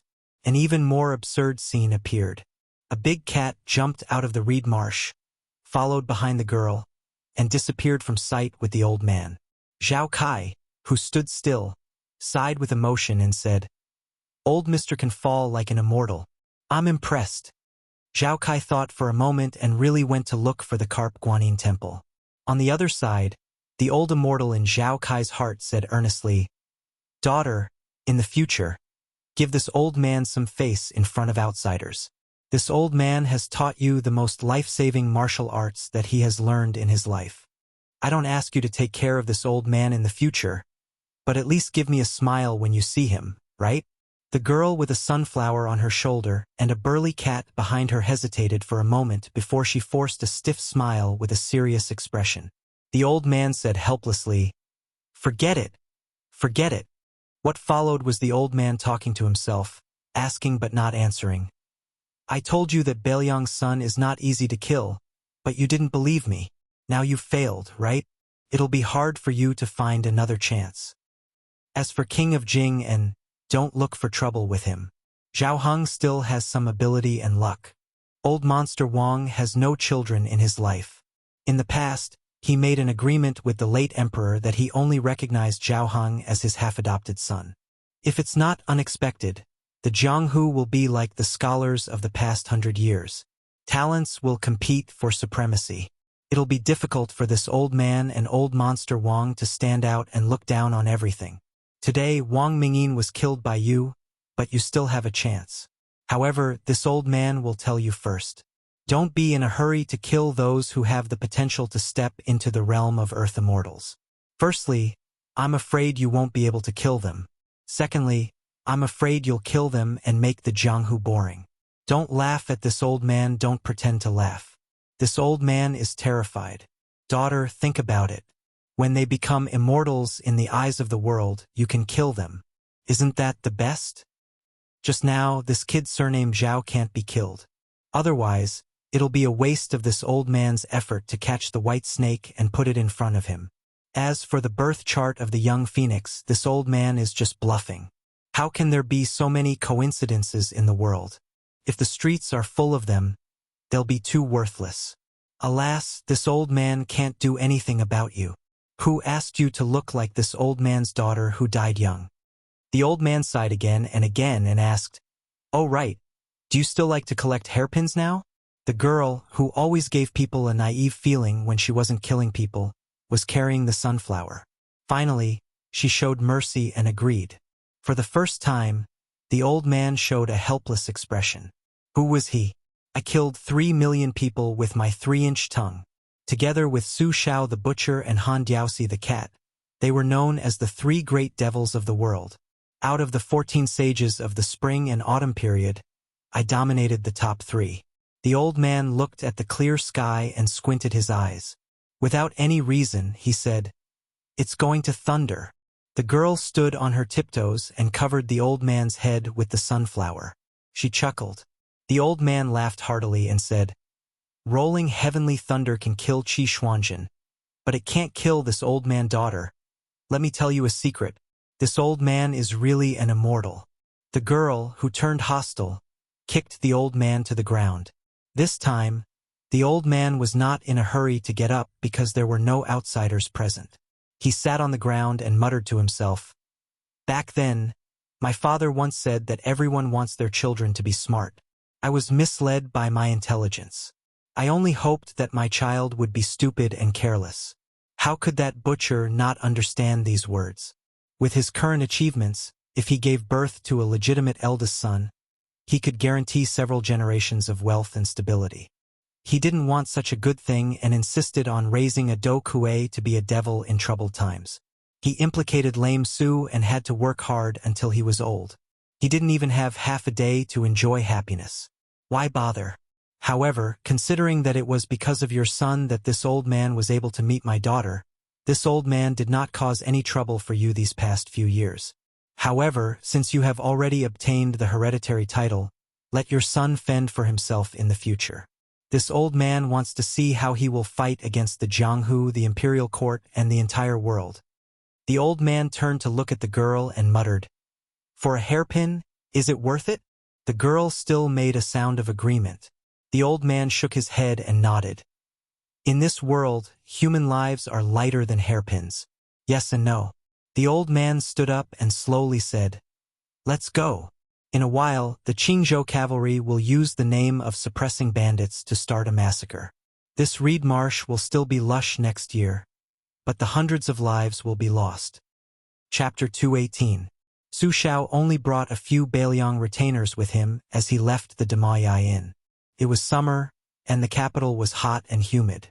The chirping of cicadas was irritating, and the air above the rooftops was filled with white steam. The road was scorching hot. Su Xiao, who was dressed like a rich man, walked and stopped. When he rested, he asked for a bowl of tofu from a small stall. The small porcelain bowl was cool, and he felt comfortable holding it in his hand. The snacks in the capital were similar to this bowl of almond tofu. They were particular about the taste, and there was a clear distinction between the two. If it was cold, it had to be cold, and if it was hot, it must not be eaten warm. The slightly hunchbacked Su Xiao sat in front of the stall, together with the commoners who relied on a few copper coins for a bowl of iced almond tofu to relieve the summer heat. Su Xiao held a spoon and scraped a small piece of translucent tofu from the porcelain bowl. He put it in his mouth and tasted the authentic flavor. He smiled. This almond tofu did not look expensive. It did not taste better just because the rich poured more osmanthus sugar water into it. It also had to be able to taste a hint of bitterness. Only then would it be in line with the ancient saying, "Summer is bitter." Su Xiao asked for 2 bowls and finished them all. He stood up and paid 5 copper coins. 3 copper coins for a bowl and 2 bowls for 5 copper coins. Su Xiao continued walking. He walked for a full 2 hours until he could see the Directorate of Astronomy, which was under the jurisdiction of the imperial astronomer. In the past 20 years, the number of times he, the only king with a different surname in the dynasty, could be counted on one hand. However, he had never come to the imperial astronomer, where the emperor observed the astronomical phenomena and announced the calendar. The entrance was heavily guarded by imperial guards. Anyone who approached would be detained and interrogated, not to mention entering. Su Xiao had 3 retainers behind him, including Spear Immortal Wang Xiu. When he approached the imperial astronomer, his aura suddenly increased. The imperial guards did not dare to step forward. It was only when Su Xiao was less than 10 steps away from the entrance that an imperial guard silently raised his spear. Su Xiao did not need to speak. The world's top spear expert Liu Yanbing angrily shouted, "How dare you!" Holding a spear in front of Liu Yanbing was really a joke. As for blocking the king of Beiliang, who could carry a sword into the palace, it was even more of a joke. However, this was the duty of the imperial guards. Furthermore, the imperial astronomer was right in front of the emperor. The imperial astronomer's prison guards were used to the respectful treatment of visitors. Even after being reprimanded, they did not move an inch. There were even some imperial guards who slowly drew their swords. The imperial astronomer was an important place in the dynasty. Even the important figures of the ministers and aristocratic families would not dare to trespass. Just like Su Xiao, a plain-looking young woman walked out of a group of visitors who came in light. She said gently, "Don't be rude to the king of Beiliang." After the imperial guards saw the young woman's face clearly, they didn't dare to look at her anymore and immediately knelt down. Just as they were about to open their mouths and shout, the young woman softly said, "Forget it." Su Xiao turned his head to look and was slightly surprised. Probably because of his hunchback, it was hard to tell if he was bowing or not. He said indifferently, "Su Xiao respectfully welcomes the Empress." Not only that, Su Xiao no longer looked at the Empress of the Phoenix, who could be said to be the most noble woman in the dynasty. He only glanced sideways at a young woman who had some cute freckles on the tip of her nose. He smiled and said, "Princess Sui Zhu, how did you suddenly become a young lady? I remember that the last time I saw you, you were still a little girl with braids." This princess seemed to be familiar with Su Xiao. She made a playful face and took a few steps forward. She held Su Xiao's hand and said softly, "Uncle Su, do you still remember the last time you brought Xiaoye to eat almond tofu? I asked the imperial kitchen to make it after returning to the palace, but it didn't have the same taste. I wanted to leave the palace to look for it, but unfortunately, without Uncle Su leading the way, I couldn't find it. I cried miserably at that time." Su Xiao laughed loudly and deliberately exhaled. Smell, I just tasted 2 bowls. Are they both almond tofu flavor?" Princess Sui Zhu pinched her nose and snorted, "It doesn't smell good. Uncle Su is lying." Su Xiao's attitude toward the most famous woman in the dynasty could be said to be flat and abrupt. But it seemed that he was very intimate with the little princess in front of him, who was famous for being mischievous. With Su Zhao's status, if he liked you, he liked you. If he didn't like you, scolding you would be considered light. You also had to have some qualifications to be scolded by this person. Why did he have to pretend? In his life, Su Zhao had scolded the old Grand Secretary, the teacher of the current Grand Secretary Zhang Julu, General Gu Jiantang, the Duke of Huainan, and even the King of Jing'an. As for the official who was beaten half to death by him outside the palace with the scabbard, although he was still lying in bed half to death, his reputation had skyrocketed in the dynasty. Everyone praised him as a loyal official who had the strength of the country. It should be known that this guy had previously been criticized by the people in the capital as well as the 30,000 students of the Imperial College for his improper conduct. Now, all of them were praising him in unison. It could be seen that if he could be beaten and scolded by Su Zhao, the king of Beiliang and a pillar of the country, as long as he didn't die, not only could he break even, but he could also make a lot of money. Su Zhao let the empress enter the imperial astronomer first and pulled Princess Sui Zhu behind him. He raised his head and glanced at the plaque that said, "Beautiful land connecting way," and sneered, "Beautiful my ass." The empress, who was walking in front, frowned faintly, but only smiled slightly. Princess Sui Zhu, who was holding Su Zhao's arm, nodded vigorously and echoed, "Beautiful my ass."